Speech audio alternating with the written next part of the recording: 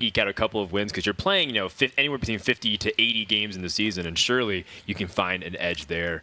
But with that, we're going to go straight into the second match, which is a team of friends with Love You Lots, our second-place finishers from Season 1 with Luminosity. They end up getting dropped, but end up putting together a team here just to kind of honor the memory of Season 1 silver medalists with Zalay, Muzzy, and Chalky. And then Misfits has Stan Sivka and Pokervok from the Czech Republic HGG team, and George C., 2015 or 2016 UK breakout star for Hearthstone Championship Tour.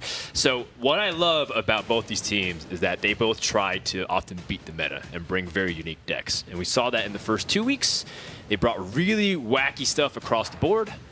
And I want to see if they can do anything else this week. And I particularly look at Misfits because they're often the ones taking huge risks in their lineups. Yeah, absolutely. I'm personally a really big fan of Stan Sivka. I think he's one of the best, if not the best player in the world. And not a lot of people say that just because the results haven't quite been there. But he's a player that's impressed me for a very long time. We actually played against each other back in Pro Magic the Gathering days. Yeah. Before he got his Pro Tour win. And then after he got his Pro Tour win, I copied never talked to you again. No, I copied his deck list and I played it for months and months and months. It was still to this day one of the most refined, just clean, innovative decks I've played in a long time. So really respect him as a player. I'm excited to see kind of how the lineups these guys bring play out because, like you said, they are usually different from the norm. Yeah, wow. What an inspiring story to see Stan Sivka and Reynet's original, where they come up from. And also that Reynet admitted that he, too, was a dirty net decker once upon a time. Well, once in a while, a deck is just perfect to where, you don't want to touch it. But, yeah, True. Over 10 years of playing card games, I've found a couple of those. Rarely. Well, it seems like Team Love You Lots adapts a different strategy, banning Rogue this time. And it seems like teams are gravitating away from Hunter. Is Hunter just unplayable, you think, or people just haven't figured out a role yet in a 9-deck format? I mean, you can play it if you're, so far ahead in the standings that you want to psychologically traumatize your opponent. But it's if the goal is winning more games, probably not the best strategy. I do think Hunter just, like we've seen for a long time, everything that it does is just kind of worse than what other decks do. If you build it aggressively, it's going to be worse than a tempo rogue deck or a tempo like Pirate Warrior. Right. If you build it, more controlling, then you don't have a hero power and you don't draw Rexar, and that sucks too. So it's an interesting deck. The pieces are almost there. I think it's about one expansion away from being solid, though. Ooh, I tremble to think about Hunter being top 1 again or top tier. Yeah. There's a lot of cool ways to build it, man. Barnes, you shard, you can cheese some people. Yeah, actually, one of the really interesting things about Hunter is that it is a class that can get away with almost every tech decision, right? It can get away with Hungry Crabs being a Murloc Paladin killer. It can get away with being Galactic Crawler and you can play Flare. 4 crabs, and they're fine on curve. 4 crabs and Flare. Yeah, just 2 Flare. Everything. Double tracking, so you always find them. Yeah, with Stitch Tracker for extra That's a good point. I mean, in a format like this, you can definitely use it to try to hard counter some decks. I do worry about matchups like Murloc Paladin when you don't draw the Hungry Crabs, but yeah. Yeah, I do want to point out that George C. was unable to make it this week, so we'll just have Pokervok and Stan Sivka standing in for the Mage and the Warrior. And I'll miss that a little bit because what's really cool about Misfits is that they actually figured out a cool setup with their current system. Pokervok and Stan Sivka actually live pretty close to each other, so they end up going to the same house, playing from the same setup, and talking through the plays. And what ends up happening is Stan Sivka is often, thinking and talking, and Pokervok is usually tracking. He's taking notes. He's tracking what's been played. He's also been writing down cards throughout the entire series, and he's kind of the scribe. And then George C. offers perspective from a different playstyle from Stan Sivka. So that's kind of how that works. There's the pilot, there's the consultant, and then there's the scribe. And I think that kind of setup really works well for their team. Team Love You Lot seems to be a lot more distributed across the board. They all kind of play, and they all kind of talk, and they all kind of meme. Yeah, definitely some interesting team compositions. We see Zalay there just a second ago with the Magic Pro Tour shirt from 2015. Again, similar from a Magic background. Zalay and I used to play against each other a lot too, but that wasn't live. Online. It was online. We were both online grinders, so both I paid rent playing Magic online for years, and Zalay was one of the best players on that scene. So again, a lot of respect for the players that made it in online grinding because everybody's technical play became perfect, which you didn't always see in live Magic players as much.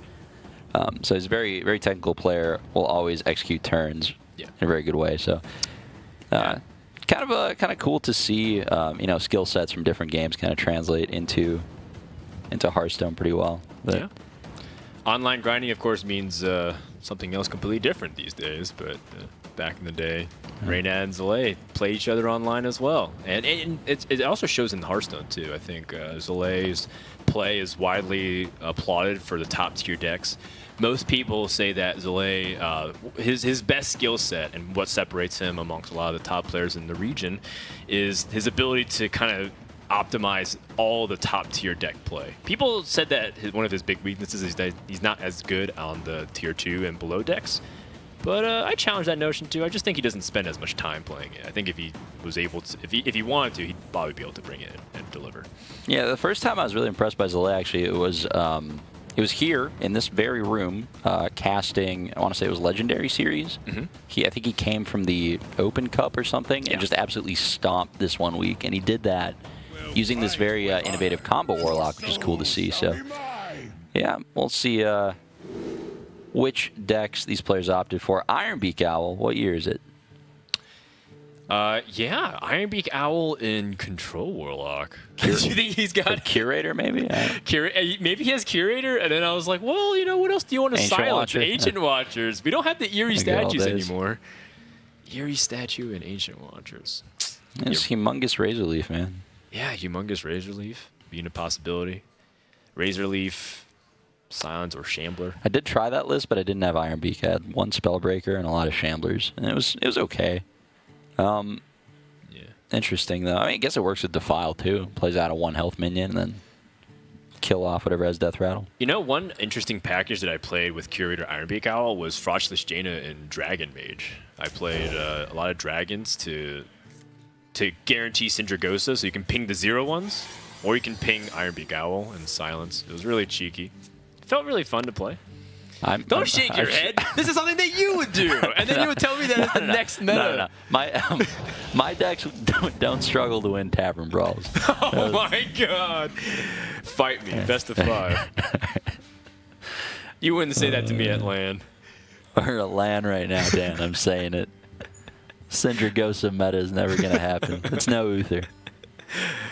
Well, it looks like it's just a control map. Actually, here's an interesting question. If it's Ironbeak Owl, is there a possibility it's a Highlander Warlock? Like a one-ofs? Because he's got Shadow Bolt and stuff. That's definitely possible, too. Yeah, Shadow Bolt's a card we've usually seen getting cut nowadays, so I wouldn't be surprised if it's a Kazakus deck, too. Love You Lots is actually not playing the Murloc Paladin that we are used to seeing there, opting for the Kelseth variant of aggressive Paladin. And it's a deck that is very powerful. The Corpse Takers definitely can get out of hand. Serenite Chain Gang's here. This might be I don't even remember the name of the card. The 1-mana spell that buffs all those creatures in your hand. Smuggler's Run. Yeah. It might be that kind of variant. We see a lot of different Kelseth lists. I've seen them with and without the hand buff cards. There's Consecration, so I guess I'm not expecting that as much. Misfits going to make sure that they play their turn perfectly, even if their play is obvious. They're using this first turn to kind of discuss their next couple turns. They understand that if the opponent goes Kelseth, which is the only 2-drop, into Rallying Blade, Doomsayer will still survive. And yeah, let's listen to how Love You Lots is going to play this game out and what they're thinking. Right, but they're going to play something at some point. We're hoping that, but they could just go tap. Well, we're not playing anything either, so we're not playing anything good. Yeah, I'm hero powering. I'm hero powering too. We're gonna lose this game. It's where we're at. We're over it. Everything's alright. Yeah. Já think už tyhle možnosti. Můžeme dát teda Doomsayera, ale otázka, jestli z toho není málo value.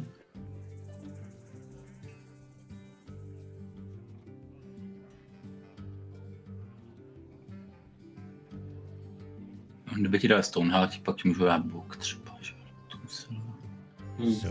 Asi to je dobrý zablokovat 3 many a zabít půlku. Zabít 2-3 staty, co? Přijdeme, to pak teda tapneme. Jako příštíko... Pak tapne, dáme Voidwall, teda... A potom budeme tu 4-5. No, asi OK. Vybíral Doomsayera. Vybírám. It's a lot lamer. All right, we don't need the hero power, right? Nope. No. There's no Frost Giant in standard. Is Bolvar exist? Should we?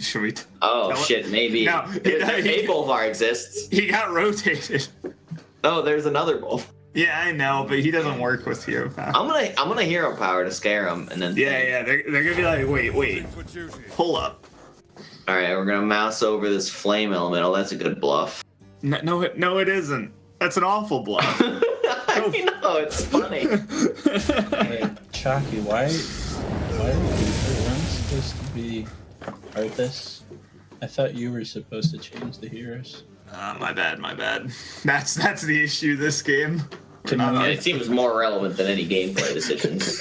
Could we ask for a reading? All right. Look. Seems like even though the draw has been horrendous for Lovelots, they're still in high spirits, and I think that's important because in the first couple of weeks when they were losing, they pretty much stopped talking entirely. So I think it's important to keep morale up so that way the heads can stay focused on the game. Yeah, absolutely. It's nice to see them having fun. You know, at the end of the day, that's what Hearthstone's about. Yeah. Can you tell me the last time you had fun, Raynon? Just search your memory banks. Every day of my life, man. It's my favorite game Great. in the world. Fantastic. Yeah. That's what we want to hear on Trinity Series. Oh, man. Well, there's a Corpse Taker. This coin Dreadlord has some value. Take that bubble off. They're considering just dropping the Stonehills. You know, Misfits' draw is definitely stronger than Lovelots this game, but it does have a lot of options as far as how to navigate it. It's possible they can missequence something and get punished, but Lovelots, you know, this is one of the issues I've noticed in that Paladin deck. Like, when you draw Kelseth, that is the best deck in the world. And when you don't draw Kelseth, the one-drop count tends to be low enough that you don't fill in your curve very well. I do have a question. Does the Kelseth run Stonehill Defender? I feel like that's definitely a card I'm not used to seeing, and it's making me rethink if we're actually seeing aggressive Paladin. Yeah, it is aggressive. I mean, you can put Stonehill in anything. You know, people play that in Murlocs. You can play that in literally any deck in Paladin. It's pretty solid. Yeah, it's just a great card. Even the Warlock's playing 2 of it. But yeah, you don't always see it. Blessing of Kings with Wind Fury is just absolutely nuts. I mean, it's not going to be too tough for Misfits to clear that, but it does deal with the Dreadlord this turn. The alternative is letting it live, which doesn't seem like the line they want to take. This is definitely, you know, not the smoothest draw Paladin could have hoped for. A lot of 4 drops, a lot of consecrations, which you don't want in the Warlock control matchup at all, let alone 2 of them. But we'll see if they can dig their way out of it. Yeah, Blessing of Kings, definitely something I'm looking for. I think they want to... Is there a world where they actually just hit face instead of trading into the Dreadlord? Or is it too damaging to leave it up? That's a good question. You're playing around Ironbeak all day. I like it. You laugh now. Oh, you laugh, man. I'm dead serious. That card's the future. Hoot, hoot. Well, there's some options for Misfits. As always, they can go with the Shadow Bolts. They can just play Stonehill Defender, take 1 billion damage, try to set up a better clear. I mean, they have a clear, but it is a kind of a low-value Defile, and you know it is one of your most powerful cards against Paladins. Yeah, they're not even considering Defile at this point. Shadow Bolt's basically strictly better. It's just... Yep. Let's see what Lovelots is thinking against this Doomsayer. Cycle the Stonehill, right? Yeah, probably. 1/4s are bad. Yeah, Other things could be Get good. some big dudes. I mean, yeah.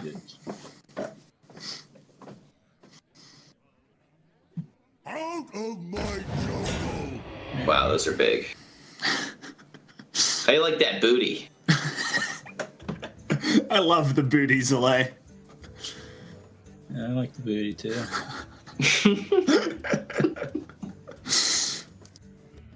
Pick that booty. Grab it. Yeah. I'm grabbing the boot. Hero power again.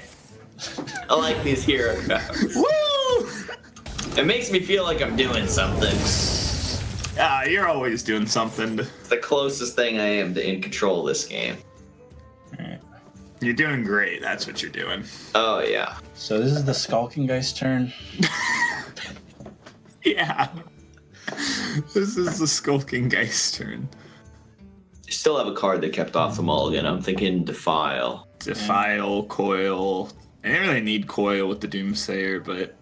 And it's not really great against Murlocs. I mean, they kept the Shadow Ball too, so the Coil. I don't think it's weak Coil.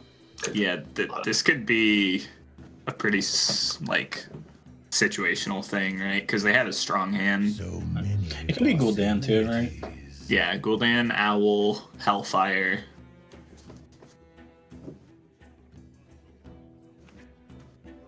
Crab, again, is still in the range. Right? I don't think they'd keep Owl, though.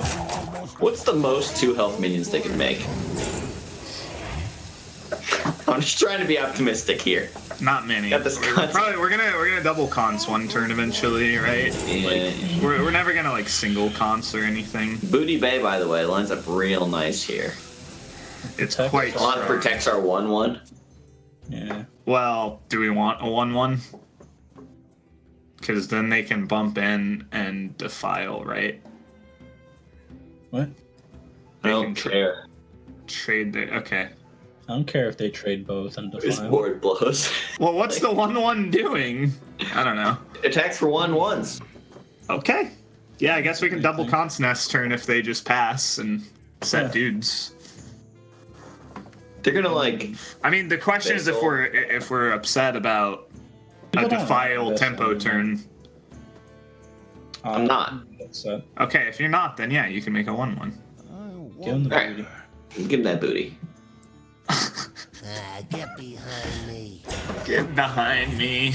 I like these hero powers. I'm just squeezing them in for value, you know? Grind out this Warlock for sure. Right. Some really unusual stuff. I do want to make a comment again that Love You Lots kind of preyed on the fact that Misfits might read that it's or most likely would read into a Murloc Paladin. It doesn't seem to be the case at all. And the longer the game goes, just makes me think that it's just a straight up mid-range Paladin. Yeah, well, Love You Lots wishes it was Murloc Paladin at this point. Yeah. So they had a 2-drop. But Or a unfortunately, 3-drop. unfortunately, it's going to be a game with very cheap Frost Giants for them. At least they're having fun with it, you know. Booty Bay Bodyguard being the butt of every joke. See if Tarlurker can. Hey. Oh, they might go with the Valinar, I guess, instead here. I really like Prince Valinar in Warlock decks, but you just have to give up so much. If you're at Love You Lots here, you hope that they play Prince so that the double consecration gets them. Oh yeah, it's time. And hey, you pushed 6 to the face thanks to Booty Bay Bodyguard. That's right. I remember when people used to think that card was insane. Like when Hearthstone first came out, they're like, "Oh my god, it's so good." Back when Arena was the dominant format in Hearthstone competitive skill. Yeah. Yeah. Back in the day. Yeah. Say those days are behind us. Well played. Well, I would expect to see a double consecration here. They're considering Tyrion, I suppose, but I can't imagine getting any more value than this out of consecrations. All of your threats are going to be good at any point against Warlock. Yeah. These consecrations are good only this turn. Misfits is going to respond by writing a poem. Let's see. 16 life, not too much to work with, and their hand is a little on the weak side. Yeah.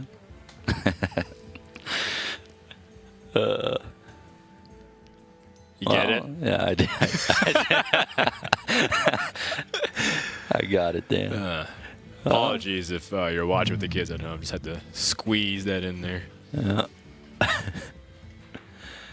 Well, let's see. There's no Ferrati Tarlurker. They don't really have to clear this board, although they do have a clear with Defile. Probably not worth it. I think I really like the Tarlurker here. You don't really want to do the Sunwalker because it's literally worse on the board than Tarlurker is. They're trying to decide between tapping, playing Nosferatu. They have a lot of options here. The nice thing about Nosferatu here is that actually, together with the Blood Mage Defile, it kind of guarantees that the Defile chain keeps going. So Yeah. I kind of like the tap just so that they still have access to River Crocolisk for the Defile chain. That's really smart observation, and I'm like 100% sure that's what Misfits is thinking about. They are going Sunwalker a little bit more mana efficient. Let's once again tune in to see how Team Levy Lots will punish this. I feel like, yeah, Cost 8. Tyrion goes into Silence Siphon, but if we Bone Mare, we go into just Twisting. What's Well, I want a Tyrion Righteous into Bone Mare Rallying Blade. Well, okay, yeah, I see that. another play this turn could be Righteous, Corpse Taker, Rallying Blade, right? Yeah, wow, that seems kind of nice. The Corpse Taker threatens lethal. And we have Divine. We know they have a taunt, so basically getting a Wind Fury card down is pretty strong. Yeah, and then we have Tyrion and- follow up, and we And push they might 3. want to silence the Corpse Taker too, right? Which makes Tyrion better next turn. I think I like I like that that a play. lot. I like that. All right, so we're pushing the 3 with Rallying Blade. Yeah. Wait. Yeah, okay, sweet. Okay, I just want to make sure Corpse Taker had Divine Shield. We drew a lot of those. It does. You're the best. You're the best, Muzzy. Keep pushing that damage, baby. Let's go. Defile this, but please don't actually.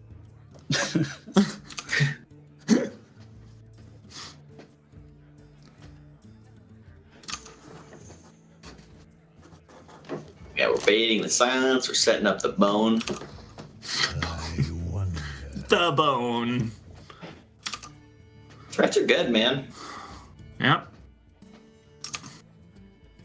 We know they still have a Stonehill taunt, and then besides that, they might have like Tar Creeper, and then they have Voidwalker, and those are their taunt threats. So many possibilities. What do they do to this Corpse Taker other than silence it? Siphon. They could just nether this. Twisting. Yeah, they could nether. My bird! No! I did that. Not my bird! So, Alright, so... They say hey, the word. bird. I feel Wait, better. okay, so we want to set up game against Gul'dan, right? No, Gul'dan, mostly. Nether, we just Back. reset again. To get back a Voidwalker and a Dreadlord. Immediately, I'm thinking we're punching the 2/3. And I think just Bone Marrying and going face is pretty solid. I think we. And then we could play the Fledgling. I think that's we what would I'm do wondering. that too. Because I think doubt they can Fledgling. set up the Defile still. So that's weaker to Nether. If we Tyrion, how does it go against Gul'dan? Me think. If we Tyrion, they're at 12. It just gives them a little more health to play with because we don't push the 6, right? So they're not Isn't Nether more likely than Gul'dan, like 2 against 1? in theory, yeah. I don't know. I like the Bone Mare. I want a Bone Mare. You Bone want a Mare, Bone Mare Fledgling. face? Okay. Yeah, and kill the 2/3 with our face.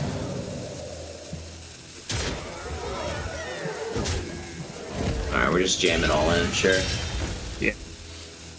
I just want to point out 2 things. One, that we're, oh my goodness, corrupting Mist. That's so cool, but they might still be dead anyways. I just want to point out that we're seeing such a really interesting Warlock, and Nosferatu is unironically being played in a competitive format. And also, just the fact that Nosferatu actually didn't do anything, but actually helped the Paladin player, Yep. right? With Oh, the man. Vicious Fledgling. The usual, right? I mean, this is one of those matches. It's like Galaka Crawler, right? Galaka Crawler also doesn't do anything most of the time, but when it does, you know. It's game winning. Yeah. I do want to point out this Tarlurker in Misfits' hand. I feel like they might have thrown that turn where they played Sunwalker instead of Tarlurker just seemed So many like just wrong to me. But I mean, it's easy to say as a caster. But just like on board, it gave Love You Lots the clean trade in, which you know we could be seeing a very different game had they gotten a different line. That is unlucky. What do you know about being unlucky? That's true. I'm known for my good fortune in Hearthstone. There's... I don't. I mean, they're not dead.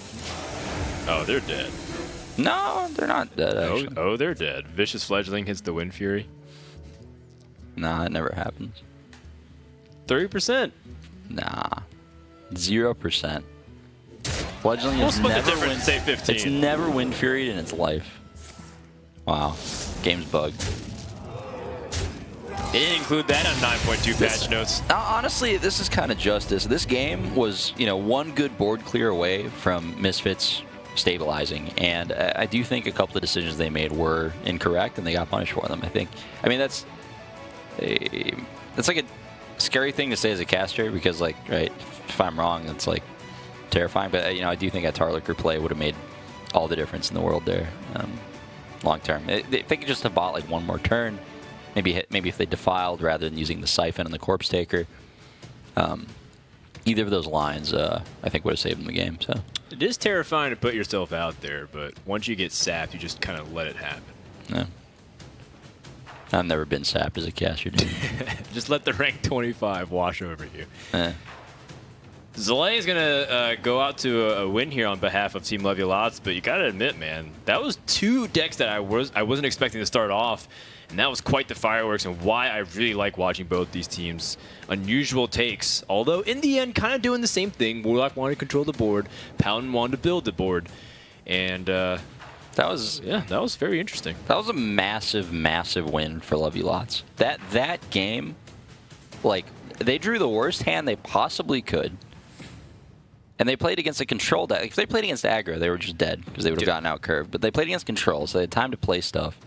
But then, like, somehow, by some miracle, just because of the way Misfits sequenced that, they managed to squeak a win out with a deck that, rightfully shouldn't win games like that with that kind of draw. So, kind of got a freebie there, and that's a massive deal. All of a sudden, this Warlock's out of the picture, can't be used to, maybe sneak another win out, and this Paladin is free to try again.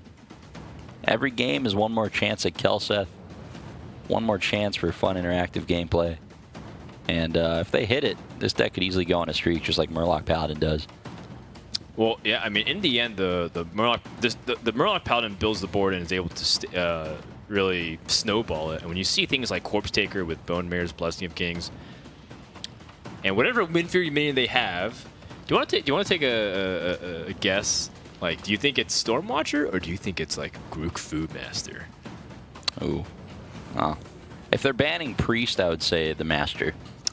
Yeah, it's interesting to at least think about, and I want to see what else, because we've seen probably like a good third or half of the deck for the Paladin, but what's in the other half? They have Vicious Fledgling, which makes me think that they're playing obviously the Cobalt Scalebanes, but do they have anything else with the Curator that we're not expecting? Yeah, it's definitely possible. Well, we'll see. This deck's pretty cool. I've seen a few people link me different variants of it. I've seen some Dread Corsair heavy weapon lists. I've seen kind of like slower mid-rangey lists, working the Corpse Taker in. I've seen complete, just like full aggro, small-time recruits, just 1,000,000 1-drops. Yeah, Leroy. that's kind of what I thought when we first saw Firefly and like Corpse Taker. I was like, okay, maybe they're just playing like a really fast but with a slight mid-range package. By the way, Team Love You Lots, they are in last place in the entire league. But with that win, can maybe start turning their fortunes a little bit. They've been posting on social media after the loss saying that we feel like we have good ideas and we feel like we've been running unlucky, because to be fair, they have been getting some unfortunate scenarios.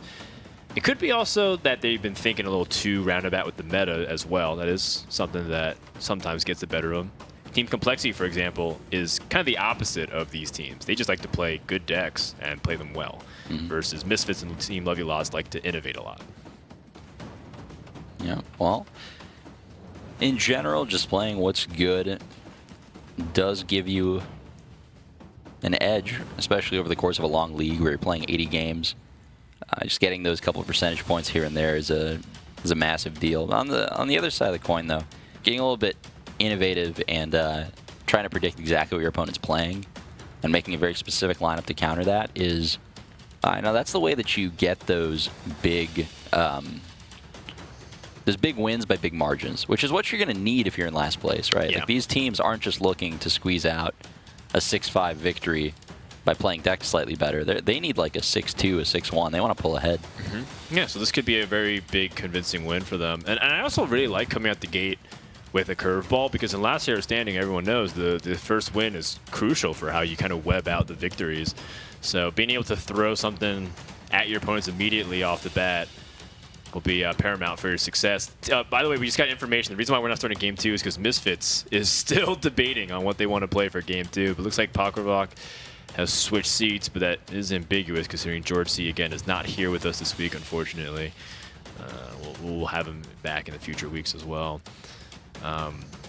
And you know, the really annoying thing about playing Misfits, and every team has said this to me in some capacity, or every team that I've talked to has said this to me, is that they can't predict them. So when you're preparing for the match, you look at the previous week, that means nothing. It means they might play 2 or 3 decks of the same thing, but they might throw completely opposite archetypes at you. Yeah, absolutely. Well, seems like they're going to go with the Token Shaman. Ooh. You see what Lovey Lots has, too, the Hungry Crab. Yeah. It's like, what else synergizes with Curator? They got the Hungry Crabs. Well, this is the one non-Paladin matchup where it might get a target off of Primal Fin Totem. We'll see if they can live the dream. But if you're in Lovey Lots spot, you do have to mulligan kind of aggressively, I think. You really want to find those. You really want to find Kelseth. You want to find like a better one-drop. There's a world where they keep Hungry Crab just as like a bad Goldshire Footman here, so that they can go Coin Rallying Blade into Vicious Fledgling. But I would be surprised if that's the route that they go with. It's really interesting to me seeing how much Hearthstone has changed just with the change in early game design philosophy from Blizzard with the recent expansion. You know, in the early days of Hearthstone, we saw a lot of games snowball out of control due to cards like Cogmaster, Tunnel Trog, Mech Warper. Mana Worm's still there because it's a classic card. But recently, Blizzard's kind of realized, okay, well, let's not have the game be decided on turn 2 or 3 as much. Cards like Knife Juggler, you know, being nerfed. And now all the early game minions are pretty small. You're seeing a lot of turn 1 1/2s. You're seeing turn 2, like a 2/3 is the biggest minion. So it's really changed how the game develops, and you're really just looking to eke out these minor edges in the early game off your 1-drops rather than trying to just have it stick and win the game on its own like a Tunnel Trog used to. It's true. The power spikes have transitioned towards the mid stages instead. That's why you see big turn 4s or turn 5s, primarily off of tempo decks with Vilespine Slayer, Cobalt Scalebane, even the big Corpse Takers. Misfits here probably was going to save the Bloodsail Corsair for a potential Rallying Blade, but then they drew Flametongue Totem, which makes Bloodsail the better play. Lovey Lots has another 1-mana play here with the Firefly, which helps cement their early game, but it can run away really fast with the Flametongue Totem. You shouldn't be too worried though, because Rallying Blade is also strictly better than Fire War Axe, and also really good for controlling the state of the board. It's true. It's a very powerful card. I wish we had King's Defender back. That card used to be sweet. If you had a taunt, gain +1 durability, right? That's what it said? Yeah. Okay. Yeah, that card was super underrated. Also, it has a great lore to it, by the way. Did it defend the king? It tried. Okay. It's actually a very very emotional story. Like when Eloise told me about it, she cried. Oh wow. Yeah, because it was like such a, I don't know, like very passionate and emotional. It's kind of like the Last Samurai, so to speak. King's Defender. Think about it that way. Except with a lot less whitewashing. So was King's Defender Tom Cruise, or Tom Cruise helped King's Defender? I'm saying Tom Cruise wasn't in this movie. Okay. Well, yeah, that's World of Warcraft in a nutshell, man. It's a lot of very it's touching, the Last Samurai big, with a lot less stories. whitewashing.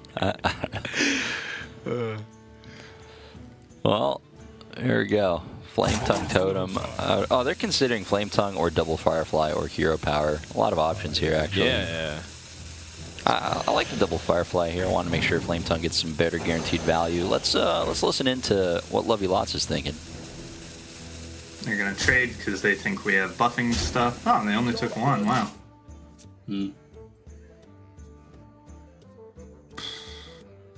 I mean, I think Wicker Flame lines up pretty well. Right? Yeah, coin burn bristle is just fine. I'd be happy with it killing all of these minions. Yeah, and which one do we trade out?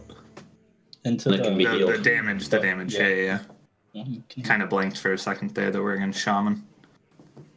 Okay. That feels like the play. Anything else to talk about? I don't think so. No.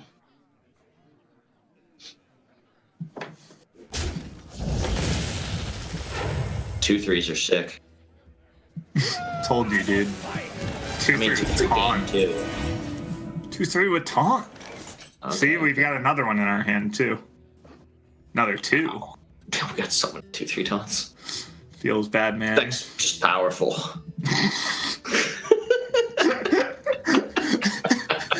Yeah. Oni teda jeden zabijou. Oni ti jeden zabijou těch se zbraní, ne? What to do? Protože máte 2 kývnutý karty teda. On bude mít 3 Divine Shield. Může nechat třeba konsekračku ještě, no. Může třeba zbraní konsekračku. No jako něco mít budou, no.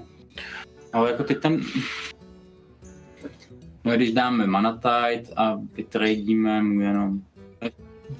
I think they were debating whether or not to Jade Claws. I think, right? Why wouldn't you, though? Maybe they had a 3 to curve into, Yeah.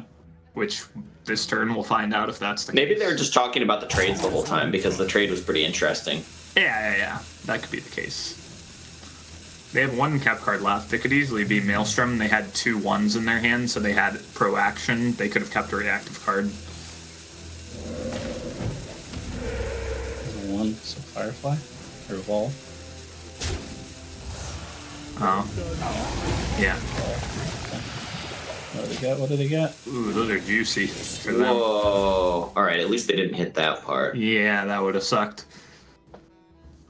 I'm relaxed. I see Rallying Blade hit the 1-3, trade into the 4-2 after to get the lifesteal for us. Yeah, they can have their armor. Yeah. Just mitigate the situation. They have stuff. We want to kill it so that it's dead. That way There's they can't buff it. There's no good value trades or anything, so Remember, Zlay, Rallying Blade into the 1-3 first. keep us at 30. Burn Bristle gained 3 this game. PogChamp. But our Corpse Sakers won't have lifesteal. Feels bad, Oh, man. no. Alright, so they evolved that turn. That was kind of interesting, right? Like, Okay, so the card they kept, they it's felt not like Jade Claws. Devolve, Portal. What else is in the range? yeah, Devolve Portal. Lightning could be in their range. Lightning's pretty good. Do you ever keep Thrall? Like, I think that's somewhat in the range if it goes for a while and Devolve and Portal have been good and they still don't play it. I know I keep Thrall. Yeah, like it seems pretty good when you have double 1s. You know you're gonna have the board going into 5. Like, How long can this go on? I gotta say, there's been a lot of plays already just within the first few turns here that have gone against the grain of what I thought would happen. Like, even down to the way trades have gone from Misfit sides to, like, the Evolve, when it just feels like, oh yeah, why not just trade and play Mana Totem? It's really interesting to watch. And Team Levy Lots now has kind of an annoying board to deal with, but they've got the second charge of Rallying Blade, a little untimely there for Misfits, who had played their Bloodsail course of turn 1, and it seems like they'll miss the second charge of Rallying Blade. Yeah. Yeah, we'll see. We'll see if they can recover here. And Flame Tongue is just such a snowbally card once you get ahead, too. It's really not easy for a Paladin list to recover once it falls behind on board like this, right? Like, they clear the Mana Tide out of the way, sure. But then you get Flame Tongue coming down, second Mana Tide coming down. This thing from below is going to seal it up very soon. Yeah, and because they're so conservative with all their resources and their timing, understanding, like, what are the power cards, I mean, Misfits will take the lead here on the board.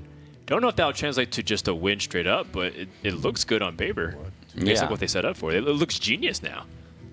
Yeah, I definitely would expect a Mana Tide here from them rather than a thing from below.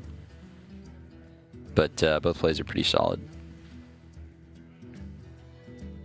They're going to take their time, though. No reason to rush. You know, you definitely want to... It's not like playing ladder, right? You're playing in a team environment, in a tournament. You have time to think about not just what's the play this turn, but, you know, what would we do next turn if they do this, if they do that. kind of, buy yourself a little bit of extra time in decision making for next turn. Yeah. They're going to make the most straightforward play here, I imagine. And, okay, they are going to go for the thing from below. All right. Again, also a solid play.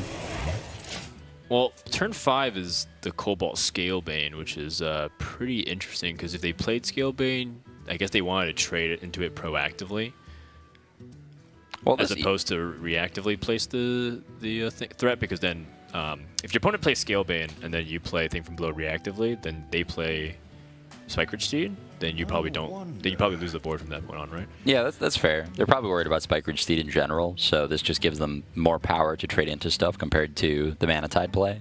They also had the option to go like Hero Power Bloodsail Corsair, which would have been a little bit on the strange side, but not a bad play either.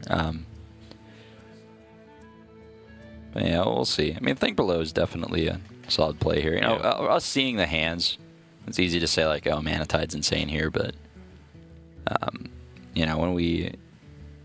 when they don't have that information, maybe they're worried about a second Rallying Blade. It's impossible to really say what they're thinking because I don't speak Czech, Dan. All right, Flame Tongue number 2. Yeah, doesn't look like they can completely weed out the board this turn. That's gonna make them real scared for Spiker Steed. They have some room to outplay Love You Lots here by rolling a Healing Totem. They're pretty strong. There is pretty much a good play no matter what outcome they get. If you're in Love You Lot's position, you're going to be looking for one of those consecrations soon, I think. Yeah, Taunt Totem's solid if it wants to protect their totem too. Absolutely. Also means it's not too bad to drop that Armor Smith down to 1 health to remove the bubble. So we've waited long enough for the Mana Tide, right? You are hurting on resources because your hand's pretty bad outside the second Flame Tongue. Yeah, I mean, I don't think you can justify another play here. Let's listen in on Love You Lots and see how they're feeling about this Mana Tide board. Capped, yeah. Yeah, that's the card they capped, yeah. Oh, yeah. They're worried about Tarim. Yeah. They're worried about Tarim and they're worried about just buffs. They kept Tide. They kept Mana Tide, yeah. They played the top deck Tide over the Tide that they kept because they knew that keeping Tide was weird and that we wouldn't expect it. Yeah. Okay. So we could Serenite double Firefly, or we could Scalebane Firefly. I mean, the Scalebane doesn't make much sense to me. Serenite makes sense to me. Kill the Yeah. totem. I wonder. They still have to be afraid of the card we kept. You think they've nailed the read down at this point? No, they did not see that card last game. No, there is no way they've got the correct read. Alright, Yeah, it could be Hungry Crab. Shaman's almost at 20 armor. It's a 9 right now. Calm down. 11 more to go, sure.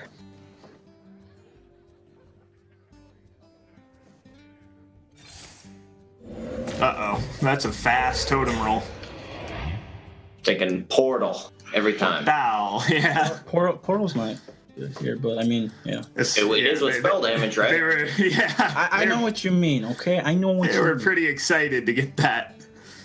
And No, they made me excited not because of the portal, but because their hand means they always totem. They this turn. can't. That's Yeah, really yeah, why yeah, they yeah. totem. I know. It's I not know. because of portal. I know. That's important. I mean, it does mean they might have Jade Lightning or Portal, but it never matters with Jade Lightning. 12, okay, so getting Portal. They upgraded our chain gang to a 3/3. Nice. Yeah. Love to see that. Hate to see that. That's just not We'll never draw it. We're drawing it. Oh, Okay. I'm okay That with kills that. a lot of stuff. Yeah. It does kill a lot of stuff. Is it time for this 1/2? It is time, I think. Okay. I'm sad, but okay. We have Tyrion next turn, like the Yeah, 1-2, yeah, the yeah, 1-1. yeah. I on know. the board. I know. Well, the 1/1's already contesting the Tide on board. It helps Yeah, against the but- healing totem or... Well, no. It helps against them just having interaction. Like, Okay. And if they don't contest either one, then we kill both totems without losing a guy.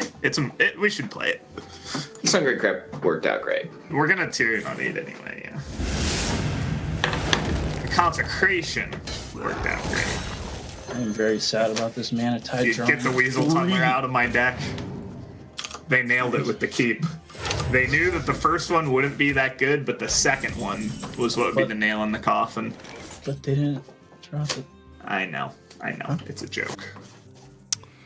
So, both of these guys, or teams rather, are playing Hungry Crabs. Yeah. These guys, They respect the Murloc Paladin, unlike, well, what we saw last series. I don't think that was a lack of respect. I think that was a lack of Hungry Crab. I guess that was a choice, right? They could have included more cards like that in their list, but...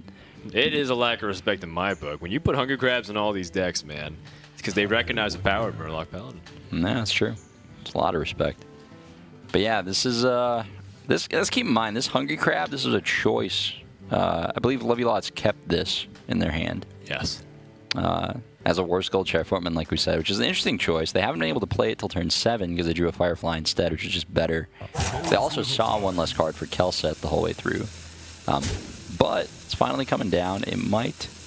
Okay, it is going to do some work here. And, yeah, both of the totems are actually going down, which definitely was not expected. Yeah.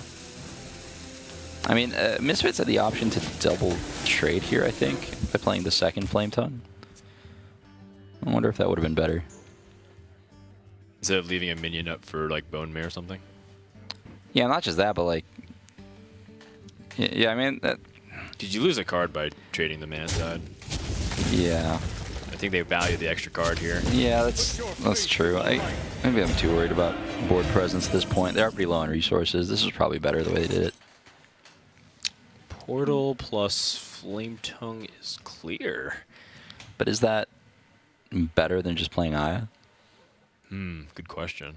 Probably not. Aya still helps set up for everything else, too.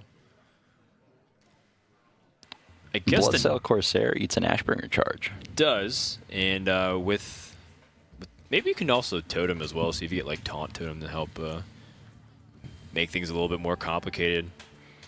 If only there was a way to effectively get 6 Ashbringer charges instead of 3. I think. Wait, sorry. Are you leading me to something? Like a Death Knight of some sort. Oh. I don't know what you're talking about. We wouldn't have to worry about this Bloodsail. You're right. They should put Stonehill Defenders in their decks. Can we get this Hungry Crab and play, please? These guys do not like. Okay, if they're Murlocs, they have Murloc targets. If they're not Murlocs, they play Calceth. So you're not gonna. It's not gonna be Hydrologist. It's true. What are they holding it for? Lovey Lots has not played a single Murloc yet. They're playing around Barongeddon. I'm salty. Wow. Playing around second Consecration, they know that for sure exists in the deck. They got double Consecrated last game. Yeah. I mean, if that happens again here,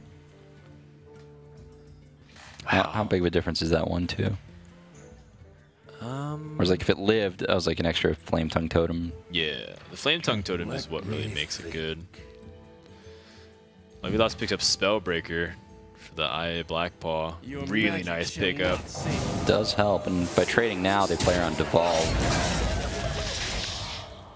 But this is still a lot of board for Shaman, and this Flame Tongue Totem is going to make every single minion so relevant. Ooh, that's an Evolve, but I don't expect that to get played this turn. This is definitely going to be a Flame Tongue clear, and then I think Misfits is just going to play out its hand. True, and how important is to get the Taunt Totem here, maybe to protect your Flame Tongue Totem? It's huge if they got it, but bullet dodged for Love You Lots. Healing Totem comes down, probably the worst one in this scenario. But yeah, I think just a pretty solid board clear. Some minions. And a Dream for Misfits. Maybe they find a Doppelgangster, maybe they find a Thrall. There are some cards that can help dig them out of this, but it's not going to be easy. You don't think they go for the Evolve, huh? Nah, you have 2 Doppelgangsters in your deck. Okay, fair enough. Let's go ahead and tune in and see how these last couple turns are swinging the game here for either team.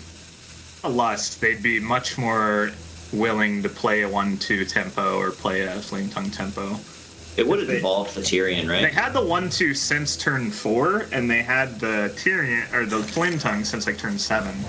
Oh wow, they were holding on to the little stuff. Yeah, they thought maybe we'd have a Murloc. I think we. Let's smack the Flame Tongue, Scalebane Hero Power. Scalebane Hero Power, hit it. Yeah. Yep. Is the Tarim getting better and not worse? It should be, Yes, right? yes. They still haven't evolved both Doppels and the Thrall. The deck tried to give us one of the high cost cards, but it gave the one. It's okay. Let's try it. Let's try it. Give it a B for effort. We believe in you, Black Paladin. Game one. Fucking love Black Paladin. And if we can draw like a Righteous Protector, then we could tear him that as well, or a Crab. So Consecration can set up for Tarims. yeah, let me write out their deck. Scared of Jade Lightning here, personally. Yeah, of course. Flame Tongues. Quite tolerable. They played both Flame Tongues. Yeah, as I said. Oh. I hear you. Am I cutting out at all? No. No. I just lost focus there. That's fine. No a Steed? Přes strašná škoda, jako to přijdeš prostě. To já chápu, no. A když on ti dá, já Jako nevím. teď to jde no, zase, jako já nevím, no. Jo, oni si jsou karty z vrchu, aha. Právě Tak to tam dej, no. Jako já bych to tam dal, protože chcem asi to jako zabít nějak. Aha, kvůli polevo. I guess we'll just wait, see what we get read on.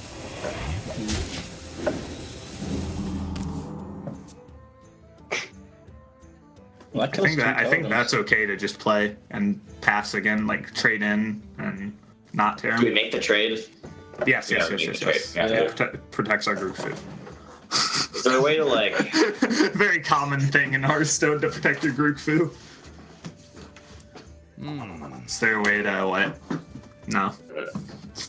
Tarim's just the best this turn. Or not. No, I mean not. Grook Fu is the best this turn. Yeah.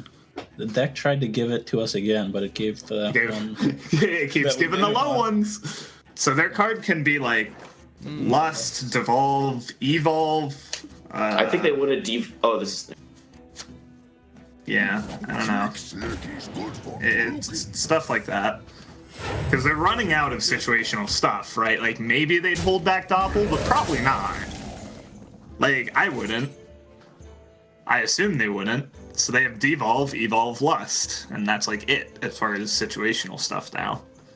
Everything else they would play on the table.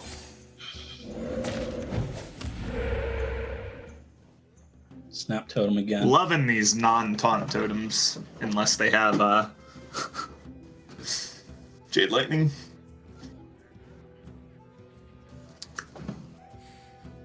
Bloodlust picked up for Misfits, and at this point they have to be super frustrated and not seeing a doppelgangster yet. The reason they've been holding off on Evolve for so long is because at this point they only have 10 cards in their deck, and 2 of them are doppelgangster. So playing Evolve earlier, would have given him that board. They thought long and hard. They decided, if we draw doppelgangster, we can't just have it be 3 2/2s. And I agree with that line, actually. It's just the draws haven't quite backed them up. At this point, looks like they're in a position to Bloodlust for removal. Yeah. Also, Team Levilots is, in fact, playing the Grook Fu Master. They are, yeah. Called it. Yeah, and something you also brought up, too, is the merits of maybe playing just a Grook Fu and letting the Cobalt Scalebane buff it, just passing. Yeah, that was the other play, right? Like, if your opponent has dead nothing, you could have gone just scale. You could just gone Grook Fu pass, no attack, no hero power, and you would have had two large minions. And that might have been better, but they would have gotten punished by this Bloodlust, so their play ended up working out better. A blessing, though. I mean, we saw what Corpse Taker can do with the Wind Fury Blessing of Kings combination. So the thing is, like Shocky mentioned, you know what's in Misfits' hand at this point if you're the Paladin player, just because they haven't they didn't play what they drew. And the only cards they wouldn't play are Evolve, Devolve, and Bloodlust. So Devolve is the most common one there, I think. I think there's usually 2 Devolve, 1 Bloodlust, if I'm right. So, maybe you don't want your Blessinged guy to get devolved, but at the same time, you want to kill totems because it's still very likely that it's Bloodlust. So, as the Paladin player here, considering your opponent's 39, I'm expecting them to go Hero Power, double trade. Maybe they I guess they could Blessing the 1/1. Yeah, kind of baiting the devolve just on this, but still making the Bloodlust worse. I like this play. Yeah, it's very smart. Hedges their bets against any kind of removal that their opponent has. It's definitely worse against Jade Lightning, though. Jade Lightning will remove either one of these minions. What's the bigger threat? It feels Definitely like the Wind Fury. Definitely. Yeah. Constructed All-Star Grootfu has been dealt with.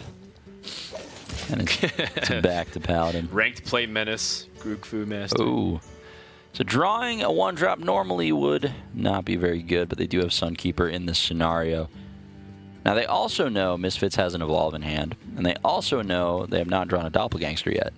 So now Love You Lots has to decide, do we just want to pull the trigger on this Sunkeeper Tarim and get pressure on the board now, or would we rather hold off and use it as an answer to that Doppelgangster Evolve? It's definitely a tough decision. At this point, Misfits only has 9 cards left in their deck. So the odds of getting Doppelgangster evolved, it's like 25% every turn. And only increases over time. So at the same time, if you don't play Sunkeeper, you give them so much time to draw into that. So right. Very, very hard turn for Love You Lots here. Yeah, and there's no guarantee that you'll be able to secure the board by then. I think if you're really far ahead, you can afford to do that. But right now, all you have is this 5/5, which hypothetically can get stopped every turn by a Taunt Totem. Or a Devolve, which you still, that still might be one of the cards in your opponent's hand. The fact that it might be Devolve might be the reason they don't play Sunkeeper here. Yeah, I'm not surprised by this. I think this is right, just because the odds that it's Devolve in their hand, basically. Ooh, okay. Well, you're talking about not using Evolve, but what about Thrall Deathseer? Well, that you definitely play. That's a hell of a card. It's better than doing nothing. Unfortunately for Love You Lots, they don't have a Death Knight of their own to match. But let's see. This is pretty good. And they even have the Hero Power and another Evolve if it's like a really bad option. Yeah.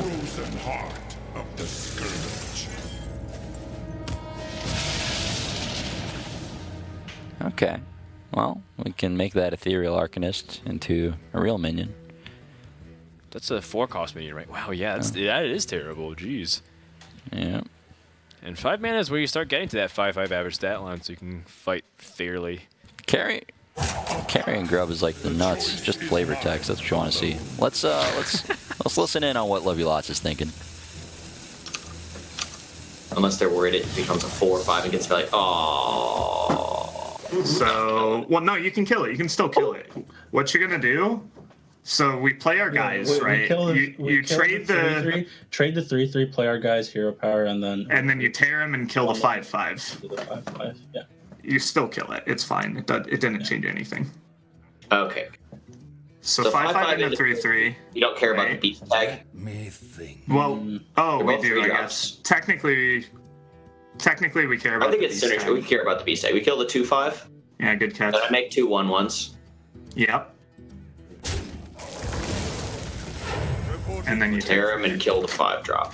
Right. I get to devolve our Weasel Tunneler, man. That's a bummer. Yeah.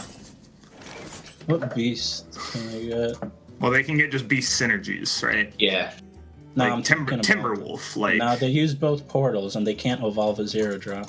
Well, there's something that says beast on it. I guarantee. The thing is Tundra, I know, but the thing is Tundra, Tundra, I I know, but that beast is already on board. So I don't know, man. I have to Google it. Seemed not worse, maybe better. Right. So. There's nothing that we have that beats a beast. So we're thinking no devolve for sure now. Sweet. Yeah. We're gonna play that. Still has Divine Shield and Taunt. Yeah, That's good kill enough. the guy, give him a weasel. Give him a weasel.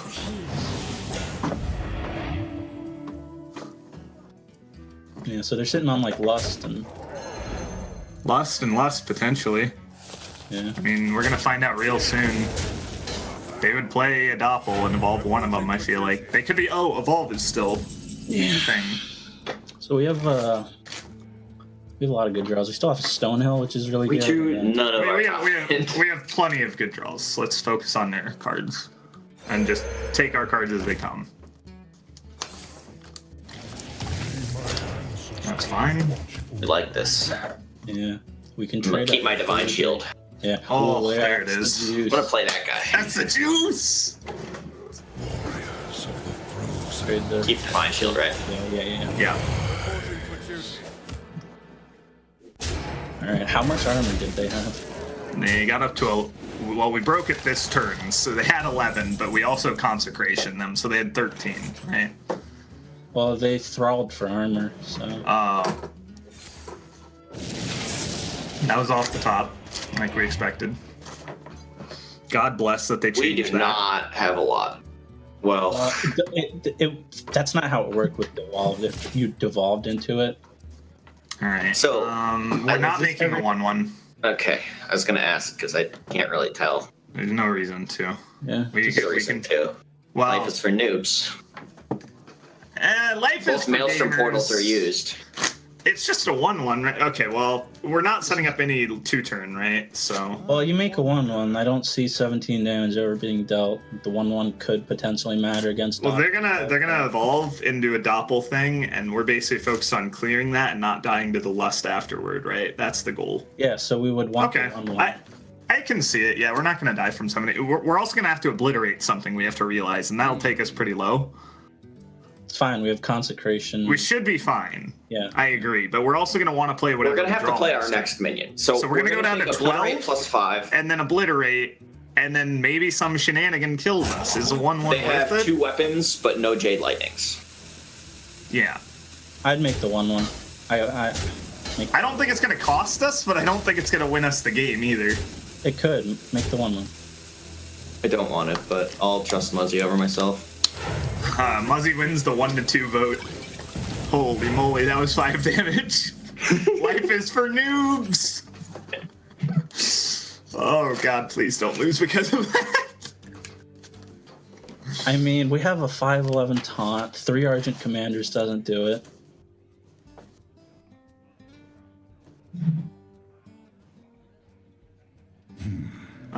So they have 8 cards. So a lot just happened since we last checked in with you guys. Raynad, what's the first thing that comes to mind for you? 25 cards before they saw a doppelgangster. Are you? You sound so indignant. Never about lucky. You sound so indignant about it. Never, ever lucky. I feel like you should just be used to it by now. I feel like Misfits played this game pretty well. I wonder if they only play one copy of it. Maybe that's why it took so long. It could be. Doppelganger sometimes is a one-of if you replace it with other things. Trafficker is usually one of the best cards to get, so Yeah. maybe there's some sort of weird Leroy thing that gives the other guy minions. Well, I was thinking Abyssal Forcer as the demon. Cruelly Unshackled is just Oh. way too expensive. But look at how many shackles he has. None, Dan. So big. Are you sure? Yeah. Oh yeah. Because I see shackles on them, but just they don't work. Right? Well, what do you know? The unlicensed apothecary comes in pretty big for at least the trade damage. I mean, it's a 3-mana 5/5. That card doesn't mess around. I really like the debate that they had down to the 1/1 versus the 5 health, because I do think that a lot of people overvalue their life total in this stage of the game, and the 1/1 could make a difference. Yeah, I mean, you never know what they're going to evolve into. If it's the difference between killing, like, you know, a massive 6 health minion or not killing it, that's the difference between them evolving it or not, you know? Right. You need to kill the big guys. So I'm with Muzzy there. I agree with the line. And it's easier to say when we see the hands, but I think it was correct. crazy what a just knockdown, drag out attrition wars has turned into. Yeah. These hungry crabs absolutely punishing LUL just for being in the deck. Yeah, now I think Misfits has time to play Cruel the Unshackled. Oh, well. Yeah. And he's active, more importantly. Yeah. Get that battle cry effect. I am your master. Oh, wow, it's been a hot minute since I've seen Cruel the Unshackled animation, and that's pretty sick. Yeah. All the runes that appear on the bottom. Well, I don't know how common double devolve is. We've seen both of them already, so they don't have to worry about that. So yeah, the tar creep, the tar lord being buffed definitely seems like what you want to do. That extra 1/1, Wow. winning the game. The insight from Muzzy. I mean, Zalay and Chucky were kind of memeing on him the entire time, but that extra 1/1 was so important. Yeah. The Weasel Tunneler! Raynad made a comment, actually. That's why I remember I wanted to talk about. Raynad made a comment in passing that there's a 100% chance they draw Weasel Tunneler before the end of the game. And they end up did on both sides. Yeah. I mean, when you reshuffle it in when they have like a 7-card deck, it's pretty strong. Oh, yeah. That's actually a really important moment. I mean, good for Misfits. They still have an evolved target with the Jade Claws. Yeah. I don't know if that's going to be enough, though. They're staring down, 11 damage returns. Pretty much a 2-turn clock here. The Weasel Tunneler, though, I wonder, yeah, you don't really want to evolve it. You want to shuffle it in. They're trying to think of possible outs from evolving right now. I think it doesn't matter too much. What is the Jade count at this point? 4-4. 4-4. All right, bomb squad incoming, I guess. What? Oh, Jesus. Okay. Yeah. That's a good Hearthstone card. It's fantastic. I think that's actually the best 5-mana minion possible. I can't think of a better one. I mean, you definitely trade. I guess you attack the 1/1. Let's hear Lovey Lots now and see what they think about this. They were thinking about playing the thing, yeah. It might have been Doppel. They might have tempoed Doppel. All right, Stonehill is getting Tyrion. Taunt, man. Okay. Okay, go Tyrion on. over Stegodon and Twilight Geomancer, right? Yes. Yes, good. Let's go. You could have been merit to the 2/6 because, I think. we could drop Bone Merit to your next turn. No. It's more. No, we need the It's big and security. shiny. Yeah. The only way we lose is if we draw one of our cheap vanilla things next turn, and they made a big guy. I was just saying to think about it. So. Yeah, I know. I thought about it. The choice is mine alone. I like this. We got 2 Tyrions of Stonehills this game. I call this Powerful deck. I call this deck Fatiguedin. Fatiguedin? Yeah. That's the game plan from turn 1, right? We're always looking to fatigue him. The elements are silent. It has nothing to do with the early aggressive pushes. Mmm.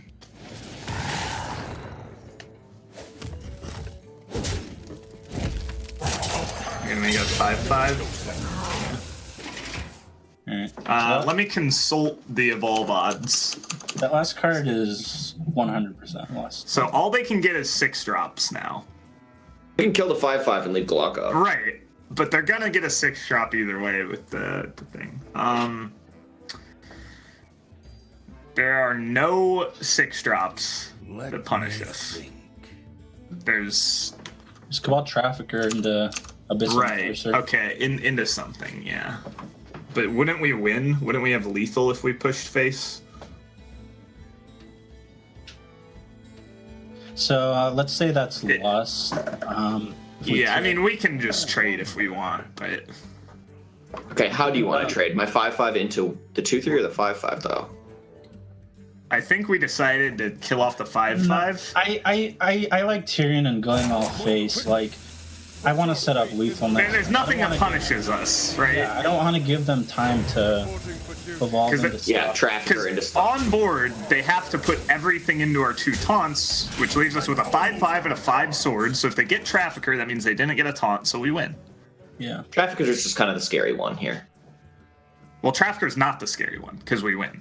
They need to It get would a have been if we taunt. didn't go face. Yeah, and they need to get a taunt and then Scary one. a trafficker. The scary one is So yeah, love you lots, realizing they are right on the verge of closing this game out, just trying to go through all the possible outs that would stop them from winning the game. Ooh, an Aya, which would have been good had Misfits drawn Doppelgangster in the first 25 cards. But they did come out a little bit too late. And despite having a lead for so long, Wow. one too many dead draws gives Love You Lots What the a game. time to somehow win twice with this deck. Fantastic. And good turn recognition, just like understanding like what they really need to do. And I really like the questions that they ask each other. They said, well, what's our game plan now? How are we going to win now? And then usually, I mean, they actually do end up disagreeing very often. And then one person eventually finds the right line. And I feel in that game, Muzzy was definitely the MVP. Not just the 1-1, but also just like they wanted to trade on the 2-3 and the 5-5. Muzzy's like, don't give him time. Don't give him time. You give him an opportunity to come back there. Yeah. And so really good stuff there from Love You Lots. And you can show that even with a very weird, unusual take on Paladin, they're doing very well. Absolutely, yeah. I think the team dynamic there is very good, and the way that they're discussing turns is very productive. So I like that they decide things fairly fast, too, right? They're not making all those decisions in the last 30 seconds and then getting screwed over by the rope out of nowhere. So yeah, it's interesting that Misfits has less players this week because, again, George C. unable to make it, but yet they're still taking the full rope, and sometimes it looked like they messed up not playing the Weasler. They looked like they wanted to play it. They roped out. So something's got to change on Misfits' side. We'll find out what happens. We're going to take a break, and when we come back, more Trinity Series action here from the Intel Esports Arena.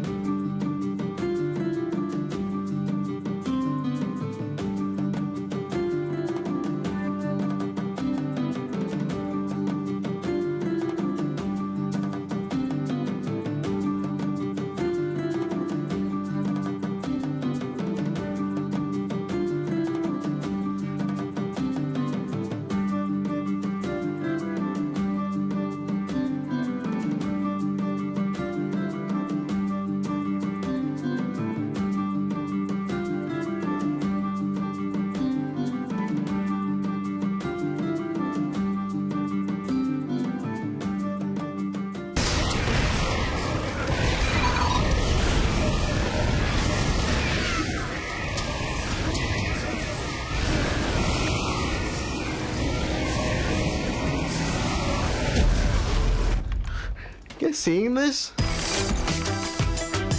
Game, record, and stream without compromise.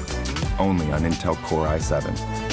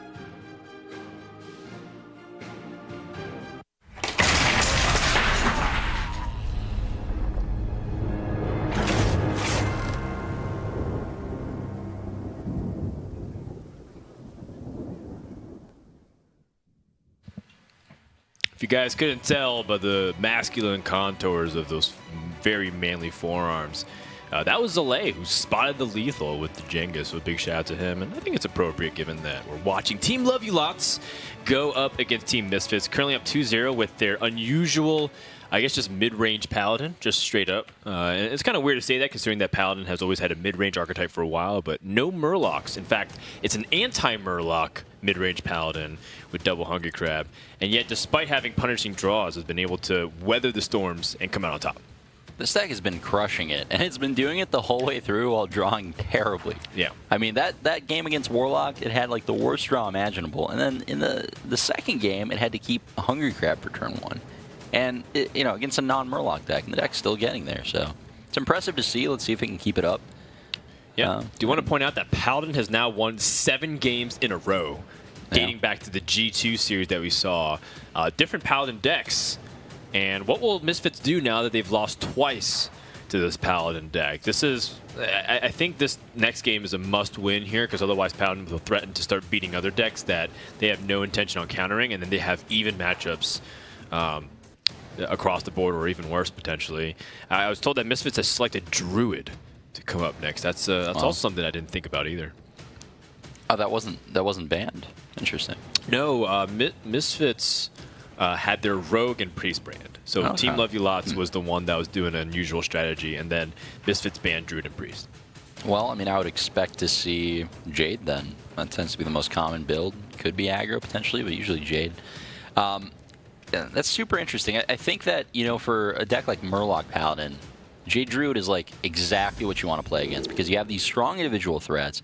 You have these cards like Megasaur and Bone Mare, Spike Ridge Steed, cards that really line up well against Spreading Plague and lets you, not really care about Druid's defensive tools. At the same time, you're curving out and just killing them while they ramp. But for this kind of Paladin deck that Love You Lots is playing, it's actually a very different story, right? They're playing a lot of small minions. There's a lot of one-drops. There's Hungry Crabs. There's smaller statted minions like Corpse Taker. So cards like Spreading Plague are going to be a lot better. And, I'm kind of excited to see how the matchup plays out. Yeah, well, let's go ahead and kick in with the team comms and see what these teams are debating. And hopefully Misfits got our PM to start speaking in English. There you go.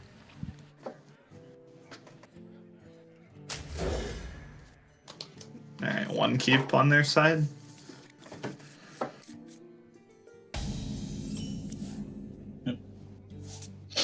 Job's done. Scalebane, hey, this is kind of like Rogue. The Scalebane Fireside Nightmare. This is what Rogue wants against Druid. Can we dagger up on 2?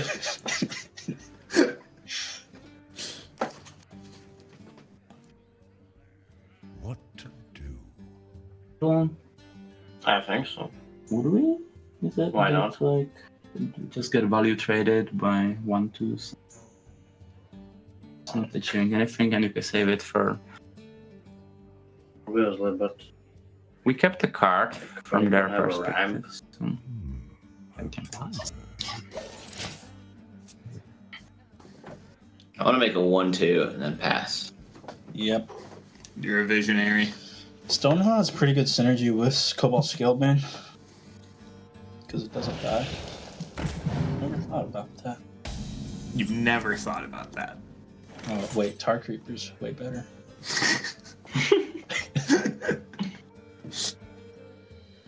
Do we even need to cycle it?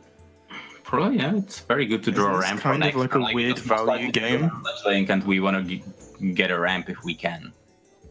But we have Maya Keeper. Like, if he fledglings were raffing next turn anyway, we could just hero power that. Honestly. Yeah, I would raff, but like it's very unlikely to have double fledgling, and then I want to have something else over raff for like plague or.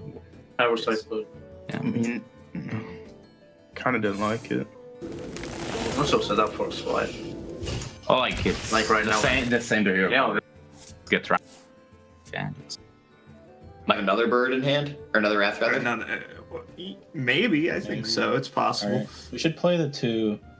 We can play one-drops. both. We can play both. Yeah. It's most likely we can kill them before the plague if we. Play We can on kill them. the 1/1 off for sure. So. The light dims. And the other 1/1 becomes a 2/2. We just need to be a little careful of MC tech, but. I mean, it's hard for our deck to be careful of MC tech. Yes. Well, 3 is the sweet spot, obviously, but they're gonna, if they hold MC tech, they're just gonna, Well, 3 isn't necessarily the sweet spot because you said they're dirty rat gamers.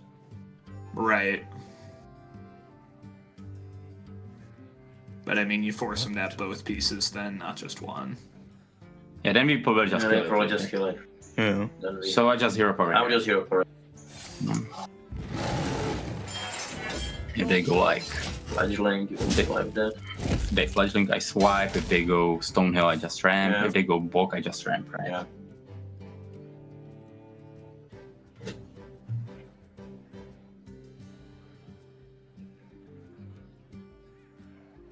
Corpse Taker we need to kill. All right, well, Misfits, not seeing the wild growth so far, but they do have a solid curve beyond this point. And got some Mire Keeper, Mind Control type, which can be very strong in this matchup. Because of the smaller minions in Levielot's deck as well, a card like Swipe becomes a lot more effective too. So overall, not looking too bad for the Druid.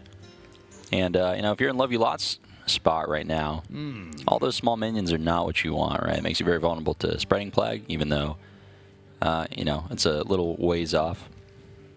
Yeah, I think the big thing that they're trying to budget is that they're going to use the coin for like big power spike around Cobalt Scalebanes, and I think they do with double Cobalt Scalebanes. And they mentioned something very interesting is that they have a rogue hand. They have like the Fireflies with the weapon and like the Cobalt Scalebanes and Bone Mirror off the coin. This is a formula to win. It's just about making sure they can budget their resources, and they also keep in mind the mind control tech. They said that they're going to try to keep their minion count at 3. But it's interesting, too, because they also are making a read that Misfits tends to play Dirty Rats, and they feel like that's also a very strong possibility. And I don't blame them. They had played Dirty Rats as recently as Game 1 with their Warlock deck. Definitely. I mean, I think if you're in Levielot's position right now, you don't really have to worry about Dirty Rat as much just because you have such big minions in the deck. I wouldn't mind seeing just a Blessing of Kings here, but it looks like they are going to opt for a Scalebane, and they are going to play around the Dirty Rat by trading in an extra minion. It also plays around Spreading Plague pretty well, so I like this play. I think it's a pretty heads-up play. Wow. This is kind of the difference between like a ladder Paladin play and like tournament play. Yeah, that's so counterintuitive the way that went down. Well, it's correct. I'm pretty sure that play is right. I mean, if you're in Misfits' position at this point, you can play the Behemoth. You can look at removal, but it's not exactly a clean clear for you here. Most of the time, just developing the Dude is kind of the way you want to go here to soften up the opponent's minions so that when you do play your Swipe and your Wrath, it actually clears the board. Yeah, and the coin Cobalt Scalebane is also very concerning too, because they could also hit a very powerful thing on turn 5, like a second Cobalt Scalebane, and that would just be that'd be snowballing to the point where Druid can't easily come back and would have to take some big damage.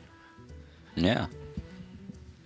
Well, I mean, this is one of those rare games where you don't see Druid getting too many ramp spells, but what they do have are, a solid combination of removal, ultimate infestation, mind control tech. I mean, it's it's a hand that kind of does a little bit of everything except ramp. Wild Growth is definitely something they'd rather not see because they're probably not going to have the time to cycle it. So that was kind of a dead draw, but you know, they are in a position where a lot of the cards in their deck could suddenly be very powerful. Yeah, we do want to point out, by the way, that Misfits is rejoined by George C. He was having internet issues. It seemed like the power was down the entire area, but that's why you're also magically hearing him for game number 3. Let's go ahead and tune in and see what these guys are talking about. Furion is, yeah, an obvious thing. Against Malfurion, I would rather have Corpse Taker down. Well, it makes it so he can't do the poison. Well, he could. Would we still have lethal? 10, 20, 25? We'd have lethal. If we Corpse Taker and don't trade the 1/1 and we go face, put him to 20, and he Malfurions for poison, we have 25. What if we Kings are 5/5 and trade that in? No. I always want to trade out this 4/2 in our weapon and play either Scale Vein or Corpse Taker. The Scale Vein is worse against. I like Corpse Taker. I like Corpse Taker as well. Right. Good. Scale Vein is when the Scale Vein is worse against Malfurion because we'd have to trade them both in and then the Corpse Taker and then lines up against MC Tech stuff later. Whereas if he plays the Malfurion Fonts now, we can at least push more damage. We get the Kings our blooper. Like a bow. Yeah, I like that. They don't run Steed, right? They don't, but it's fine. But yeah, I mean, we just swipe Wrath 100%, right? Yeah, next turn you just Ram. Next turn we could like double MCT Wild Growth just to get board presence, right? Yeah. So we kind of, I don't mind this. Like if we traded Raft MC Wild Growth, like you could just trade and play Tyram or something. This is pretty good for us. I agree with that. We had a read on the Wrath in their hand. So all right. Fledgling Defender? Yeah. Stonehill first. Not in that order, but... Yep. We don't mind that Spreading Plague. It's better than Scale Vein. Yeah. We're setting up for Bone Mare. Yep. Alright, we're going to pick a Tyrion over Giant Mastodon and Twin Emperor. I hear that. Curving Bone Mare into Tyrion, into Scale Vein Kings.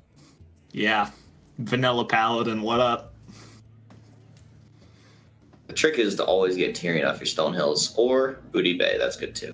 Booty Bay was pretty good.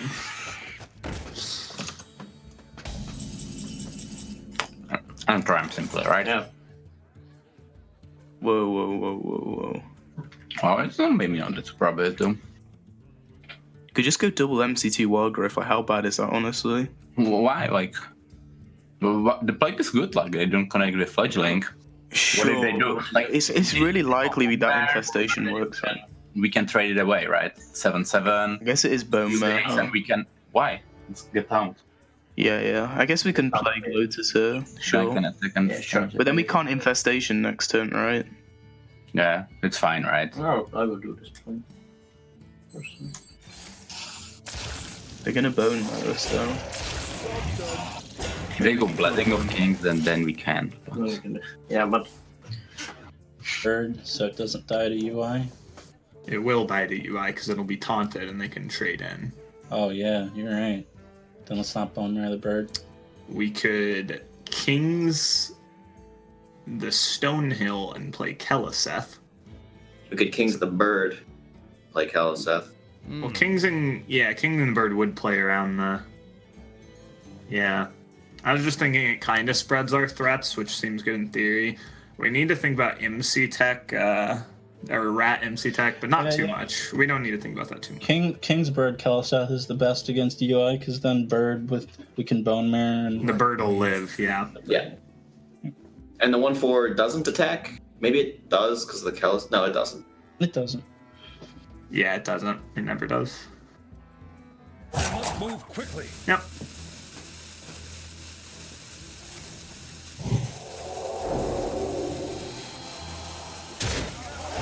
Alright, well, it looks like Love You Lots is opting to play around Ultimate Infestation and Mind Control Tech the best way that they can. Yeah, I like it. Yeah. And really funny thing too is that I think this is the first time we ever truly got confirmation. We already suspected. We hadn't seen a single 2-mana card the entire time, but that was the first time Lucky Lots actually drew Kel'Thuzad in all 3 games. Yep, turn 7, right when you want it. I think one of the interesting things about a lot of Druid's means of catching back up in the game against an aggressive deck is that they kind of require your opponent to play into them, whether it's Mind Control Tech or Spreading Plague plus Mark of the Lotus, or even a Ultimate Infestation hitting a 5 health minion. And when you're playing at just the upper echelons of the game, a team like Lovey Lots has a lot of great players on it. They're going to be aware of all of those means of interaction from the Druid. So because of that, Misfits has kind of had, like their Spreading Plague didn't quite get the impact it might have had on ladder. Their Mind Control Techs are just vanilla 3/3s in their hand.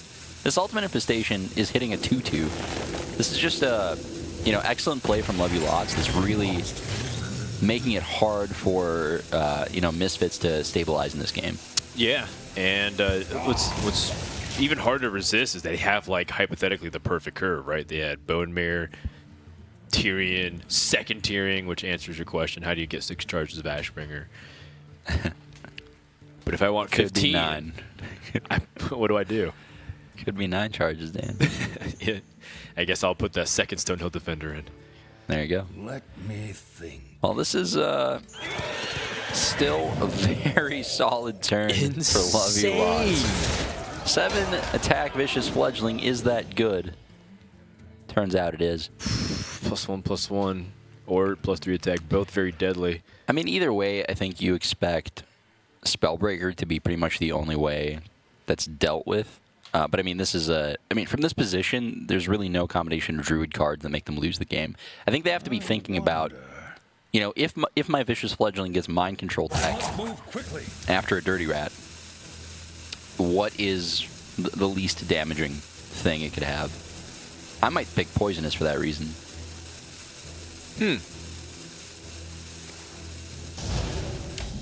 Yeah, this is fine too.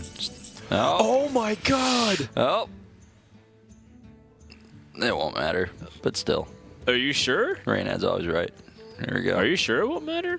If they Dirty Rat Tyrion and steal Tyrion, does that not matter? Okay, they steal Tyrion. You're right.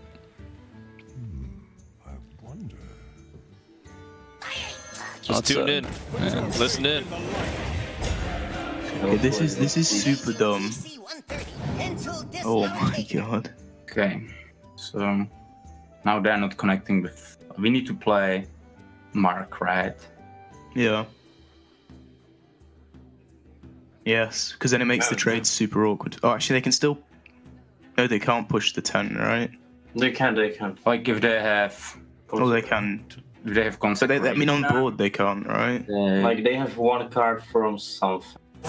Don't we just growth and like idle and then mark? Because we could get Why don't we go rat, under on the board? What's Andrew doing for us next? And I guess it nourishes, sure. Oh, you can nourish just pretty much draw 3 cards. And this is kind of bad, huh? Dude, if we stole Tyrion, like, oh my god.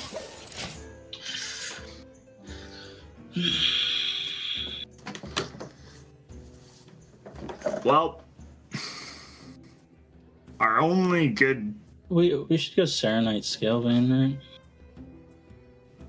And Bone Mirror to the face. I think so. It's second MC Tech, but we can't really avoid that at all, correct? Yeah, we can't avoid that at all. We play Tyrion to avoid that, but... Right. Do we want... I mean, the second Tyrion's still pretty good. They have no Wrath, so Swipe's their only thing to break it. I don't think we're beating second MC Tech that easily here. No, we're not. So we should try to make the best play on board. It's Chain Gang, Scalebane, and then we trade the Flappy Bird into the Taunt, right? So the Bone Mirror connects face. Yeah. That'd be... That's what I see. The idea. I mean, maybe there's something there, but just anything I see, really. Like, the Chain Gang doesn't do very well unless we hit the Scalebane buff, but... Yeah. So what do we do? Oh my god, that's good for us. We can go. We start with... Well, we're trading the 4/4 or... No, we're trading the Fandral into the 3/4. But right? we always nourish, right? I think so. Or do we ever developing Aya? Probably not, right? No, right, we nourish, yeah. There's no rush, right? As long as we get bored, we win regardless. There's no need to play Aya this turn, right? We just We try need to just find need to some- survive, I feel. Yeah, exactly. What did we get? Nothing.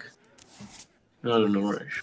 How many cards do we have? 9. 9. So now we trade a 3/4 and steal Yeah. something, right? We trade the 4/6 into the 3/4, right? Because we want to trade the 4/4 into something else. We don't want the Fandral to die, because the Fandral dies. But like if We can go for value trade with Fandral Sure, into actually, yeah, 5/5. that's true. yeah, because it's gonna get buffed. Yeah. Yeah, okay. Tyrion, let's go. Easy peasy. That's sweet. Easy peasy lemon squeezy. And now what do we do? What? We can go some mark. Just Blossom Mark, yeah. We want to take the draw. Whatever. I wanna do it quickly. Somewhat irrelevant. Yeah. Kill them. Just hero power as well. Yeah. Yeah. That's how you do it. Easy peasy lemon squeezy. Twitch chat, take notes. Yeah, like we would probably win. Yeah, I mean, we'd win anyway, but you know. Just make rain. Back-to-back mind control techs coming up big here for Misfits. One to keep them alive and the other to just seal the game. Double Tyrion is not going to be enough. Not when you give one of them to your opponent. No, sir. Yeah. And, it's got to be one of those things where Love You Lots tried to really account for all this, too. They were thinking, well, man, Dirty Rats and mind control tech. But the double mind control tech, that's the real backbreaker here. I mean, they really played this game well. Both teams played this game well. I think Love You Lots had a lot more room for error, and despite that, I think they navigated this as well as they could have. It's just that Dirty Rat top deck, turning on mind control tech, and just getting one of 4 big minions completely swung the board. Wow, they're not going to even show them the satisfaction they had double Tyrion and still lost. Misfits is finally on the board, and what a crucial victory that was, because I don't expect Jade Druid to be the counter to some of those mid-range paladin lists. I always, in fact, think it's the opposite way, that those Murloc paladins or those mid-range paladins traditionally have pressured Jade Druid very well to the point where they can't come back from an early fast start from the paladin. Yeah, there's definitely a reason we didn't see them pick it first as the deck to try to counter, but when all else fails, Jade Druid's just good against stuff. The nice thing about this deck too is because it's still relatively early in the series. If they win this game, which I mean they did, if they won this game. Now their deck is pretty much decent against whatever would counter Q. There isn't necessarily a hard counter to Jade Druid that somebody could pick for the most part. So I really like this choice here for them. Yeah, I guess the hardest deck for them to go up against would probably some kind of aggressive mage. That would probably be the most difficult deck to deal with. We do know Zoo Warlock used to be very good and still has a lot of good pressure, but Spreading Plague has really nullified a lot of those aggressive minion board-based types of deck that usually beat Jade Druid. Mm-hmm. Yeah, but honestly, the new modern version of Zoo still plays a lot of big minions. You got Doomguard, you got Bone Mare. All these cards line up very well against Spreading Plague, which is the most common anti-aggro tool out of Druid. And on top of that, you have Darkshire Councilman, which might just be the best card in Hearthstone against Jade Druid. It's very, very strong. So, yeah. Why is that? Just because it's the 5 health basically means they can't kill it, just like with spells, especially not on curve.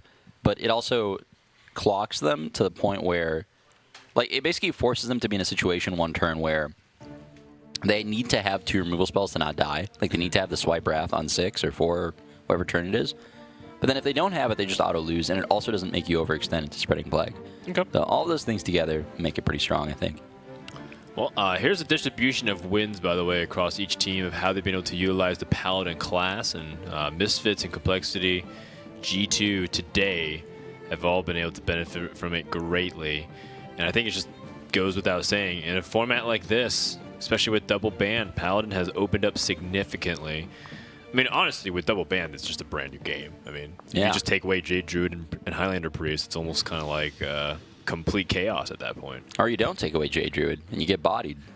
Yeah. Let us know what you guys think. Hashtag Trinity Series, hashtag Chaircam, hashtag Skype. Get your stuff together, please, because it keeps continuing to crash no matter what webcam we go to.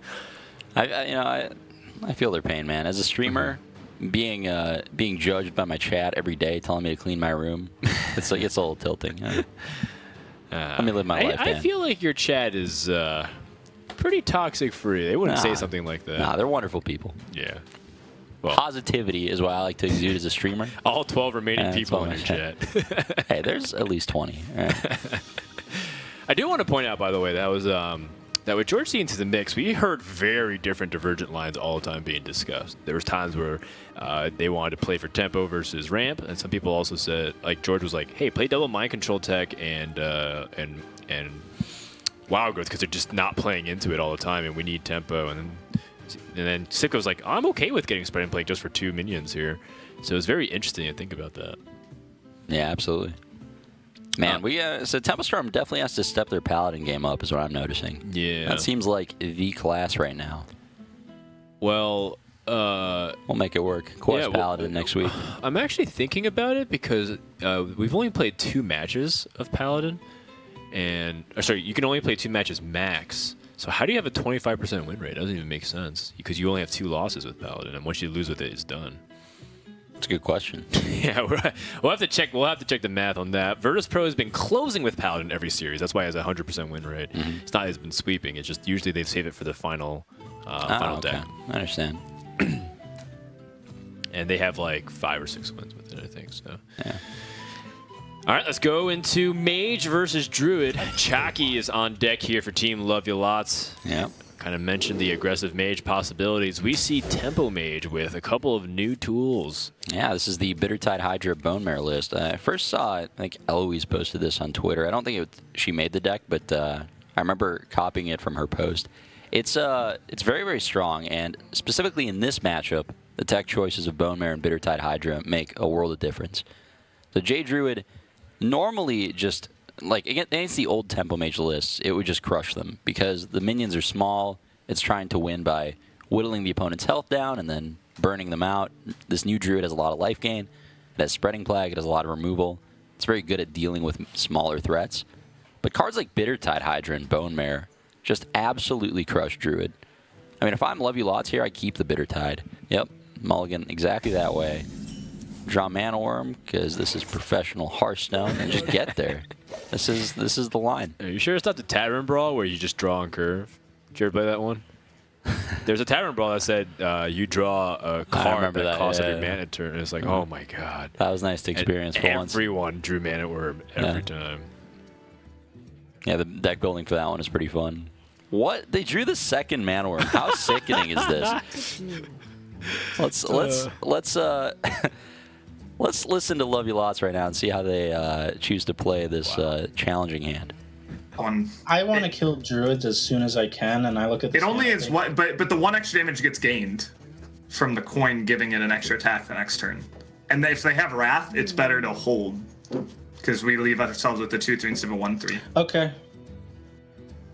I think it's fine.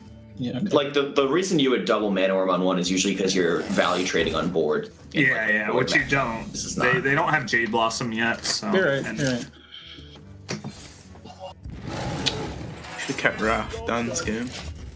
Like, I would keep it if I would know it's tempo, but maybe just keep it anyway. Yeah, we should go Worm Coin Archaeologist so we have the secret. Right? Yep.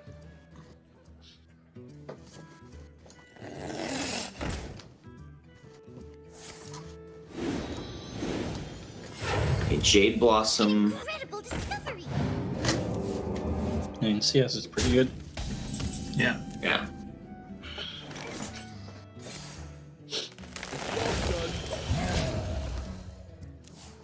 So we're gonna go CS, take the trade with the 2/3.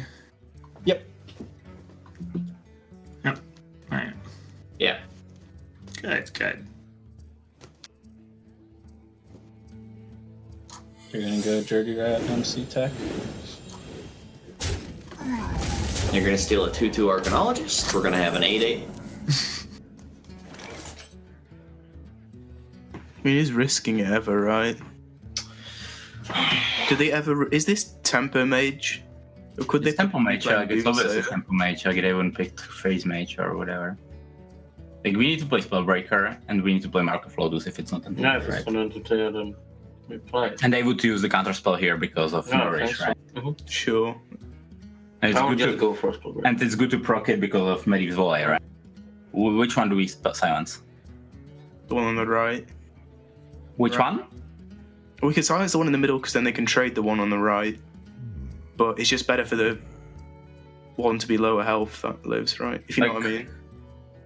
Like If we silence the one on the right. If we use the breath, like I would silence the damaged one to go to. Why?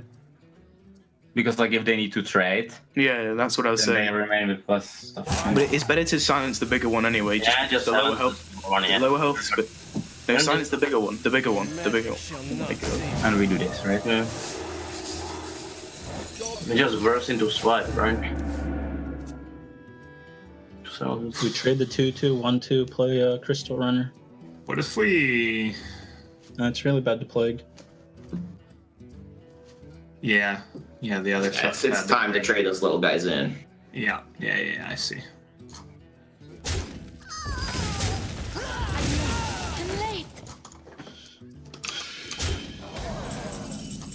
no. You can do this Aya. Yeah, it has to be best, right? Just Aya, yeah. No. Another play. Yeah. They still have card they kept. Yeah. What is it? Can be Crossbow Archaeologist. or something. They don't keep Frostbow against Druid, right? I don't think it's If they had Crossbow. double mana worm. But they didn't. They didn't. They like Oh. It can be Archaeologist. It can be Glyph. like they would But use they a would probably glyph, right? use Glyph or Over over counter spell, yeah, right? over counter spell. Or like I'm not sure. it might be intellect. It might be intellect, yeah, but Simon was too slow, right? Like it's not burn, right? It's not burn. It's not fireball. So next turn, like It can be second Archaeologist. might be, yeah. But they would use. Misfits agonizing over what the kept card is in Love You Lots' opening hand, and we know that it's Bittertide Hydra, but Misfits just cannot decipher. What would you keep that you wouldn't have played in the first 4 turns when you already had used coin?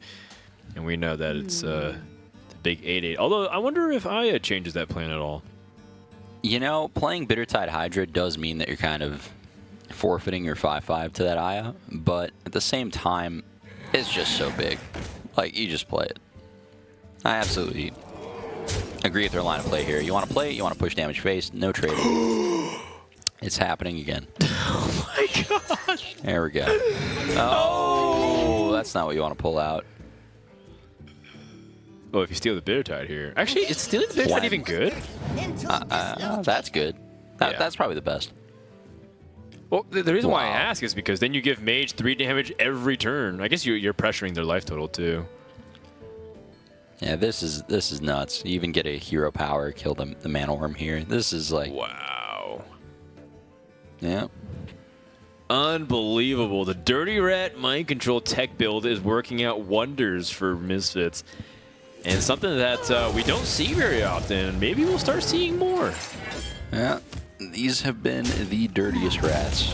You can always count on Misfits to have that kind of weird jank though. It just feels like something that they're so comfortable with that you just don't expect, and when even if you do expect it, just so hard to deal with.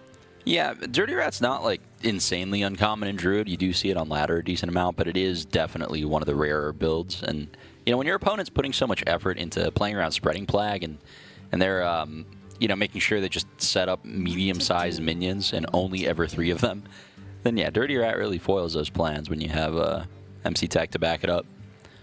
Let's listen to Love You Lots and see how they're planning on dealing with this. Apprentice, Bolt Face, Ping Face, play the Hydra. And make them armor. Make them armor. You want If to we make play them the armor. if we play the Hydra, it's most likely always getting removed. They haven't played a single removal spell yet, so Yeah, we can always Hydra next turn. It lets them kill our guys on board, but we're always threatening to lethal them. yeah.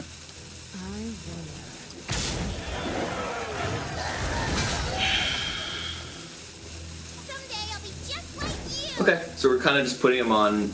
We're trying to kill them before UI. We get dumpstered by Malfurion, but we are very strong against other stuff. Right. That. We do. You just have to ramp. We have to ramp. We just play both Jade's hero power. And And trade Hydra and trade the 3/2 and hero power. Yeah, it's just Blossom, Idol, Hero Power, double trade 8/6, yeah.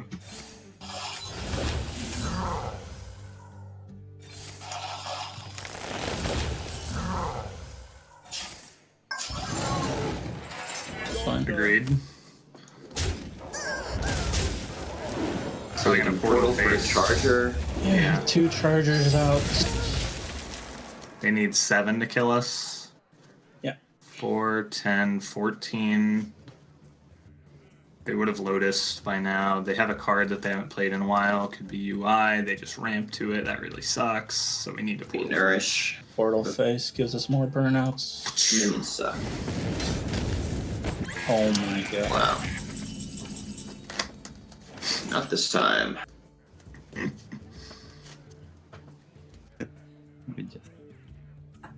We just do this, right? We're 2 up lethal.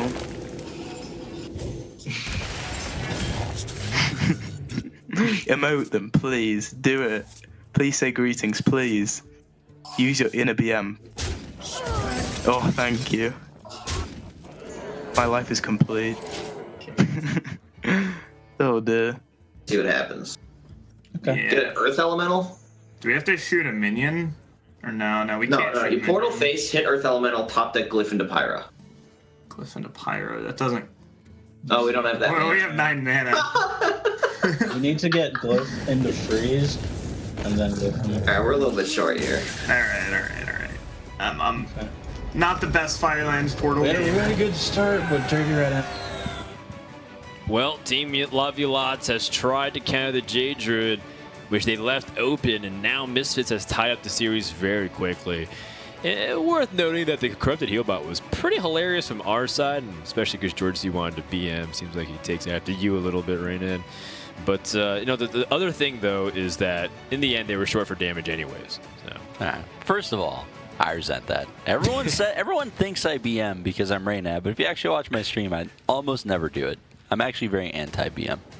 Those are habits from Magic. It's very rude to still had all these people. Fair enough. But, yeah, this is, man, that Healbot was brutal. You know, I wonder, did that prevent lethal? Because they were at 6. No, it didn't matter. Yeah, because, it didn't matter. Yeah, it didn't matter because they were at 9, and if they didn't heal for 8, they would be on 1 anyway. So they would have been one mana off lethal anyways. Yeah, well, it crushed the Leroy off of Portal Dreams. That's what mattered, I guess. Yeah. But yeah, solid game. I mean, you can't really say that that's a good matchup for Mage after watching that. I mean, that was the best possible hand that Temple Mage could have possibly had. Right. Yeah. It was double Mana Worm, Arcanologist, play the Secret turn 3, play the 5/5 turn 4, Bitter Tide. Could not have been better. And Jade Druid easily beat it without a Wrath on turn 2. Hero Power turn 2. I don't know about easily. It came down to 1 hit point at the very end. And not even close. I did figure out a way it could be better. Is if they had Kieran Tormage with the counter spell. That would have been completely that's fair. That's fair. Yeah, that would have won. That's like asking for the literal nuts. They couldn't actually ask for any other card. But if it's like a 9 out of 10 hand, then you still can't complain. I mean, the Dirty Rat MC tech was kind of, uncommon, but still, I don't know. It's an interesting game for sure. I feel like Misfits could do it one more time. Just like, maybe not ask Jade Druid to sweep, because Paladin has been stopped. But if you just ask one more time to do it, just a Dirty Rat and MC Tech, that's enough to break Team Love You Lots, I think, to the point where they just give up on the series. Yeah, this is definitely brutal. I mean, to be fair, when you're talking about decks with the potential to sweep that just don't have matchups that are worse than 40%, Jade Druid's definitely in that list. Murloc Paladin, Jade Druid, like, these decks are strong in a vacuum. There's nothing they're terrified of playing against. And the fact that it's still up for Planet Odd here definitely just makes me feel like there's a strong possibility they just sweep the series from this point out. Yeah, I mean, Jade Druid has been unleashed, and it played 2 matchups that hypothetically should be unfavored in. Right. Yeah. So, a lot of people still believe that Tempo Mage is favored against Druid, but I just strongly disagree with that. I've just not seen that be the case. So Rogue, on the other hand, this is a deck that definitely can beat it. Absolutely. With the cards like this too, Bitter Tide Hydra in the hand of Rogue as well. Rogue's on the play, by the way, a little spectator bug once again. Druid's on the coin. Yeah, there's a lot of tools in the Rogue's deck, like Cold Blood. They're actually very good against Druid if they're accompanied by a decent curve. In this case, he has the Cold Blood, he has the opening hand Bone Mare, the usual, but no early game curve, unfortunately, for Love You Lots What here. about Druid? Druid's hand also not looking great. So, yeah, the thing is, Druid needs to hit, one ramp spell, and it's off to the races, and it's going to have a Wrath to cycle to help along with that, but Rogue needs to hit a lot of things. It needs to play for turn 3, needs to play for turn 4. So, we'll see. I definitely feel like Druid needs less to make this hand work than Rogue does. True. Time favors the Druid in almost every matchup as a Jade Druid. It is worth noting that part of the reason why Dirty Rat, like people might be wondering, like, wow, why haven't I not been playing Dirty Rat in my decks? A large reason why is because of how prevalent things like Beartide Hydra became. It's so strong, and if Dirty Rat pulls it, it's game losing. Dirty Rat's pulling Vile Spine every time. I'm looking forward to this. I wonder if they just slam it. I mean, they know that their opponent doesn't have 1-drops. Right, and they kept the card. They know that their opponent doesn't have Kelseth. They know that they kept a card. So this would be very greedy, but it's not necessarily wrong. It also plays around Edwin very well. Like, it could just as easily have been an Edwin that they kept. Do you keep Edwin if you don't have the coin? Yes. Against Druid, I would keep it Every first time. or second. Yeah. But that's me. Like, you don't play it till turn 5. But, yeah. It is worth thinking about, at least. Yeah, they're definitely on the fence. It's not an easy decision by any means, but their hand is doing very little. I could see where they would think they need to play this 2-drop. If it is something like a Scalebane, they know they can still Wrath to finish it off. And even seeing all the cards in hand, we don't know whether playing it is better or not. Yeah. It just depends. Yeah. And they're accounting for all the possibilities of, like, well, what happens if we Dirty Rat and it pull out a minion we can't kill? We have Wrath, but that's only up to 5 damage. Yeah, I think they don't want to be using this Wrath for damage. Their hand is bad. They want to be cycling. They want to find more ramp. So, in that sense, they would rather avoid pulling out a 5-drop right now. All right, Vicious Fetching comes into the hand here for Team Love You Lots. That's a very proactive 3 to play. The problem with Tar Creeper is that it's not very threatening on its own. But the nice thing about playing Tar Creeper is that you also get to put some good pressure on with Cold Blood the following turn. Let's go ahead and tune in and see what they're talking about. Get to push 5 damage is the thing. Yeah. I mean, I see Muzzy's point. I'm trying to think about what their hand range is, that they went pass. Like, they obviously, I think, don't have Blossom, I think. Here's the issue. If we don't bird now, then when we bird later, they can nourish Wrath it. Choose soon. Then we have a 5/5 Tar Creeper into a Hydra turn. I definitely like bird here. It disrupts the Coin Mire and the Blossom. The Coin Mire mainly, but... Shocky, what do you I'm say? okay with Creeper. I'm okay with Tar Creeper. I want bird. So Lay's a bird lover, okay? I think our hand's good enough that we can play it safe. Yeah. Like, we've got a lot of good tools. Gamut. So if we get second if they mark, have they kept the card, so what do they keep doing? It's not. It might be Corpse Taker, right? Yeah, exactly. yeah. So I guess we play MC Tech for that one, right? So yeah, against Corpse Taker, it's amazing, right? Because unless they have backstab, we can breath and. Yeah. And even if they have backstab, we can still. What draft. if we save it and try to win the way that we dare try them and tech? Like if they have if they go Corpse Taker, we need to go Hero Power and Rev. Then it's too bad. I would just play it honestly. Then we'll just go something like Scalebane. I mean, we're not losing the late game, and the argument to keep MCT is Like it could be that we do it at let's say turn 6 or 7. Yeah, I think Sure, but I would just play MC Tech. I would just play MC. I would also play MC Tech. Yeah. I think it's too greedy to keep on to it. Like, if we had Plague, maybe. But even then it's sketch, because Plague still... We need to do something that's probably correct, like this. I mean, imagine we get second mark. We can go Dirty Rat double mark and take a trade. If we hit him in the face, Spellbreaker really wrecks us. Do they have Spellbreaker? I haven't seen it. Yes, they have a card. They have Spellbreaker in the deck. Yes, Okay. yes. To play the last game. Should we play around that? I think so. Okay. Like I think it's worth playing around. Yeah. Right. Yeah. It's a 1-out that automatically beats us versus this way. It's hard to think of things that are that insane here.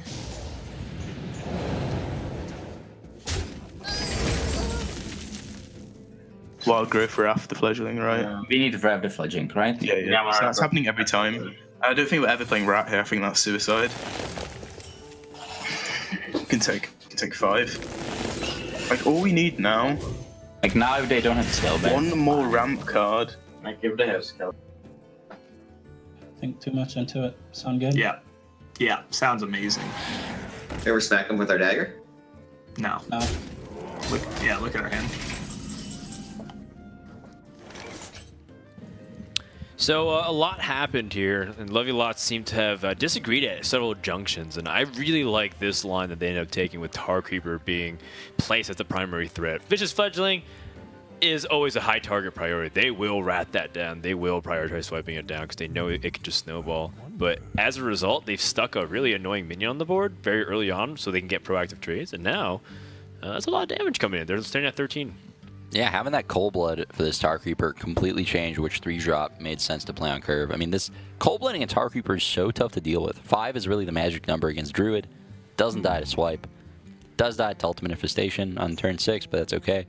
But yeah, like this is just a great position. I mean, they played Bittertide Hydra on an empty board. Wait, how'd you know? Every time, dude, I told you. Now this position's a lot less great. That Vile Spine was pretty important. Oh my god. Oh, wow. Well, in the course of about 5 seconds, everything has gone wrong, and all of a sudden, Druid is winning. I feel like that's the summary of every game so far that Druid's made an appearance. So many options. Well, I mean, it's a lot of swingy cards. Spellbreaker, Dirty Rat, Mind Control Tech. There's usually something insane that Dirty Rat can hit. So. Well, I guess the nice thing is you saw Dirty Rat and Mind Control Tech played independently of each other. Maybe that's indicative of a second Mind Control Tech, but I feel like playing Shotgun setting up for the Bone Mare isn't. It's probably just the only thing that you can really do here as a rogue.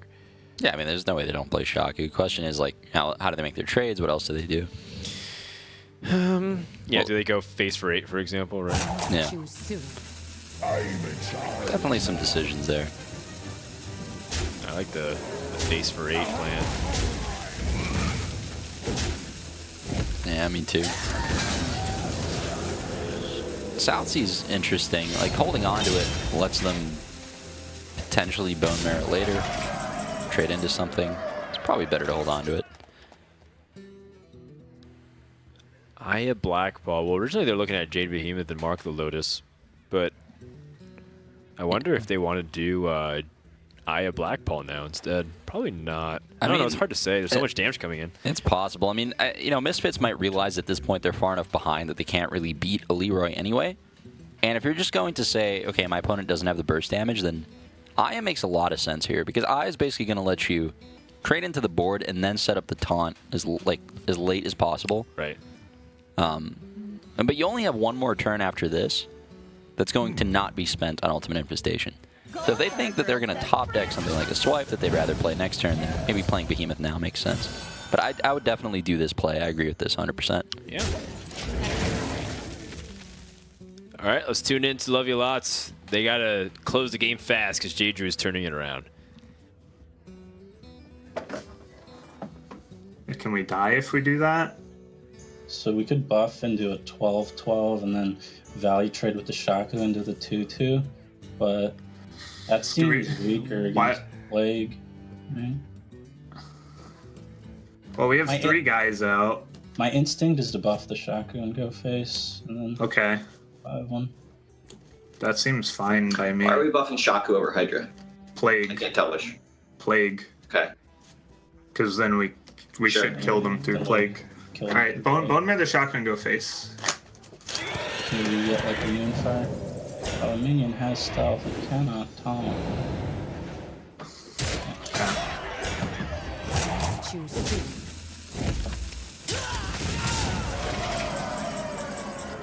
Plague. So we do this, Plague for 2. Yeah. Hero for... Yeah. Yeah.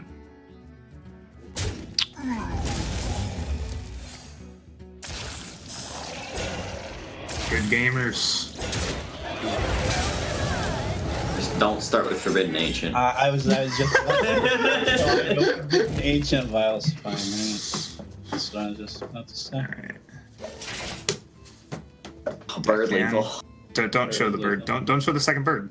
Okay. Yeah, no point.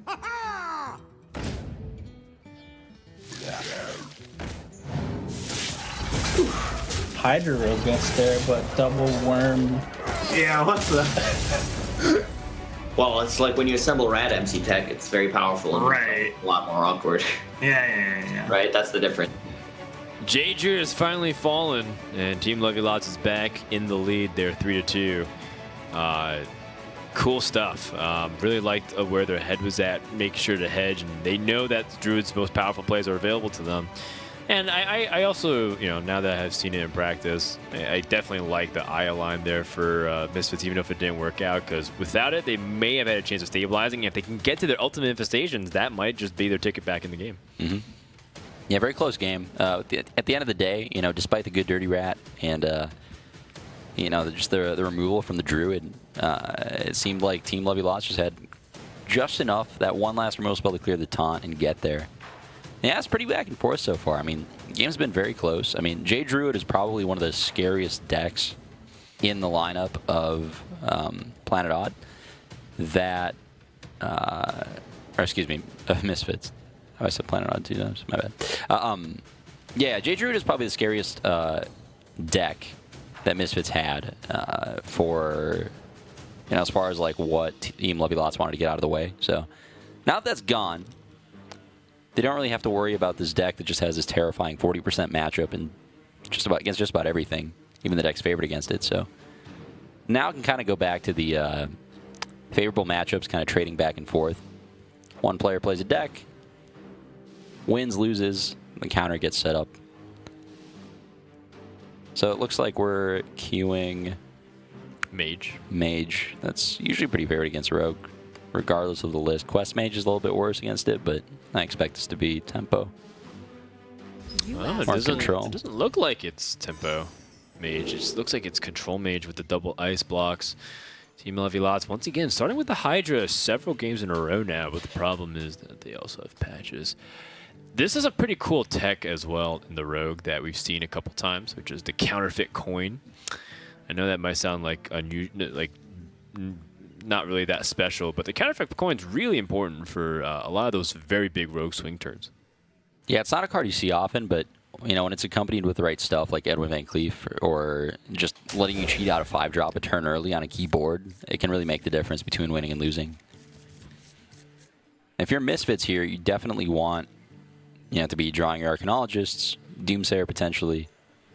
This kind of hand is kind of scary to take a look at, but I mean, the nice thing is the early Rogue minions really aren't that strong. If it's Firefly, it's not hitting you for that much, and if it's Southsea, you can just hero power it. Job's done. So even though this hand is definitely not great for Misfits, they can definitely work with it. Let's tune in to Love You Lots to begin this game number 6. That's you, man. I drew 2 mana worms. Played some Fireflies. Yeah, this one's on Muzz. My bad. Okay. It's not Arcanologist, at least. Fireball is I think Fireball is just... I mean, we have pretty set turns, right? Like Breath, Hero Power. What's the issue? Like that if they they might go. Sure, I guess mana efficiency is not a thing. Or what is the issue? If they go fledgling, we can kill it. Yeah, just Fireball, I guess. I'll just pick Fireball. Yeah. Fireball. Job's done. I just like cheap spells. Here it is here. I mean, we could coin, Tar Creeper, Cold Blood, but doesn't seem as good. All right. So let's dagger pass. We're gonna Hydra into Tar Creeper, Cold Blood. Okay. Maybe. We'll see. We'll see. Sure. I like that idea. If you had Acolyte here, it'd be Secret, Acolyte, and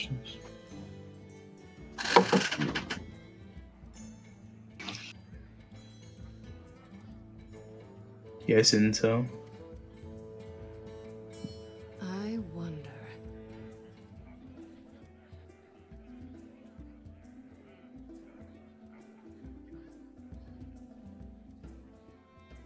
I can do it then. I'm getting tired, I guess.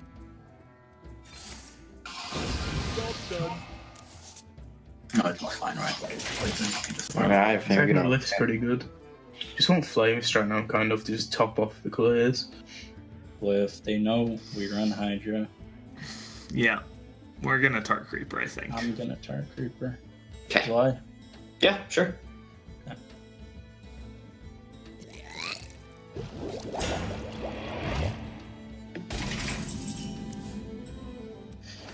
Next turn, maybe Coin Hydra. Cold Blood, maybe 3-drop Cold Blood. We'll see.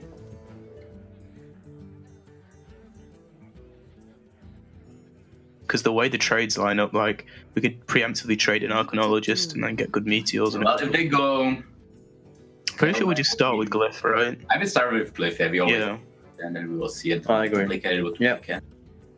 So I don't think we're fireballing this. I think it's too weak. So what do we want? Another Ice Block? Or... Just Ice Block, right? Actually, maybe Freezing Potion's better. Well, this card's underestimated. But I think it has to be Ice Block, right? Just because it's cheap and combos with Valet pretty well next turn if we need to ping or play Fireball. Do you agree? Thinking. Well, I would pick a block, yeah. Yeah, you pick Block and Jam Archaeologist. Is it? Yeah, I'm pretty sure. Trust me, just play that Archaeologist. If you Fireball this, Fireball's so good on them big dudes. They can So then just, do Archaeologist, that's fine. Yeah. just goose it up for a meta, right? Yeah. That's what I was saying. How do we set up for Meteor? Because it can trade in the Meteor does 3 to the adjacent dudes. 3 lives, then you can play Meteor and stuff. And if I also kind of want to do that. I really want to do that. Perhaps even Swash and Cold Blood after. In terms of I positioning. agree. Well, it's Meteor, right? That's the main one, but also Cone off the glyphs in theory. So the Keliseth on the right, Swashbuckler just to the right of the Tar Creeper. Yeah, in the middle. The Tar Creeper should be way on the outside. On the far left. Yeah. And we cannot put Keliseth on the far right because of how it works. So the patches goes far right. Yeah. So Keliseth. Swash. So we can Cold Blood the Tar Creeper, trade over patches. That seems good to me. That was my Yep. instinct.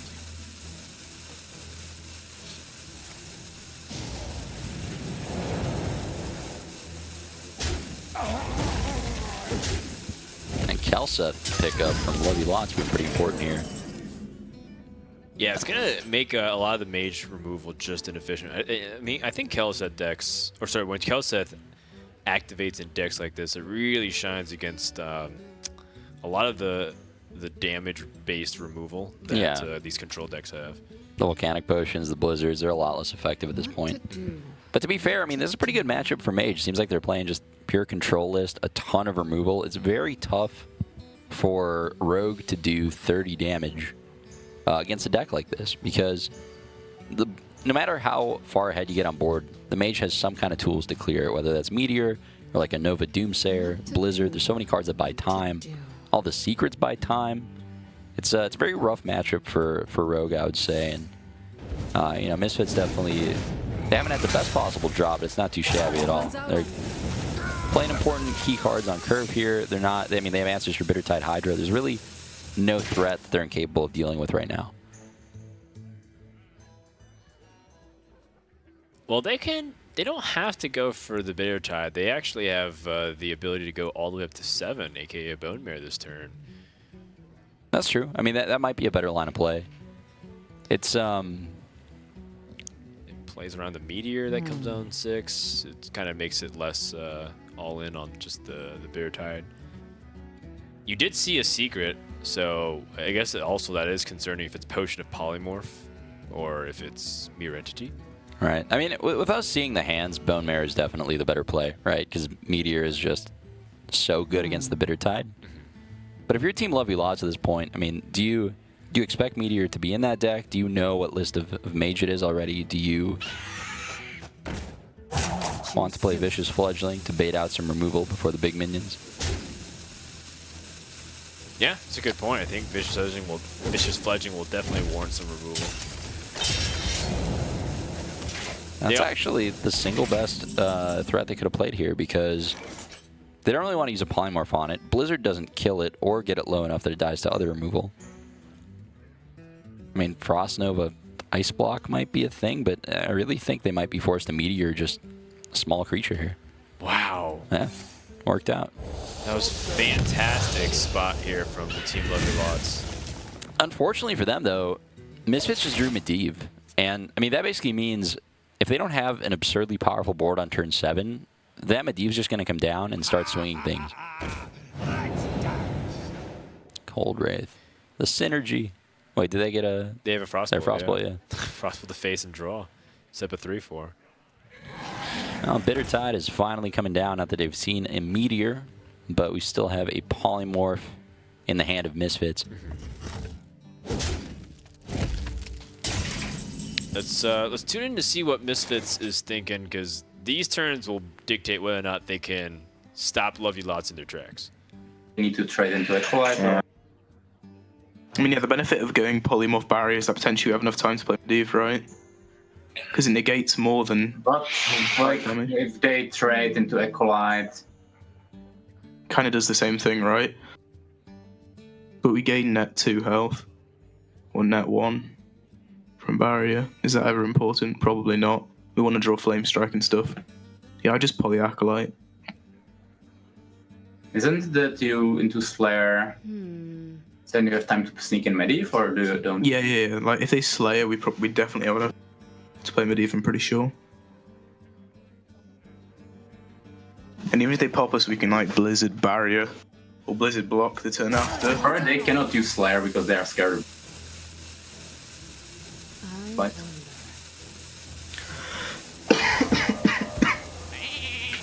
oh, God.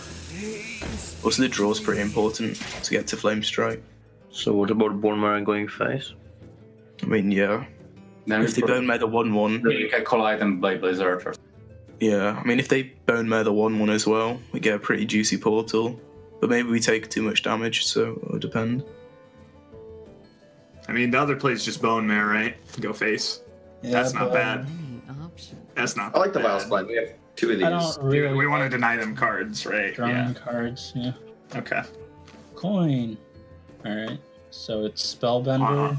Put it on the left. Are we playing a Cold Wraith? No, I don't think so. We can draw a card off that. Yeah.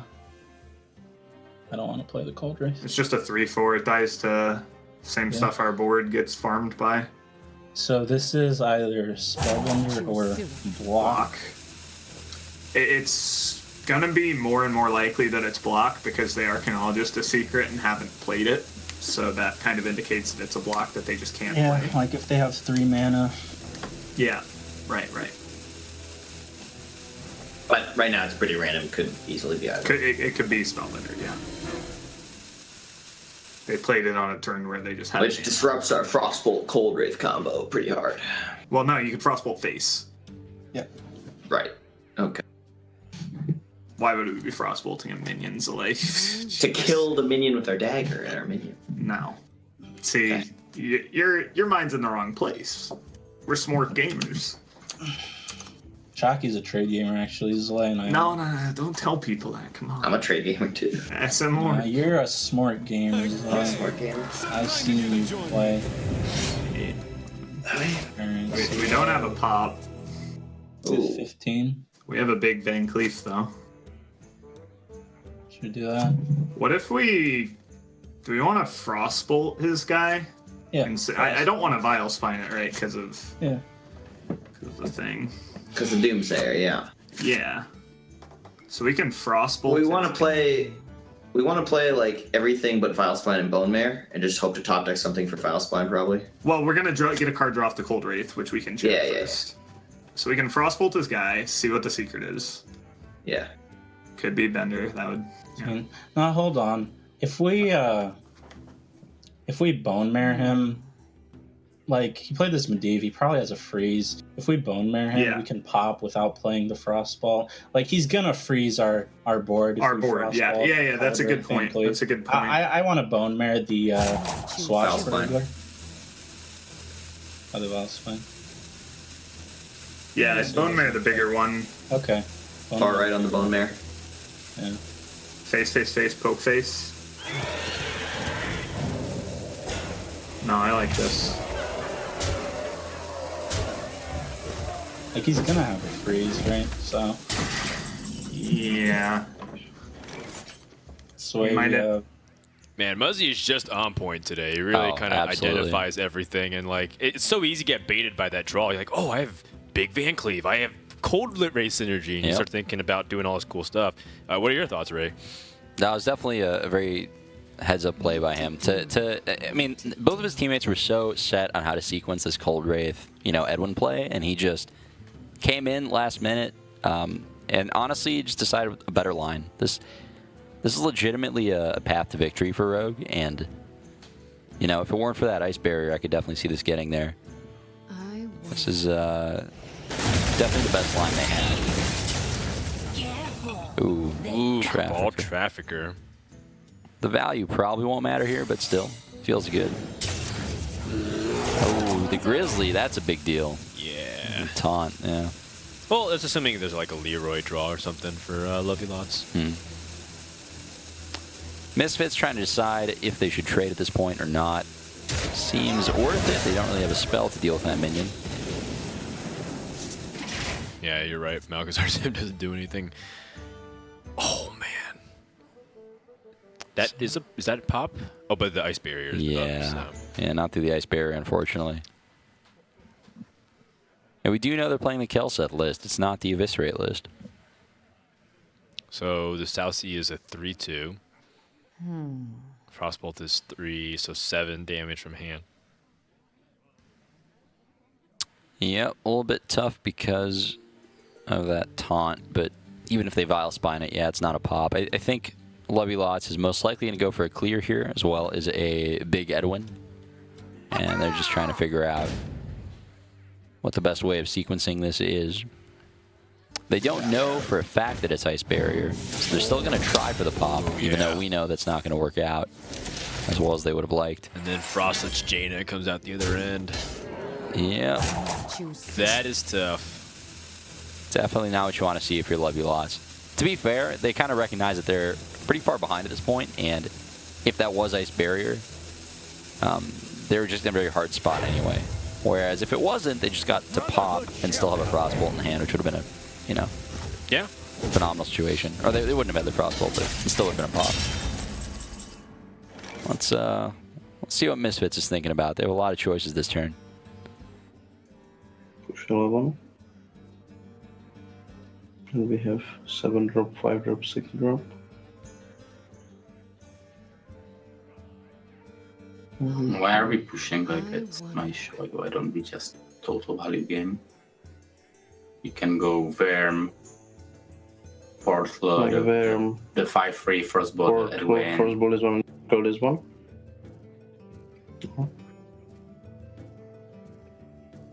Yeah, that's what I would do probably. And we have 9, so they procast with Leroy. Just play and how we are not winning versus it can be some frost part. Yeah, it could be some some like freeze. okay, so I would Verm first. Verm first. Kill the 5/3. Then we hit here, right? Maybe the on it.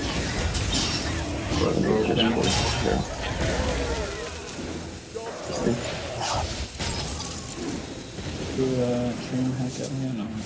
Saying. That's so gross. Okay, so I could dagger. They have lethal setup on us with a lot of hands.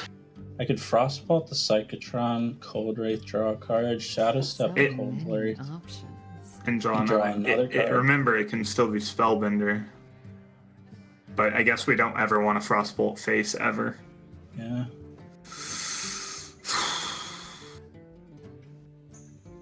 Do we need to kill the taunt? We're never popping them. I want to draw cards. But we want to draw. Yeah, we want to draw. Should we Frostbolt the 9/5 then? Let's just get SI. I'm gonna Frostbolt the 9/5. Okay, I like that.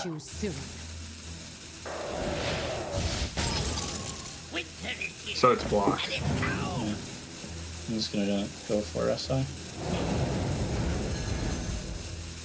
Just trust yourself on this Muzz. The rope's burning. Kill it. Yeah.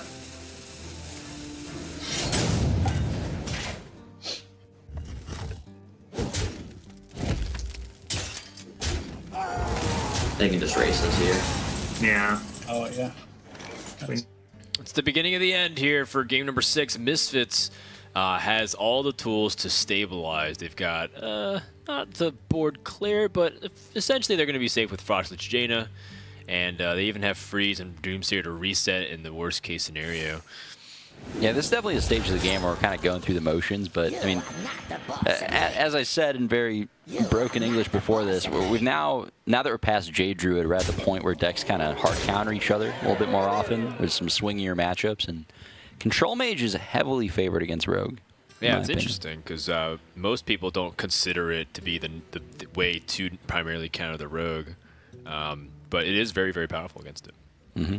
Yeah, it's really tough for Rogue to get all the pieces together to beat the Mage. Most combinations of stuff tend to deal with the Rogue threats out of this deck. Yeah, and this is something that's kind of predated Knights of the Frozen Throne, even gone back years. You know, Rogue has had trouble dealing with an ice block, and Mage also capitalizes on the Rogue's lack of healing. So it just, if it gets damaged, it sticks and then just burns for the win. Yep, but Misfits tying it up. It's a close set. Yeah, it's good stuff, and I think that's kind of what you want to see, but this is also kind of the point where last time G2 was down for a bit, and when they tied it 3-3, we're like, okay, maybe we can start seeing some back and forth, and then they just won 3 in a row to close it out. I can't really get complacent here as Misfits gets an important win with their Control Mage, and, you know, unlike Murloc Paladin, I feel like Control Mage actually can get countered pretty heavily if you have specific decks in mind to kill it. Yeah, it does not take a whole lot. If there's a random Eater secret somewhere, or just certain aggressive strategies that draw a solid hand, they could definitely beat Control Mage. That's right. So right now the score is tied 3 games apiece, and we're going to take a break. In the meantime, Ray and I will find out who gets to be the CEO of Tempo Storm.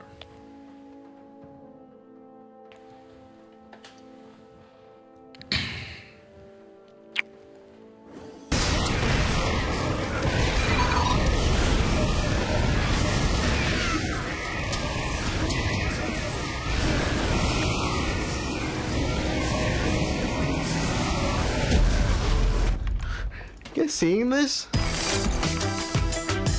Game, record, and stream without compromise. Only on Intel Core i7.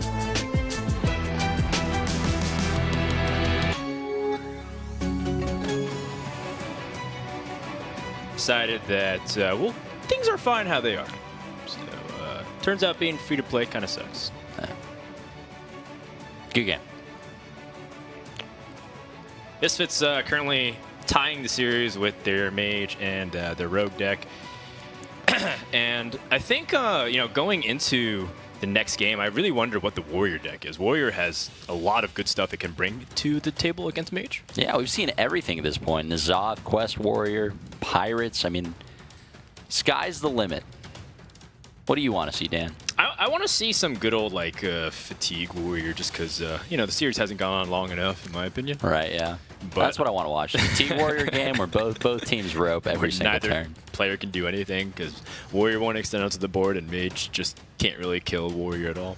Yeah. I actually think Pirate Warrior is also underrepresented as well. I think it's still definitely a decent deck. Team Love You Lots, I think, brought the Kelset version, and then there's teams that just brought straight up Fiery War X with Heroic Strike. Just, you know, whatever. Just I'll have a one turn later.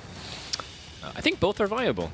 Yeah, they're both super competitive. I mean, you know, the Fiery War X nerf definitely did hurt certain draws of Warriors, and it definitely hurt matchups like Murloc Paladin, but it's not the end of the world, and Fiery War X still a solid card, and all of the other pieces that have made Pirate Warrior a tier 1 deck for over a year, they're still there. So, still a very good deck.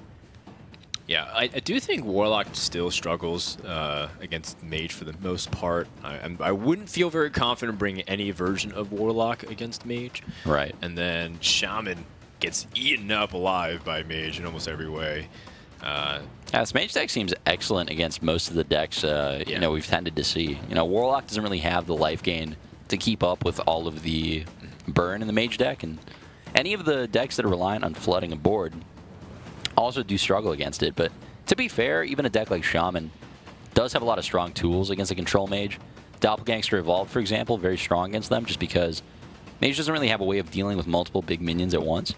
So it really depends on the draw. You know, you do have the right answers like Devolve for Doomsayer. But anything can happen. We still don't know which variants of the classes the players are playing. Well, here's an interesting idea. I mean, Hunter is pretty good against Control Mages for the most part.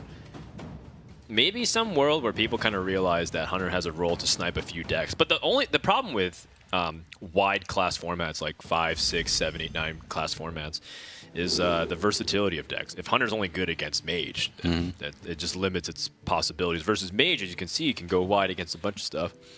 There we go. Quest Warrior versus Control Mage. Second time. What expansion is this? So, most of the time, Quest Warrior just has inevitability against other control decks and does very well against them. Now, against Control Mage back in the day, this is a very interesting matchup, but both decks have changed a lot since then. Quest Warrior is pretty similar to the Quest Warrior that was being played when Control Mage was the most common and best deck on ladder. But the Control Mage list has gotten slower. It has cards like Blizzard, which don't do a whole lot in this matchup. It has cards like Frostless Jaina. It's no longer trying to, you know, attack the opponent with Manworms, Arcanologists, and Cabal Couriers and then just burn them out. It still can, but it's not as likely. So back in the day, Control Mage would have to kind of be the aggressor and kill the warrior before they stabilized. But nowadays, you know, I wouldn't be surprised if maybe this Mage deck's just a little bit too slow to pressure the warrior before they get going. Yeah, I mean, I'm curious on how things like Frostless Jaina comes into the mix. You know, it's something that warrior can kill without interacting with his life total, but at the same time, that is a way for Mage to give itself a lot of sustenance if they're ever behind double threats on board, and Mage is able to generate more water elementals that way. Yeah, absolutely. They did decide to keep the quest, which, I mean, that in and of itself was kind of debatable back in the day. Some players used to just toss the quest against Mage, but this is definitely a slower list. Quest is the path to victory here. Yeah, and I think because also Mage has that inevitability factor as well through the Death Knight, you can't like just drain them of complete resources. In the past, you could win by just keep like armoring up and make sure that they can't burn you down, and then you just win because they don't actually have any substance besides their burn. That's definitely a good point. We'll see if, I mean, are cards like Alexstrasza popular? Have you seen a lot of those in Trinity Series so far? Yeah, Alex is still really powerful. Like a lot of times it's Medivh, Jaina, Alexstrasza, and sometimes even Pyroblast. But I think they largely have cut a lot of the Pyroblast and opted for a lot lower curve because they need to answer aggressive decks. Makes a lot of sense. Well, let's listen to Misfits and figure out how they want to play this curve.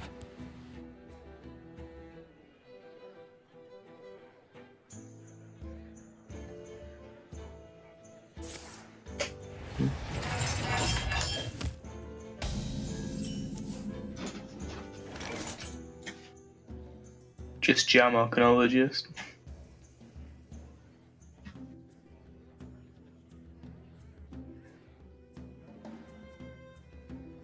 Hey, what does it achieve against Star Creeper?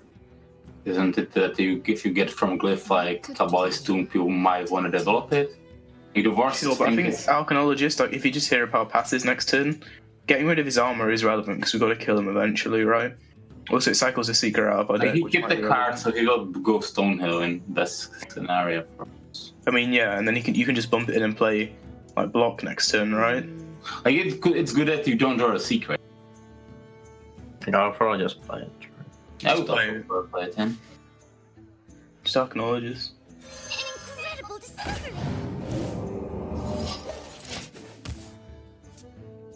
We should. So Acolyte v Stonehill.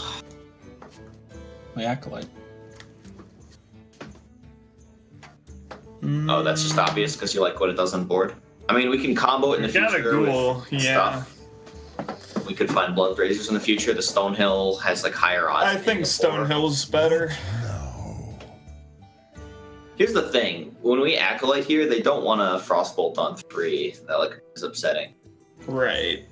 So it very easily gets 2 without having to set it up. Yeah.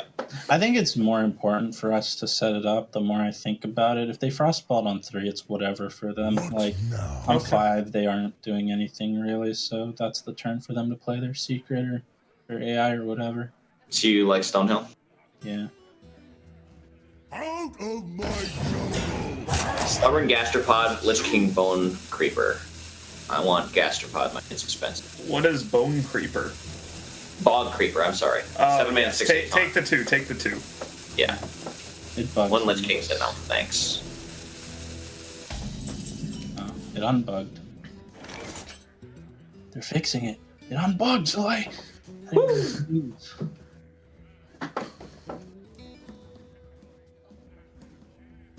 Show me a Blood Raise. Can trade and play Ghoul, for example. What to do? What to do? Maybe we are kind of. Do we mind? Because we just violate his face. Yeah. We kind of want him to play that. Trading is better into Blood Razor. Yeah, I mean, yeah. If he plays 2/6 as well, we can kill 2/6 as well. Probably, yeah. Yeah, we just trade into 2/6 and while I'm pink. Yeah. So we just block to hit. Or something like that. Yeah, just play block. I would just block it.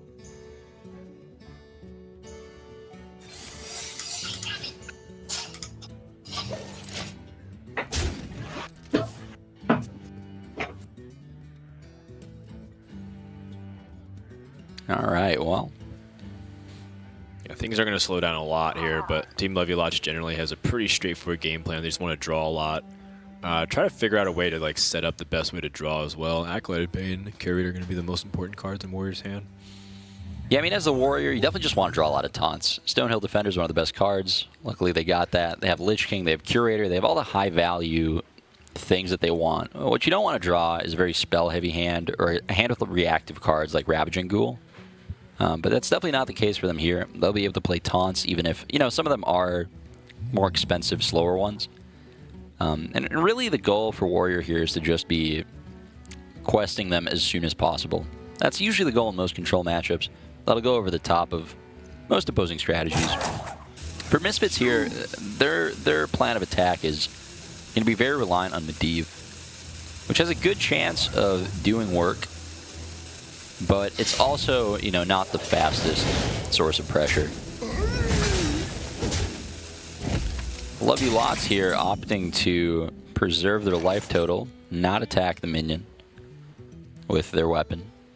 That is important. Every point of armor adds up.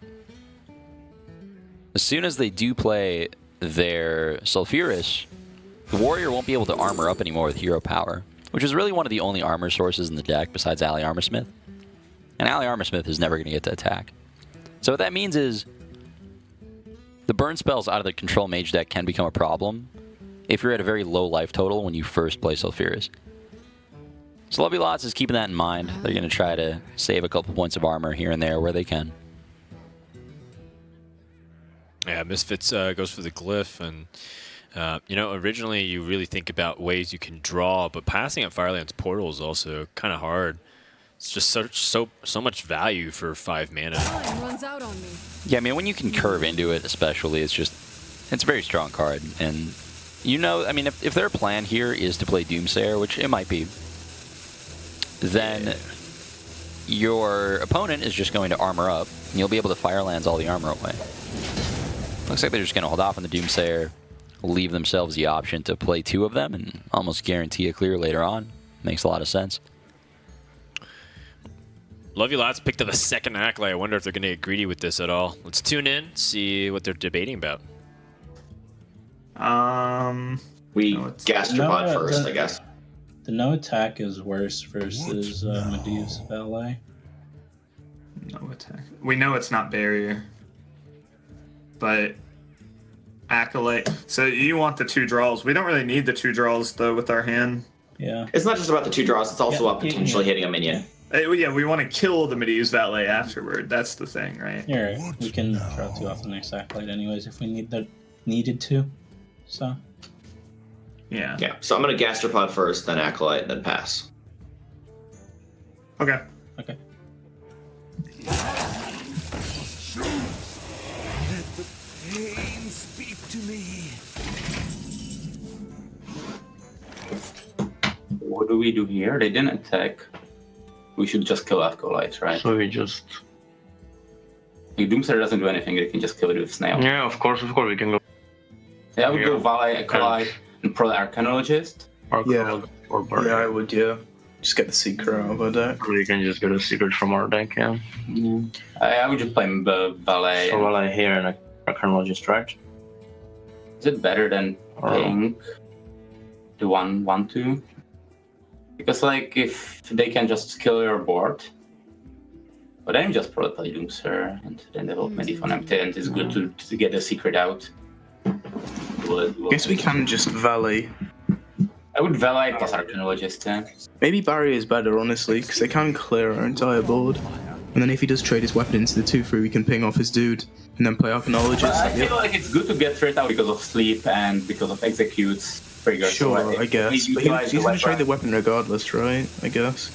Do they? They can just. If he doesn't trade it, we can cash in. I would play Arcanologist to get threat out of a secret. I mean, sure, we have a 10% chance of drawing a secret, though. It's quite low.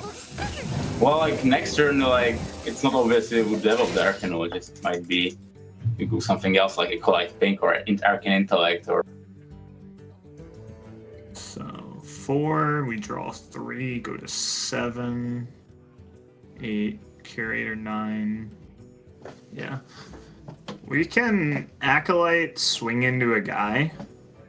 What now? And then if we draw a taunt, we play a taunt. And if not, we play a ghoul. I'm gonna trade before I play. Yes. Yes, you are.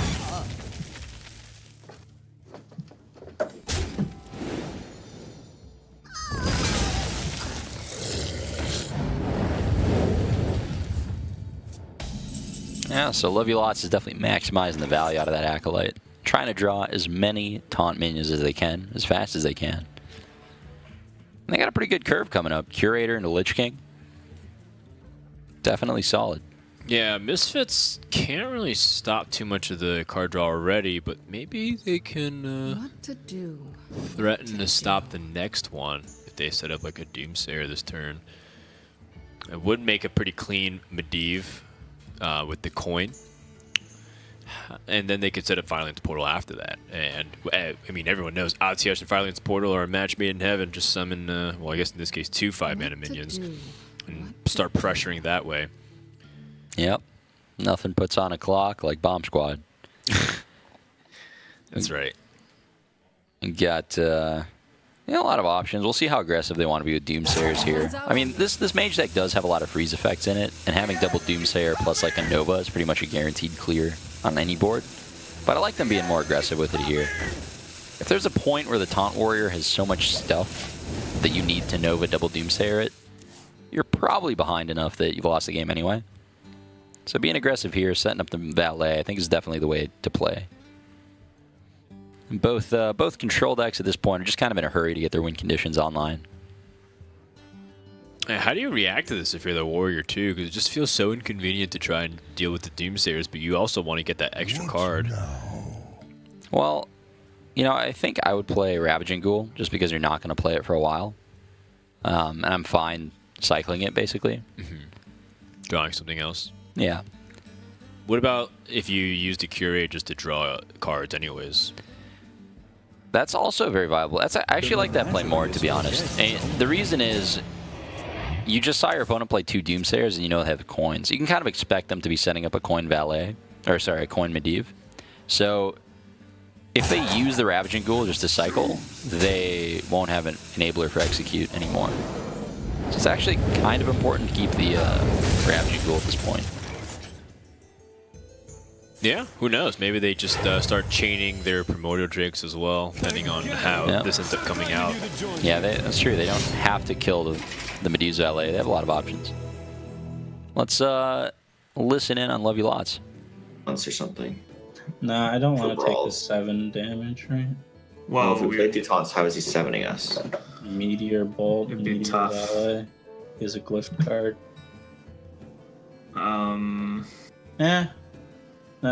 You're right. I don't see us. Yeah, being I'm in a good okay spot. with 2 taunts. Yeah, because play we 2 need to taunts. hit a sleep for value, I think. Because we can't just X this, because then he just gets portals and yeah. Our next turn's pretty awkward after 2 taunts. Like we're not playing an 8-drop, so we're gonna have a good removal turn. Wow. But we probably do have a good But removal. we have a lot of top decks. Like our entire deck costs little now. Yeah. Okay. So I double taunt.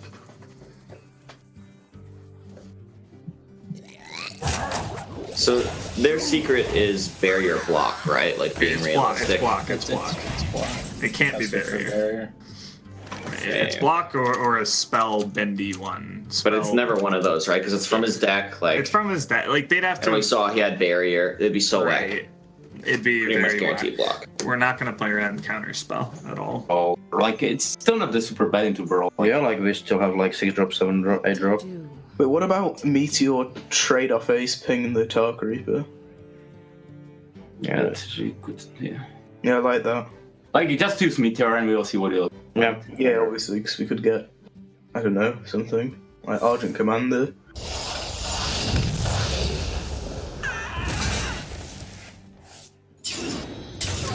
Join the pack. So what's the issue? That into brawl? Yeah, we just trade off Ace Hero Power that. We can't risk Doomsayer or Brawl.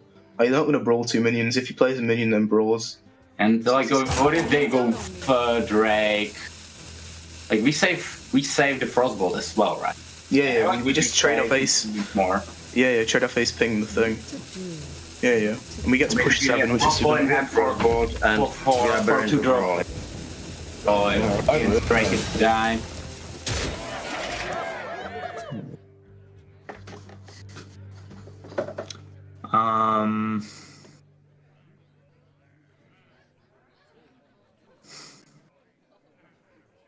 I think we might just have to 8 mana taunt. Play a Drake. They play Polymorph?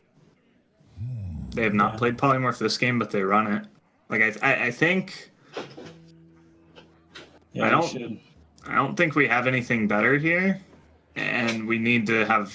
So we'll have the option of doing the quest next turn, but also we'll have a second Drake sleep, which is a good swing turn. It gets the quest done. Then we can start doing things. We go a little low, but We're getting very low here. we go a lot Pretty low. bad. Well, if they have poly, we go a lot low. But like if they don't have poly, like the alternative play, we can only remove 1.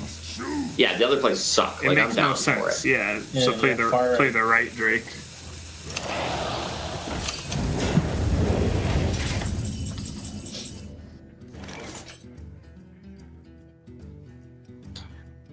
Like eventually we could attack with face and trade and just go 7 face and play around brawl completely. But it's probably too weak board. Okay, it's too weak board. Yeah, so let's just do intellect, right? Like we could go portal and frostbolt and go face. Yeah, I think. Then we just. Wait, hold the phone. Hold up. Well, 13. Hold up. What's? Could we hit off Ace? Frostbolt, Valet Ping, Arcane Intellect, go face for 12, save the portal. We put him down to 9. If he hero powers, he's dead to Fireball, so we need to clear our board and heal for more. Like Do you like that? How?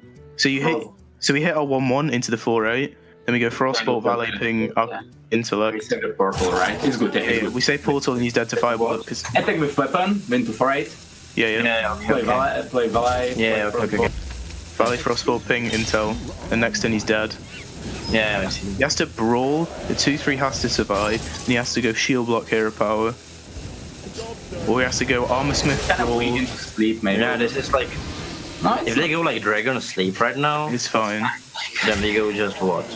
Wait, we don't run Fireball, right? No, we don't run Fireball, but Oh fuck. they don't know that. Like, Wow. What a heads-up play by George C there. Medivh's first mate putting in work. Yeah, it turns out just using your own life as a resource is okay if he's trying to pressure for lethal, except for that little caveat at the very end. There's a small asterisk that said, wait, did we actually put fireballs in our deck? And they said, no.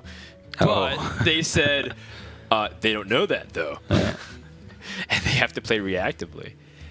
That's true. I mean, the one thing that Quest Warrior can interact with very well is minions. They can set up taunts so they don't take direct damage. They can board clear with Brawl. They can execute, sleep with the fishes. What they can't really do is gain life, because most lists don't have room for cards like Shield Block. Some play Armor Smith, but not all. So, I mean, with that in mind, this is not a bad play from them at all. Hoping to Not a bad play, but it's not the lethal that they were looking for set up. It's not a bad play, but they're definitely getting punished for it.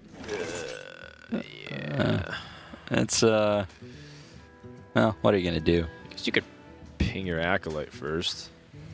I think at this point, just setting up like a Mana Worm, polymorphing, and portaling face is also a viable line. True. What to do?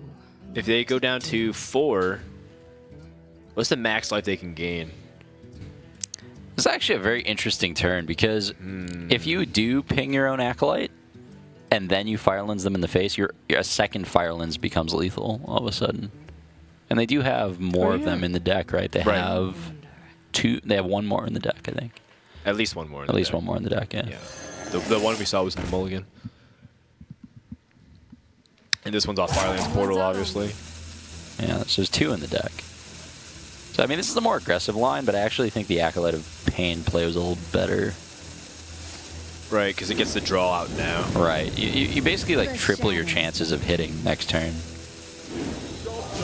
I guess you pretty much have to assuming hit. minion can't get the damage in, though, right? Well, yeah, but, I mean, against the 8-card Taunt Warrior hand, the odds of a minion pushing through is very low. True that, true that. Especially with this kind of hand, right? They just play some taunts, worst case, and how are you going to push through that? Tune in and love you lots. They have to navigate this very carefully, otherwise they're dead. Yeah, I want to armor, because next turn we can go out Armor Smith armor, right? What do you want to do with the armor? We want to just Blood Razor sleep. Okay. Wait, why Blood Razor sleep? Well, the Blood Razor is better. The Blood Razor is a better thing because we want the Armor Smith stuff. Yeah. Alright. So I'm going to go face for 1, Blood Razor sleep, hero power. Yep. Yeah. Go face with the Blood Razor as well. Yeah. Yep. For Armor Smith.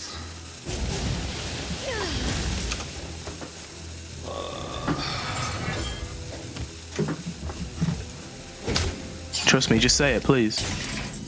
Okay, so we can go. Yeah, we start with Glyph, right? Because of Portal. If we ping, okay, just. Yeah, we start with Glyph because of Portal and Fireball, yeah. Oh, feels good, man. Wait, why didn't we Acolyte ping our own Acolyte there just to till? So what do they queue into this now? What do they have left? They have Shaman and what? George C coming up big for Misfits, and even finds time to squeeze in some BM tactics. Why didn't we ping our own Acolyte and pretend like we didn't have lethal so we could tilt them? Yeah, George C knows the place. That's right. And honestly, that was a bullet dodge there for Misfits, because that's a matchup that could be very hard for Control Mage. But fortunately, they had double Doomsayer into Coin Medivh line, which basically let them out-pressure their opponent. You know, without that Medivh, you're kind of treading water for so long with a bunch of removal. So, very, very key win there. Yeah, and I think this pocket that Misfits has found a timing for Mage is actually very deadly for Love You Lots, since they have Shaman and Warlock remaining, and those are 2 classes extremely vulnerable to Mage right now, in my opinion.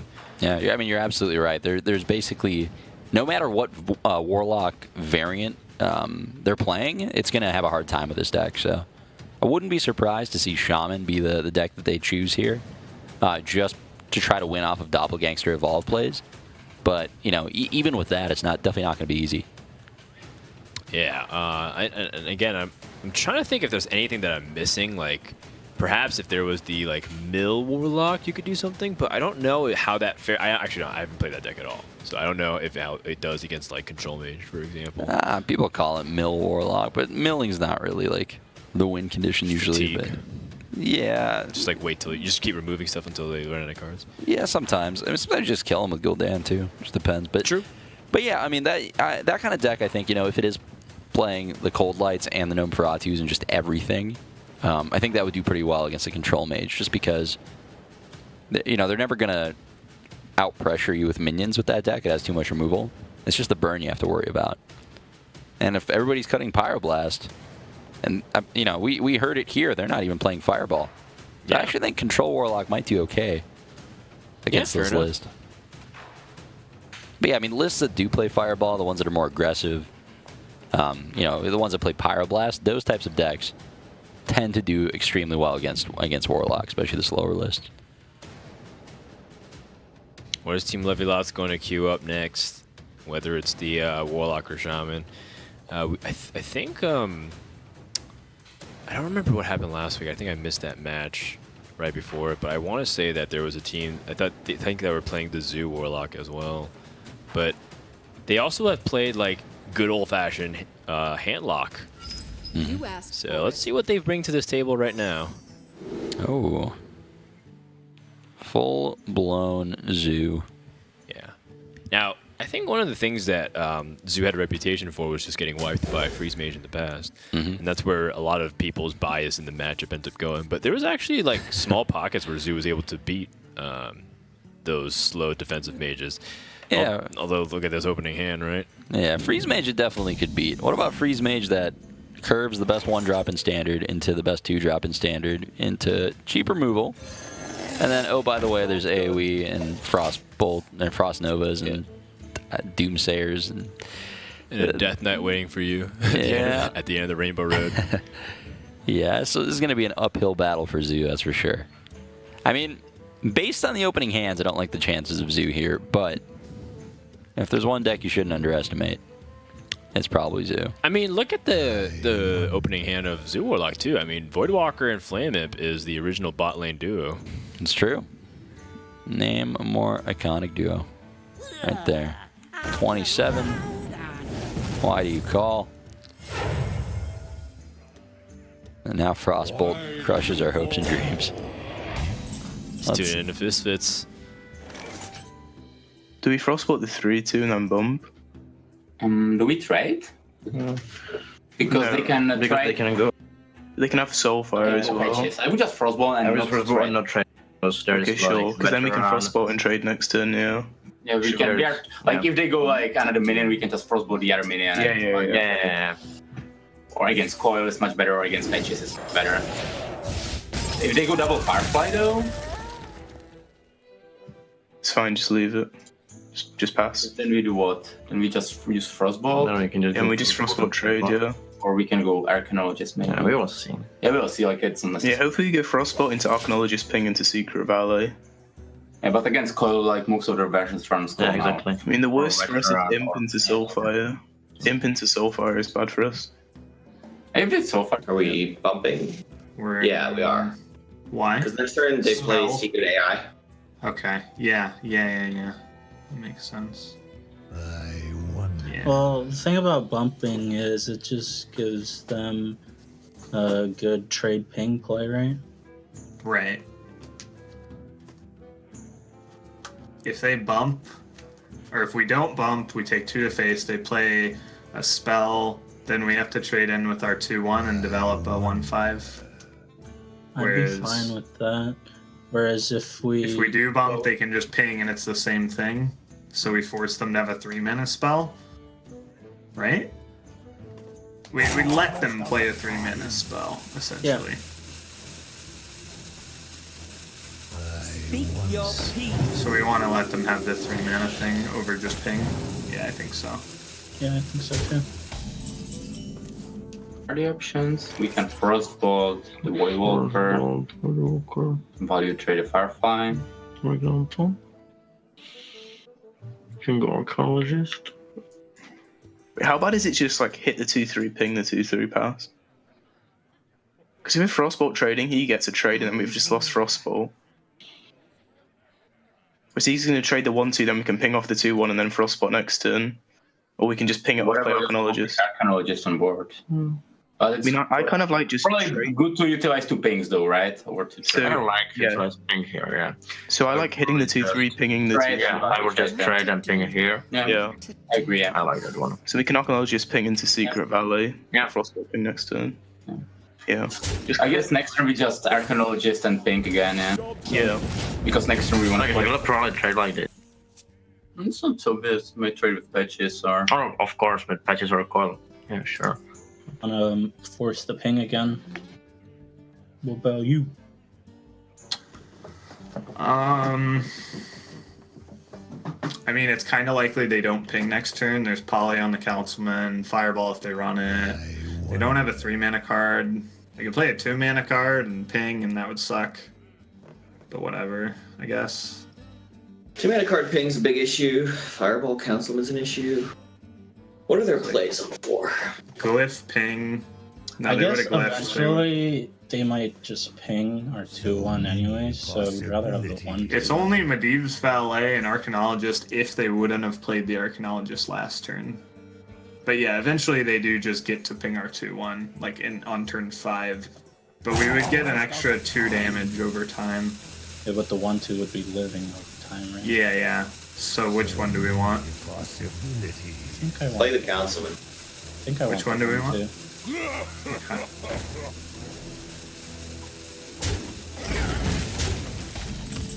Doesn't seem like the trade 2-1 makes relevant trades. And the Right, that's what I'm thinking. So it's really just about what pushes more. Just pushes more safely. Wow, what a hand out of Misfits here. Look at this. Jeez, double Valet to accompany Medivh himself. Who does he think he is? I don't know, man. This is nuts. I mean, the Mana Worm, the Frostbolts, the Arcanologist, Valet, which is the single best card against Zoo in the deck. I mean, that or Doomsayer. It's a very excellent hand. I mean, I wouldn't be surprised if we see the reactive control deck getting the board from Zoo. Well, this Soulfire play could be big too, as long as they don't discard. I couldn't even finish the sentence before it happened. Esports ready. Well, we can shoot the Malkazar's Imp, because I think they're gonna have a little bit of worry of Doomguard this coming turn. Excuse me, you are on fire. And I mean, at this point, how does Warlock win? I think we're all in on Bone Mare. Yeah, I mean, the thing about the Zoo Warlock is that it can bounce back from some unfortunate discards. And I usually add the small thing of saying, well, as long as you don't discard Gul'dan, you always have a choice. Or chance, excuse me. It's a little more brutal now. I like that Blood Imp inclusion. Somebody should tell Lovey Lots about the patch notes back in 2013. We saw Blood Imp actually do some work in the championship this past weekend, where Booyah from Japan played Blood Fury Potion on Blood Imp after getting Kelseth. But is that Blood Imp doing work, or is that Blood Fury Potion? It was a team effort. Right? Okay. Yeah. It takes 2 to tango. Like Batman and Robin. Yeah. Except both of them are unplayable. All right. I have not played the Batman trading card game myself, but after I test it, I'll let you know. That was the future. Is that the card game you're working on? Oh, yeah. Wow. Well, why is Blood Imp more popular? I guess you just want more 1-drops because you have Kelseth. There's so many other options. I mean, like maybe it's for Gul'dan. Like after you play it, it protects you against AoE somehow. Well, what's funny is that with Blood Imp, you actually have too many demons because you have Malkazar's Imps, you have Flame Imps, Blood Imps, Voidwalkers, Despicable Dreadlords, Doomguards. So there's even less reason to play. I'm just telling. I mean, but then people also play the 4-mana minion called Crystal Weaver. Okay. And that's Weaver, the reason. There we go. Let's go to that card. I can see that. You are on fire. There you go. We got there. Yeah. So Lovey Lots is planning on weaving crystals this game. Let's see how that works out. You're going to need... Well, first they're going to need to draw it, and then they're going to need a lot more Blood Imps. Yeah. Well, let's just resurrect some more. Oh, wait. We got wrecked. Too soon. Time runs out on me. Let's tune in and see if Lovey Lots, can they bounce back from this pretty awful position here. They ping our face because they think we could have Dreadlord. We drew Dreadlord. So we just do it. Yeah. Yeah. Spend our mana, play our stuff, kill his stuff. should we have not soul fired? I don't know. I felt No, like no. Yeah. Let's not talk about that. Yeah, we make the best plays every turn. We're just unlucky. Right. You're just gonna go for Dulcer here. Could we just pass? No, pass is bad. Like, it's good to force them to play Doomguard, I guess, because be out of cards, right? Sure, I guess we can just Frost Doom then. Yeah, I would Frost I Doom. would go definitely because of Bone Manor. Yeah, I mean, yeah, if it doesn't go off, if it goes off, sorry, he just loses, so yeah. Yeah, like, what do we think? Face. I mean, you could ping that because of Fireball, but like, I think you'd still play Medivh anyway. Nice. Yeah, you just ping face because you'd I Medivh would anyway. pick face, I agree. Yeah. Okay, the tech decision is coming in. Paying off. We're gonna win because of it. Do we want to stop tapping? That's what I was gonna ask. Yeah, that's what my I think head's we at. do. We can't tap in anything this turn. Our next two turns are Bone Mare and Doomguard. Yeah, and let's stop tapping. Okay, I'm gonna put the Spellbreaker on the far right. Yep. So Yep. many possibilities. Sounds his guy. Right, that's the idea, Zolai. Yeah. Your magic shall Forgot we had to clarify. We've been clarifying a lot of things this broadcast. We have. Clarification gamers. Why didn't they tap? Can you think it over why they didn't tap? Interesting card. What to do? What to do? It's just Medivh. Yeah, sure. We are just thinking. I'm thinking that's my issue. They might have like 3-drop plus Doomguard. Maybe. So if they have fledgling Doomguard, and they'll just see probably what they will do. It's not changing anything. They are not thinking anywhere. So next turn we just go Intellectual Wizard, right? Oh. Hey. We can play that guy. Yeah. So, which one do we Bone Mare? I guess we can Bone Mare the Spellbreaker and kill that guy since we have 2 Blood Imps down. I might hit It's that. pretty likely. Yeah. What if we Bone Mare a big guy and go face? That's what I'm thinking.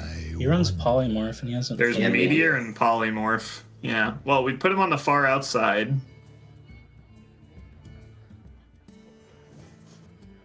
I kind of like going face. I don't. Nah. Well, I think we should need. trade. We have time. You think we should? Yeah, I guess we do have some time. Possibilities. So we want to Bone Mare the big guy in trade, or Bone Mare the little guy because of the Blood Imp chance? I think we Bone Mare the little guy. It's 50-50 on the Blood Imp, and it's really awful if it doesn't work, right? I mean, I'm if gonna it's Bone Mare pink- the big guy and trade, right? Okay, just nail the positioning and I'll be happy. Yeah.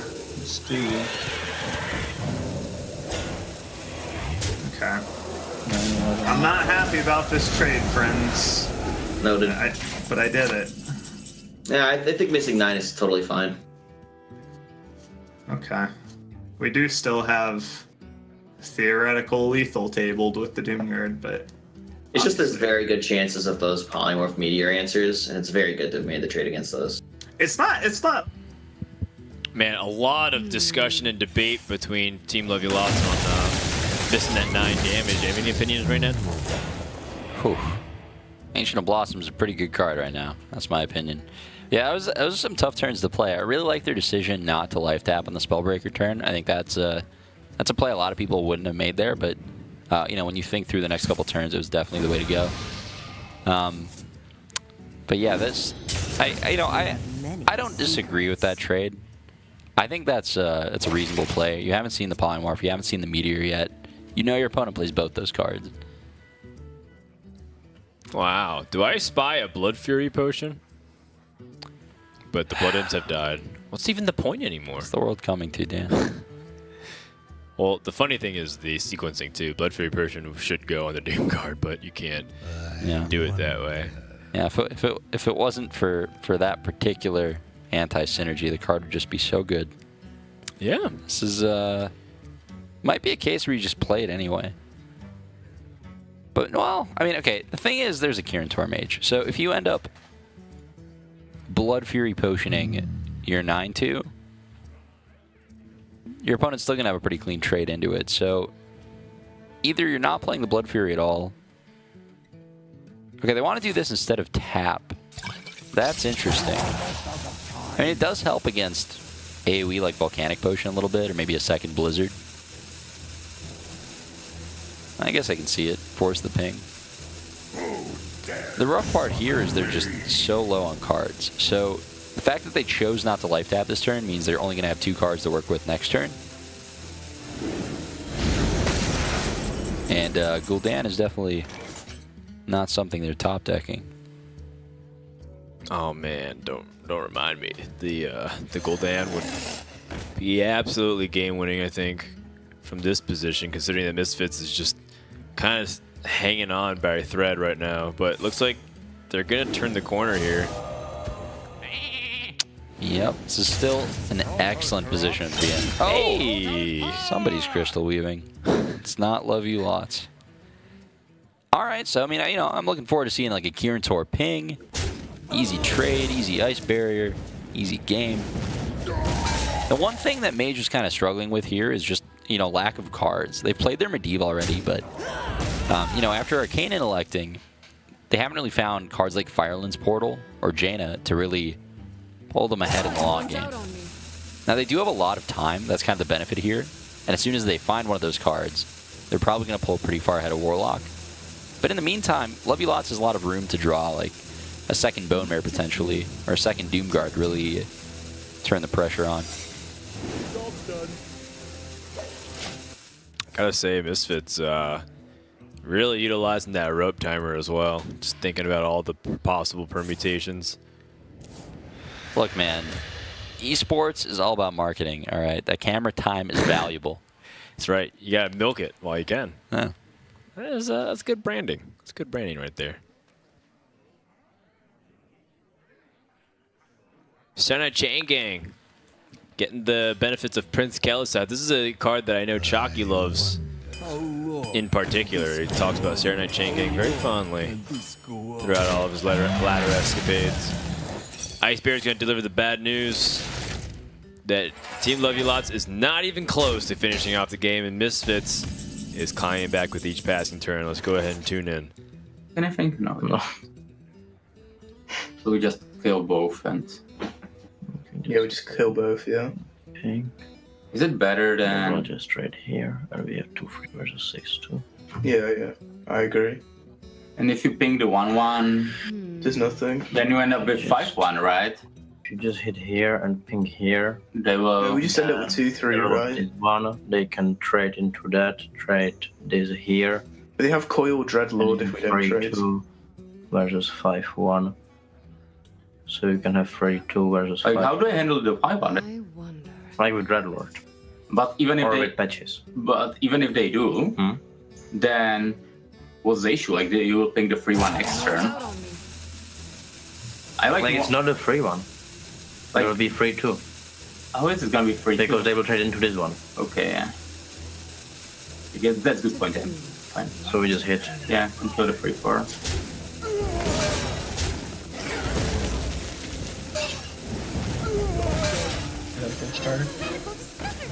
No draw, no draw, no draw. Yes. Oh. Okay. Yeah. So their hand is Ice Block, right? Yeah. Yeah. We're gonna trade our Doomguard and preserve our guy. Yep. And positioning the 6/2 should be in the middle. So we want 5, 6. We could keep the 1/1 alive, I guess. I was thinking we had to trade it for some reason. So the 1/1 is irrelevant because it gets pinged. We want the 5, 6. Like all there is to think about is meteor, right? 5, 6. Yeah. So well, the 2 health goes in the middle, right? Yes. Yeah. Yeah. That's all that matters. Big one on the left is Doomguard. Dreadlord on the right. Yeah. That's what I'm gonna do. That doesn't actually matter though, because No. Who dares summon me? We're gonna trade with our guy to preserve our 6/2. Yep.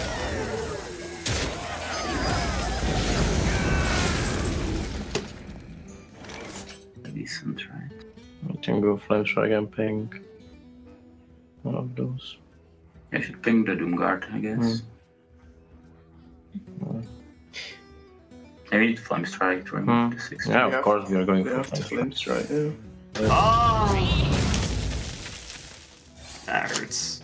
Oh well. Bone Mare. I really like tapping. We have Crystal Blood Weaver. Fury. We have Blood Fury. Oh. Well, we're gonna tap. Yeah. Yep. Oh. Okay, play that one.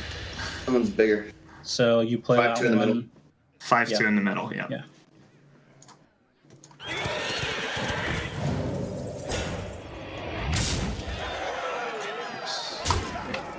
All right. A few more turns and we could win.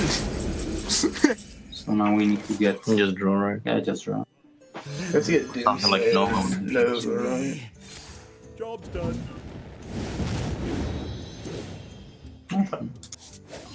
Could work out, maybe. How many cards do they have? They have like 8. They have pack. No. Well, Soulfire, right?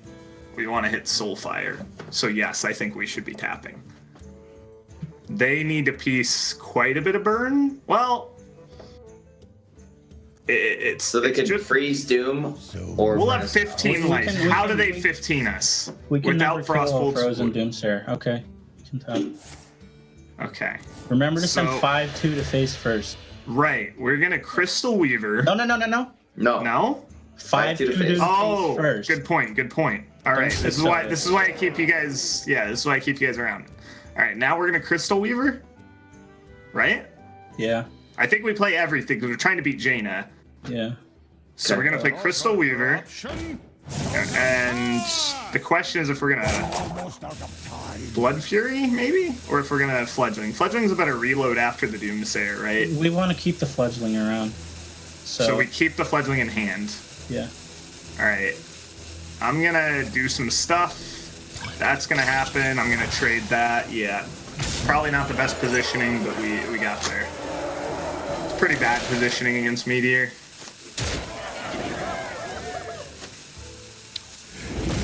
Well, some way, somehow, Lovey Lots has put Misfits in a pretty bad spot. Although, Yeah, Misfits has some strong tools coming up for yeah, sure. they have an out here if Promoter Club's able to find Frost Nova discounted to 1 mana and get a safe Jaina down. That is a possibility, but they're definitely considering the Ice Block Meteor play as well. It's interesting because they're getting popped regardless. So they are thinking, how do we win the game at this point? And, when you're considering Primordial Glyph outs, Frost Nova definitely is a card that could come to mind. I think that's the winning play. I agree with you, Dan. But the question is, will they see that, or will they just make the all too common mistake of losing slower by playing Meteor? Meteor isn't the worst for next turn's Glyph either. You can get Flame Strike. Ooh, another Ice Block, actually. That works, right? It's pretty much a Nova. You do that with Jaina? Kind of, except the only thing about Water Elemental is that having the Frost Nova lets you get like the good trade, so that way you can keep it alive. Right. But you're still right in the sense that you're able to get it out. That's gonna be a nice block pop for Team Lovey Lots. Not much to think about here. I guess it's worth evaluating how far you want to extend onto the board. Yep, at this point, Lovey Lots doesn't have too many cards in hand. There are a couple key cards they're looking for, like Soulfire, just in case the opponent freezes their board and they still want to be able to threaten lethal. But they're trying to balance that with, the fact that this Misfits deck does have burn in it. And they don't know exactly how much. They haven't seen a Fireball yet. But it's not an uncommon card in Control Mage, and they can expect it. So they found their Soulfire. They did opt into the tap. Misfits doesn't have the burn to really punish them for this, so that tap's going to work out very well. And yeah, we are going to see a Frostless Jaina Ice Block turn. And like you said, Dan, the fact that it's not a Nova, but it's an Ice Block instead, does hurt because you're going to get popped at 1 rather than keeping your armor. The Water Elemental is going to die before you get popped.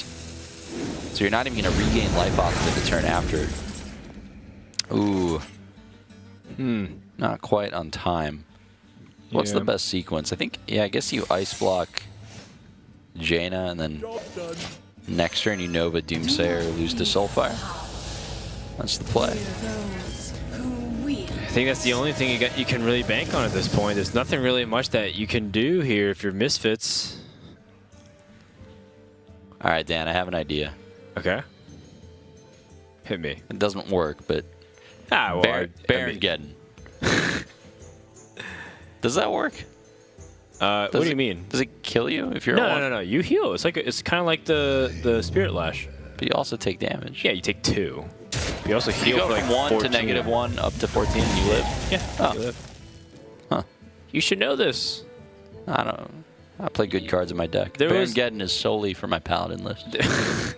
It was the Paladin list. Remember when you faced against the Golden Hunter? You had the True Silver Champion, like negative whatever. Alright, because there's a bug where like if you attack into Explosive Trap as True Silver, you go to 0, but you go back to 2. Oh yeah. That's right. So you can go to death and technically get That happened to me in a tournament? Yeah, for ESL Legendary Series. Oh. You don't remember? Nobody remembers that. I distinctly remember that from the interview. Let's go to Misfits listening. They're going to rejoice in drawing that Doomsayer and then proceed to lose to Soulfire anyway, but it was a valiant effort. And Zoo gets there. I mean, despite discarding Gul'dan. Yeah. This was not a game that you would have expected Lovey Lots to win. It went to based on the fatigue. early game, but look how deep they are in the decks. 26 cards, 24 cards. It went the distance. yeah, I mean, some of those draws were at very key times, right? Like getting the Doomguard to go with the Despicable Dreadlord, playing 2 mid-sized minions in the same turn, having that Spellbreaker, the only Spellbreaker, right on time for the Doomsayer. The big Bone Mare to get the big damage in. Yep. Oh, damn, there are no small Bone Mares. Whoa, not even the Crystal Weaver. Bone Mare only comes in one size. They finally got to weave the crystals again. It's true. Chalky with the... Oh, okay. I thought he was popping off. But Chalky, going to get some water. Yeah. My question is, what kind of blood-free potions are they drinking out of game to include 2 copies of that card in their deck on purpose? I think it did fine. I think we got discarded. went on to something. That's true. Did that just as well as any other card. That's right. Like the Mayor Noggenfogger. Yeah. And Warlock keeps Team LUL's chances alive. Now remember, Team LUL is down 0-2 in the overall standing, so a loss here is crushing. Going 0-3 is basically they cannot lose any more, otherwise they're not going to playoffs. And then Team Misfits, they're 1-1. And now Warlock against Warrior and Paladin, but I do feel like Warrior is a class pretty well equipped to beat a lot of the Zoo Warlocks. Yeah, absolutely. It's a deck with just a lot of flexibility, and you know, if it is the quest variant, have we seen their? We haven't seen their Warrior deck yet, right? No, it has not made an appearance yet. The Quest Warrior was on the other side. Right. So we've seen 2 Quest Warriors today so far. We'll see if that's a trend or a pattern. Maybe these guys have it as well. But if that's the case, I think that type of list would do pretty well against the Zoo. You definitely can get wrecked by the mid-sized minions sometimes, but you know, your brawls are very powerful. There aren't a lot of death rattles that let the Zoo deck stick a board over a long period of time. No. Team LUL playing more minions seems like they take more time. Yeah. Something I wasn't expecting. I thought Misfits had a little bit longer turn, but it seems like Team LUL had a lot more debates on how they wanted to sequence things. Time flies when you're listening to Team LUL. The banter. You were talking about how you thought that this one might go the distance, and it feels more likely to be the case with each passing game here. And then you gotta kind of wonder if there's any more curveballs left. I don't think there's anything left for Team LUL to really surprise, since Shaman's one of the more rigid classes right now in Hearthstone. And then Paladin has a couple of ways to build, but I still expect Murloc Paladin. So it's really the question mark of what's the warrior for Team Lovey Lots. Are they the Pirate warrior? That's usually the question mark. That class has a lot of flexibility. And we'll see. I mean, everybody's getting water now. Everybody's taking a break. They're preparing themselves. These have been pretty long games, to be fair. Most players, or both teams, have been roping almost every turn, even turn 1, trust me. I noticed. And, you know, because of that, it's become a little bit of a battle of attrition, right? It's a little bit of an endurance test. It's like the all-day boardroom meetings where, like, when one person wants to take a break, everyone just kind of takes it upon themselves, take breaks right when you're about to get started again. Right. Can't really assemble the crew anymore. Here's a brief recap on what happened in the first series. Pretty systematic. G2, Planet got rolling at the very beginning with 2 Warlock wins. G2 finally struck back with their control Warlock and then swept the rest of the way with Paladin. Yeah, those hammer icons are very fitting because Planet Odd got bopped. It is true, and it was kind of it was pretty one-sided for a lot of those games. Now, granted, that Planet Odd had some pretty bad draws, but you gotta kind of wonder if they didn't have enough respect for the Murloc Paladin. Versus this week, we see these two teams respect a lot of Murloc Paladin. They had double Hunger Crabs in a lot of their decks. Yep, I feel like we've only seen Hungry Crab in matchups where it is strictly a vanilla 1-2 for 1. But, man, those times that you queue into that matchup and just obliterate the opponent, that feels good. It does. All right, looks like we're about to start up. Chalky has never been happier in his life. This 4-4 point in the series, this is the peak. He's ecstatic, and that's because he drew Kelseth. Yeah, I was wondering what he was so happy about, and I can see why. What a difficult game this was. To be fair, Kelseth, even though it's so powerful, getting it against another minion-focused deck is less powerful than getting it against a control deck because it takes a while to draw those minions off the Kelseth. Sometimes the minions you draw are expensive, like Bone Mare. So the effect off Kelseth you're not really getting for several turns. So when you're fighting for board against like a Murloc Paladin, you basically played a vanilla 2-mana 2-2 some of the time. And that doesn't always cut it. So depending on how good Misfits draw is, that might not even cut it. So yeah, they got a little greedy by holding onto the Rallying Blade instead of trying to go for a 1-mana minion. Yeah, personally, I don't think it's that greedy. Just because when you think about what 3-drops are good in this matchup, it's certainly not War Leader. It's Cold Light only if you have a perfect curve already. So I actually think Rallying Blade is generally their best 3-mana card. It's good if they're ahead. It's good if they're behind. I don't mind that keep, but it was definitely a misplay to draw Curator instead of a 1-drop. That hurts. If they have to hero power turn 2, at that point I would say the game's almost certainly over. Yeah, Team Lovey Lots with the Coin Kelseth. The best play available to them, and the highest win rate by far for a turn 1 play in the Zoo Warlock. Ooh. Right on time. Get in there, champ. Yeah, I mean, it's better than hero power. It is better than hero powering, and it could be worse. They could also have just like a 1-mana minion play that just gets completely bopped as well. Yep. Vilefin will die to the Atcher's Veteran, but they don't know that, so Misfits is now deciding between the hero power and the Vilefin. Most likely going to go for the Vilefin just because they do need something to stick. But holding on to Vilefin makes some amount of sense as well because you can kind of weave it in later, like on turn 5 with a Megasaur.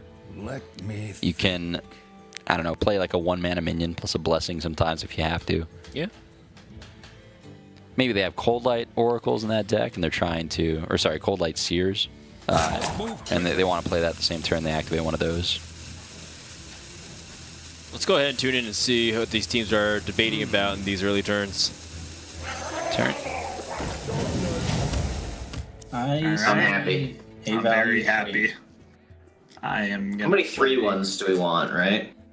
You mean 3-1s? Oh, I see. We want 1 3-1 and 1. We want 2 3-1s and a 3-2, or a 2-1. Yes. We buff the guy, then we buff the veteran. Yeah. 4-1's better against Stonehill. I don't think we saw. We have a Soulfire just in case, but yeah, I'm pretty sure we didn't see Stonehill from them when they played the. No, we didn't. Okay, so what do we just blade and pass? Right? Just blade and pass. Yeah, just blade and pass, yeah. Oh my god, that's such a good draw. More because Yeah, of course. because then it's quite obvious. We have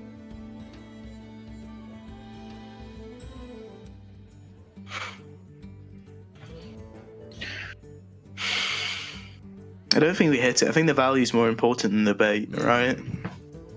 The hero power pass, we don't care, do we? maybe it might like you need to share like You will kill like fledgling You or can kill- concealman. Yeah. fledgling or concealment. And if they don't add anything we consecrate, we still are kind of ahead on board. We have blade, right? Like, they use the buff from Prince. It sucks. I get it. Yeah.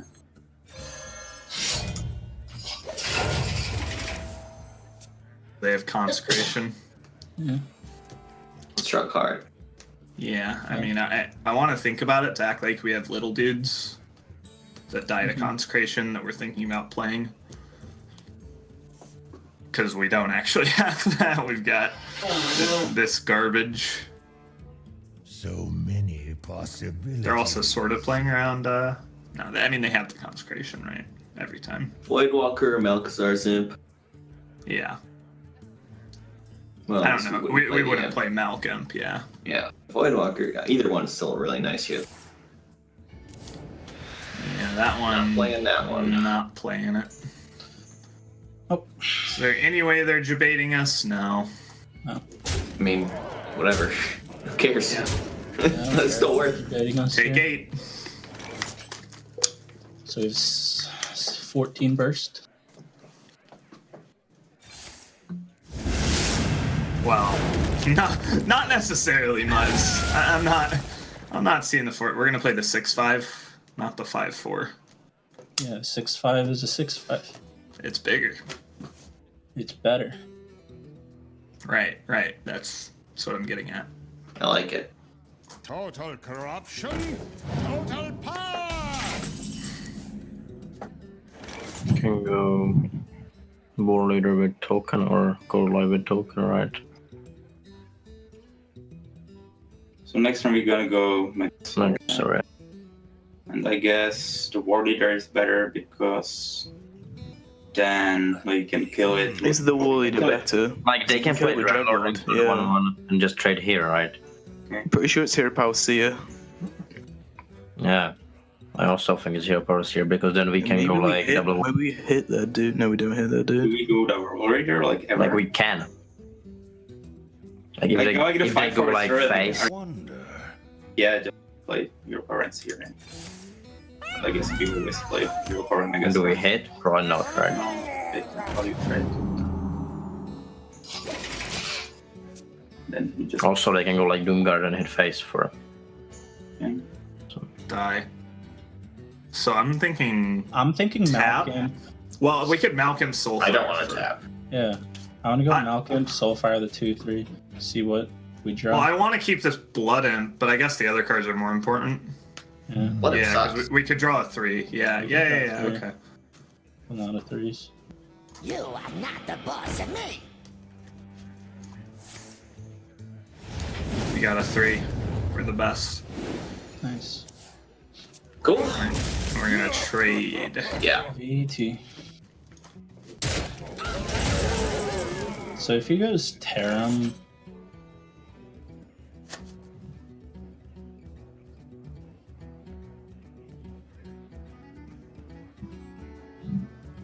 How bad's double war leader? Or they will just play money on trade with 3/6 and. Sure, but then we can trade the weapon into it and then play double Murloc Megasaur. Okay, I guess you're just.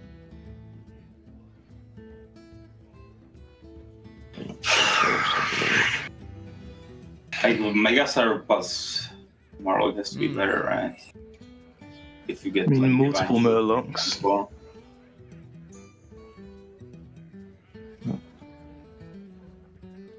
and we trade into 2/4 with weapon, right? Yeah, probably. Yeah, play your power and. I like that one.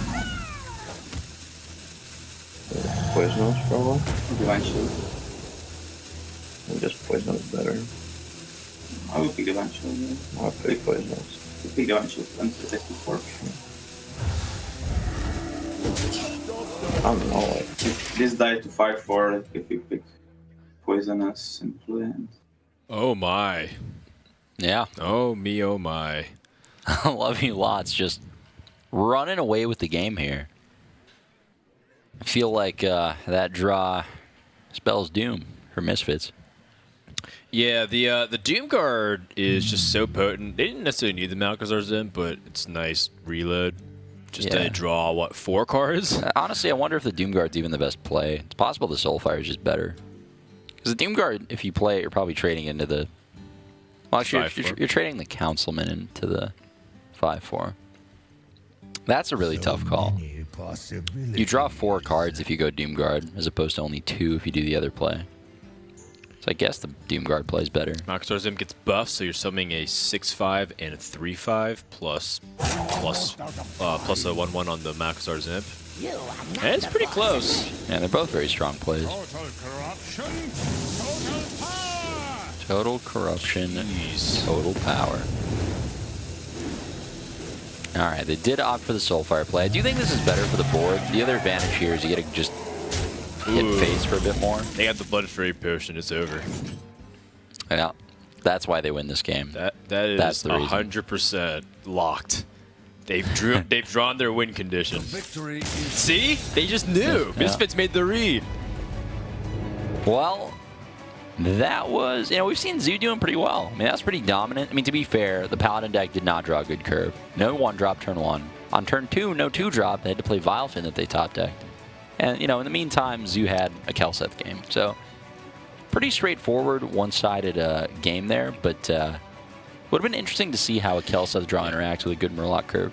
Well, that's like the thing, too, with the Murloc Paladins. We saw, for the most part, G2 start off very strong most of those Paladin games. There's a handful of times with the Murloc Paladin that you just kind of falter in the very beginning, and you only get 1 life with your deck. Now Misfits is backs to the wall. They have to win with this Warrior, which they avoided playing. And it makes me curious why they avoided playing it, because I do feel like Murloc Paladin, it definitely has a good chance against the Zoo, but it feels like the Warrior can answer a little bit better. Yeah, definitely. It's interesting. I mean, maybe this is like a Fatigue Warrior or something crazy that's just very weak against aggro. I guess we'll end up seeing. Could be. Yeah, it's interesting. Like you mentioned, though, Murlocs, half the deck, or a third of the deck at least, is those heavy mid-range threats that you just can't afford to draw in the early game. Cards like Blessing of Kings, Spike Ridge Steed, Bone Mare, Tyrion, these cards do nothing unless you're already ahead. So it's not uncommon to get those draws where, you skip your 1-drop. Turn 2, you didn't get your Rock Pool, you didn't get your Hydrologist. So you skip turn 2. And, those games you've essentially already lost in a lot of cases. Or if you do get your 1-drop, then you don't get a 2-drop. It's not uncommon to get a lot of those draws. So, yeah, definitely one of the risks with playing the deck. It's still obviously very, very powerful. One of the stronger decks in Standard, but that is absolutely a drawback. It's not like Zoo back in the day where every card in the deck costs like less than 4 mana, so you just all your hands use all your mana. Well, Misfits with a loss here would give Team LUL their first win of Trinity Series. This would be a pretty big thing to keep them competitive, and you can see that they're still in high spirits. The nice thing for Misfits is even if they drop this game, they got a good amount of wins in. 4 is definitely a very high amount, second highest you can get if you lose. And that game score will definitely start counting too, because some teams have gotten crushed, like 6-2, 6-1. Well, there it is, Dan. Oh, it is the Fatigue Warrior. Misfits being good guys, giving Team LUL the charity win. I am not a fan of Fatigue Warrior. Why fun not? fact. I've only play tested the deck for about 2 hours, like 2 games, and I didn't win those games, and it's hard for me to gauge the power level of it, but just based on how absurd the win condition is and how many things have to go right. I've always felt like it's a little bit on the underpowered side. Gotcha. But in a format like this, it makes a lot more sense. You can just hard counter stuff. I'm a big fan of tech control decks. If you're playing something like Quest Warrior, you're still going to get a lot of those 90-10 matchups against control and stuff. You're just The frustrating thing for me when I play Fatigue Warrior, when I say frustrating, I mean the reason why I don't personally enjoy playing it is because I do feel like you never truly shift modes. You're just doing kind of the same game plan the entire time, which is don't die and keep counting to make sure that you can get to the fatigue point. With a lot of control decks, you end up having to flip a switch at some point, right? Right. You can be aggressive, you can be reactive, sometimes you're very proactive. I never got that feeling from Fatigue Warrior. All I like to do is basically play keep away. Yeah. The entire time. Seems like Chalky ate his Wheaties this morning. He's drawing Kelseth every single game. I'm jealous. If I could do that, I would be legendary right now. What rank are you right now? I don't know. I play like 2 hours a night. I think I'm like 4. I'm memeing, Dan. You know how much Dragon Priest I've tested? You know how much N'Zoth, Dragon, Elemental, Quest, Raza Priest I've tested? Some. Have you tried Dragon Mage with Curator and Iron Beak Owl? Not yet, no. Yeah. Give it a try. When I have a few too many stars and I'm willing to part with some, I will give that a go. You said you're at rank 4, so apparently you have 5 stars to give, at least. Oh, yeah. That's true. Team love you lots. Double Doomguard, double Blood Imp. A little awkward of a hand. You know what would really help tie everything together? What's that? A Blood Fury potion or two. Yeah, this Acolyte of Pain doesn't have enough attack yet. That's what will help love you lots. Let's tune in and listen to what they're talking about. Okay. And we want to play these discard effects as soon as possible. Right. We want to get them out. We want to get the Doomguard specifically out of our hand. Yeah. ASAP for Blood Reaver. So we want to. We don't want to stop tapping, but we do. At this point, we basically do. I think we can wait on it, right? It depends what we draw. We'll just play Razor and we see what we get, right? And Razor is always better than Ghoul because of Curve, or? Yeah. Because we can Ghoul execute. Potentially, if he plays big Councilman. Razor here.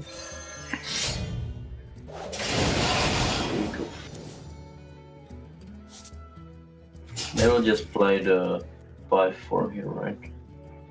What? Yeah. The Spell Reaver or Demon Reaver. The demon that buffs his dudes. Yeah.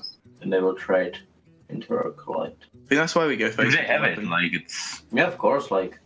Why would they double this, right? And then what? So we poke face. So he trades his. Why do we poke face? Like, do we need Vervent or? Yeah, because if the zero. If they both buff the 5/4, we can bump Ghoul. We need to wait a turn, I guess, because we probably shield block and then go like really big swing turn, right? Okay. Alright. So we Spellbreaker. Yep. Far left. We do not push. Well, we don't push one. Good call, Soleil. Yeah. Again, why we keep you around. Mm-hmm. I'm important. Ooh. That's big. That is big. Strecking it operative. Yeah, quite the Spellbreaker. Yeah, denying the card draw is the primary way to really defeat the deck, in my opinion, because their hand is usually very dependent on reacting situations. They have a lot of pieces that work together. It's kind of like a bad Raza Anduin situation where it's just you have so many things that piece together, except it's even more situational with Fatigue Warrior. Mm-hmm. You really do need a full hand at all times in order for your dead man's hands to actually do stuff. And yeah, you don't want to be in a situation where you're just treading water, emptying your hand to stay alive. And when you do draw dead man's hand, or when you do draw Acolyte, your hand's already almost empty, and it doesn't really give you the multiple draws that you need a turn. Man, how scary are these dirty rats too? We have 2 Doomguards waiting in the wings. You got an execute ready for each of them. Yeah, that draw denial is such a big deal. I don't mind the execute here. I think it makes a lot of sense. I want to give a shout out to the Blood Imps, man. They were kind of doing work. Yeah, it reminds me of back in vanilla Hearthstone, the single best opening in the game was Young Priestess, coin Young Priestess. Yeah. If you can get both. No. That was Blood Imp, coin Blood Imp. That was also really good, too. Yeah, I'm talking like after nerf. But yeah, Blood Imp used to be the strongest card in the game. It was the only card in the game that was better than Pyroblast. Oh, 8-mana Pyroblast. In a format with no healing. Like, there's no card that healed you in vanilla. There was like Ancient of Lore. Ancient of Lore and Lay on Hands. Yeah. That was it. Speaking of life gain, bring it on. I love you lots is gonna bring it on. Let's listen in on Misfits and see which removal spells and/or rats they go with. You can play rat like when we will brawl or I agree. Save rat. Okay, just hit execute Thalmos here, yeah. I would go for execute. Yeah, we want to cycle the Thalmos as well. Like I kind of need minions in case I battle rage. Let's say play double rat and battle rage. That's how I win the game, I guess. Like unless I draw battle. Like now we get two fresh draws. We need some card drawing. Yeah. Yeah. We might. Yeah. We can tan dump on 7 and do guard on 8. Well, we might just Doomguard on 7 and tap or something. We just don't want to risk it. We're doing really well, I think. It's a nice trip. Nice play. So Thalmos could mean they're Zoth? No. You just play it, right? I guess it could be Zoth, right? We haven't seen anything. But some people do just run that in Fatigue because it's just a cycler that has application. Wow, we really miss those buffs. Holy.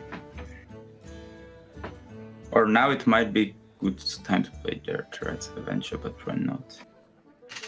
Or like now they don't have. Because if Dirty Rat pulls Bone Man, they kept the card. What is it? Might be one. Like, is it 1-drop? Is it Gul'dan? It can be Gul'dan. They're not gonna keep Gul'dan. They may be running whatever warrior. It's like too risky.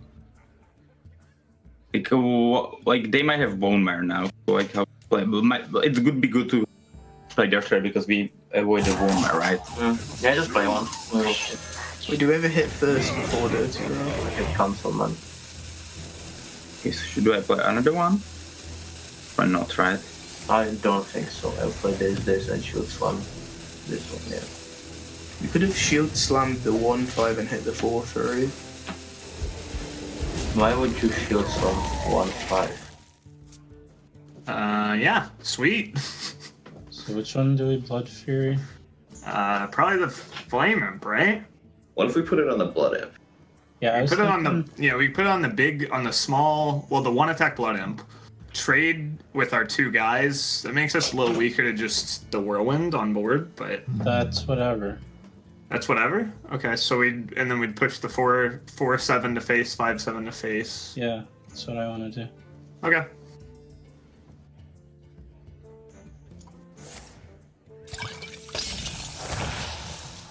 Who dares summon me?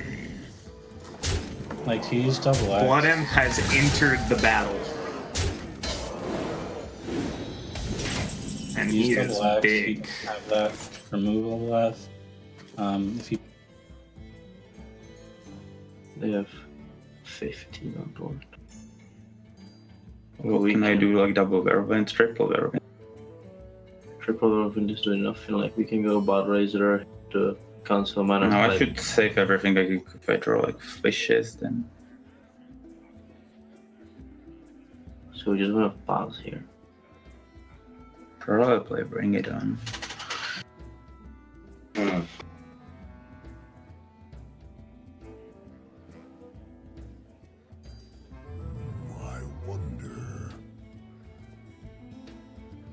Do we need to draw fishes or brawl next time? Like my issue is like with the bring it on. Like they will If probably they go down, then we bring it on in. Like we have shield block, but We have shield block. I'm not sure if it is. It should be enough, but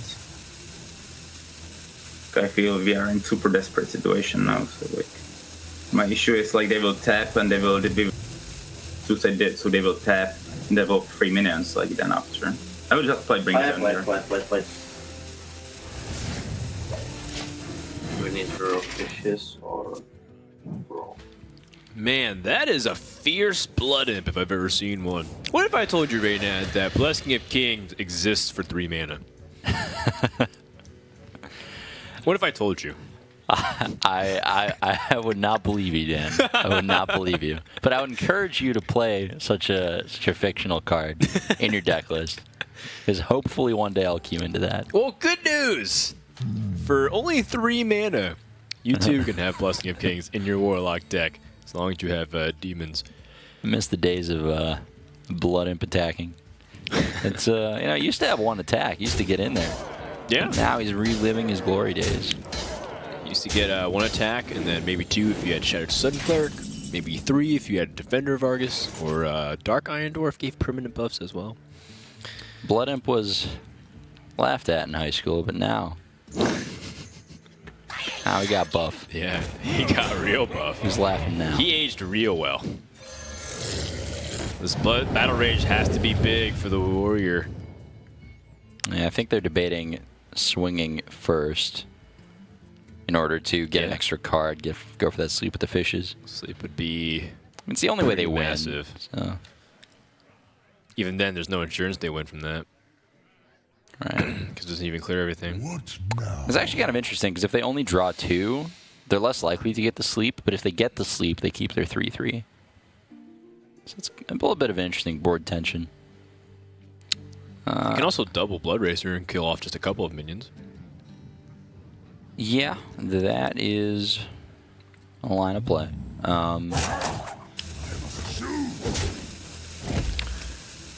Yeah, they are going to go for the draw. They realize that, their hand's almost empty. They absolutely need to do this. There we go.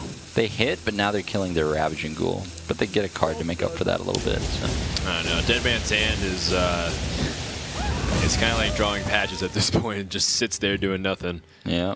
What are you going to do? Shuffle an Acolyte to paint into your deck? I guess the Acolyte with the Blood Razor is a pretty good combo. So, life tap, Soulfire Face? What do you think, Dan? I'm not as brave as you are. Let's go ahead and tune into Love You Lots. So many possibilities. Out of executes and fishes. That's okay. I'm gonna think some more. Act like the Gul'dan is a playable card. Do we ever want to? No. No. No. No. Well, we need to free up our boards, sort of, right? We could value trade. No. No. We could value trade. It's a joke. Alright, so it's your demon. His only yoke. We have all 6. We've got a perfect amount of demons. We literally 2 blood imps. The only issue is there's 2 blood imps, right? Yeah. That's. Don't worry. But they're gonna die. They're dead. Yeah. Yeah. Like they take 10. We have Soulfire Hero Power. They use both Bring-It-Ons. They need exactly second block or some Armor Smith shenanigans. 4, 5, 6. We got 6 demons. We have 6. We literally have it perfect. Like we would summon a full board. I think I need 4 seconds, 7 more, I guess. But like my issue is I probably need to armor up, I guess. I'll go for a Cloyd Horizon. Let the pain speak to me. Maybe Oracle Savage should use shuffle.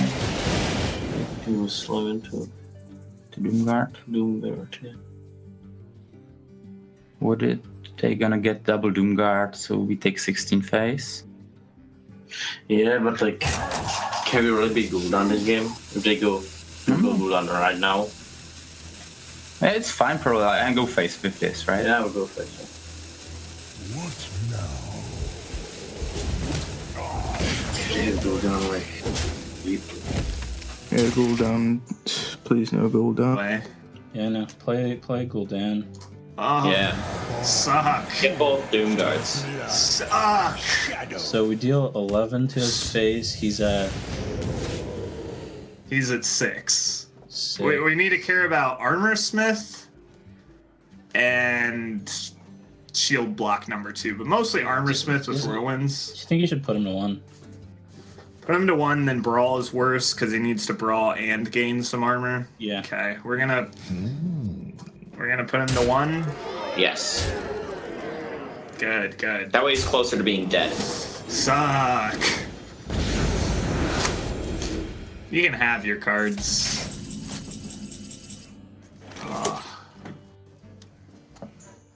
3-2 potentially. Here, right? To kill.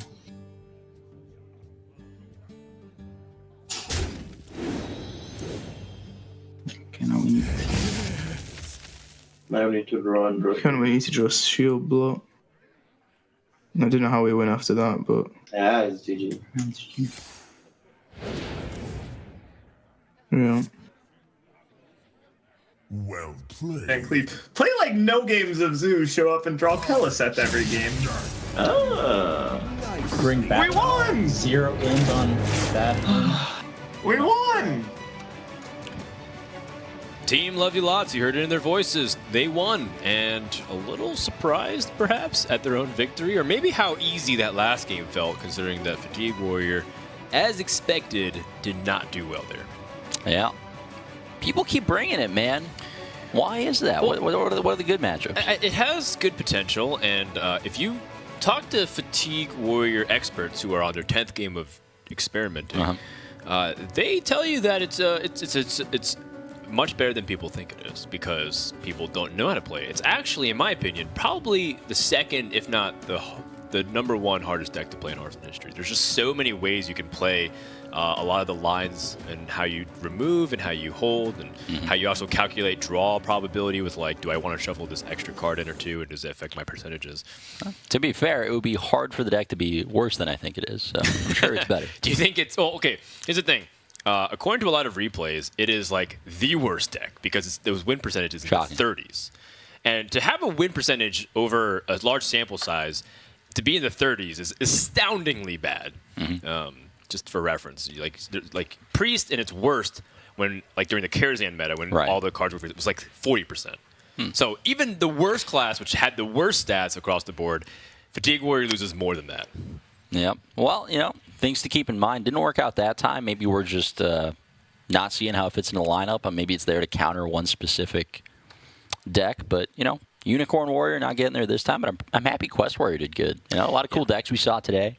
A lot of archetypes we didn't expect, and really good lines of play. I mean, players took their time, making sure they executed things perfectly, and a lot of back and forth games. Yeah, we saw a lot of creative lines. Most importantly, you saw a lot of like really rewarding plays that end up getting rewarded like 3 or 4 turns down the road. We're joined by a member from Team Love You Lots. It's Chalky, and Chalky was the pilot of the Zoo Warlock deck. Now, how much did the win mean to you guys? I know it's obviously big because it was the first time you guys got a series W, but how was like the morale going up into this match, Chalky? It was good, but I can't do this interview because another tournament needs me or else I'm disqualified, so I gotta run. All right, well, thanks for joining us, and good luck. Yeah, we're the best. Woo, we won a week. Best of luck. All right, well, there we go. Man, a few words, Jockey. People don't really know him to talk very much in front of the camera. He's a little shy. Yeah, the pro Hearthstone lifestyle, Yeah.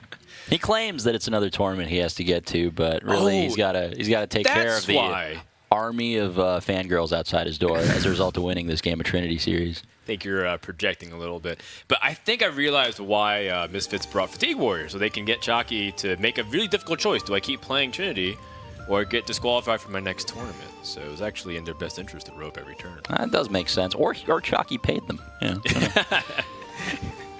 Yeah, true. Either way, though, no matter how you look at it, Love You Lots is climbing closer back into the standings. The game win-loss difference does favor Misfits, but Planet Odd and Misfits lost a lot of ground today, while, as you saw, G2 and Love You Lots made up some. Tomorrow we get to see the other half of Season 2 play. We have Virtus Pro, Complexity Gaming, Team Liquid, and Tempo Storm, and that should be fun, because, of course, we have Raynad casting not just today, but also tomorrow. You're welcome. Should be fun. I didn't even thank you yet, but I'm glad you're here. I'm kidding. It was enjoyable. Thank you for for carrying me in casting, Dan. It's been a while. I think you did great. But always fun to watch some Hearthstone, you know? Like, absurd RNG is very fun as long as I'm not the one losing to it. So. All right. Well, before we go, we want to give a big shout out to the people that keep the lights on in Twitch, Intel, and ESL. Tomorrow, we're going to start again. Same time, same place, twitch.tv/ESL_Hearthstone. Make sure to hashtag Trinity Series, and we'll see you guys back here tomorrow.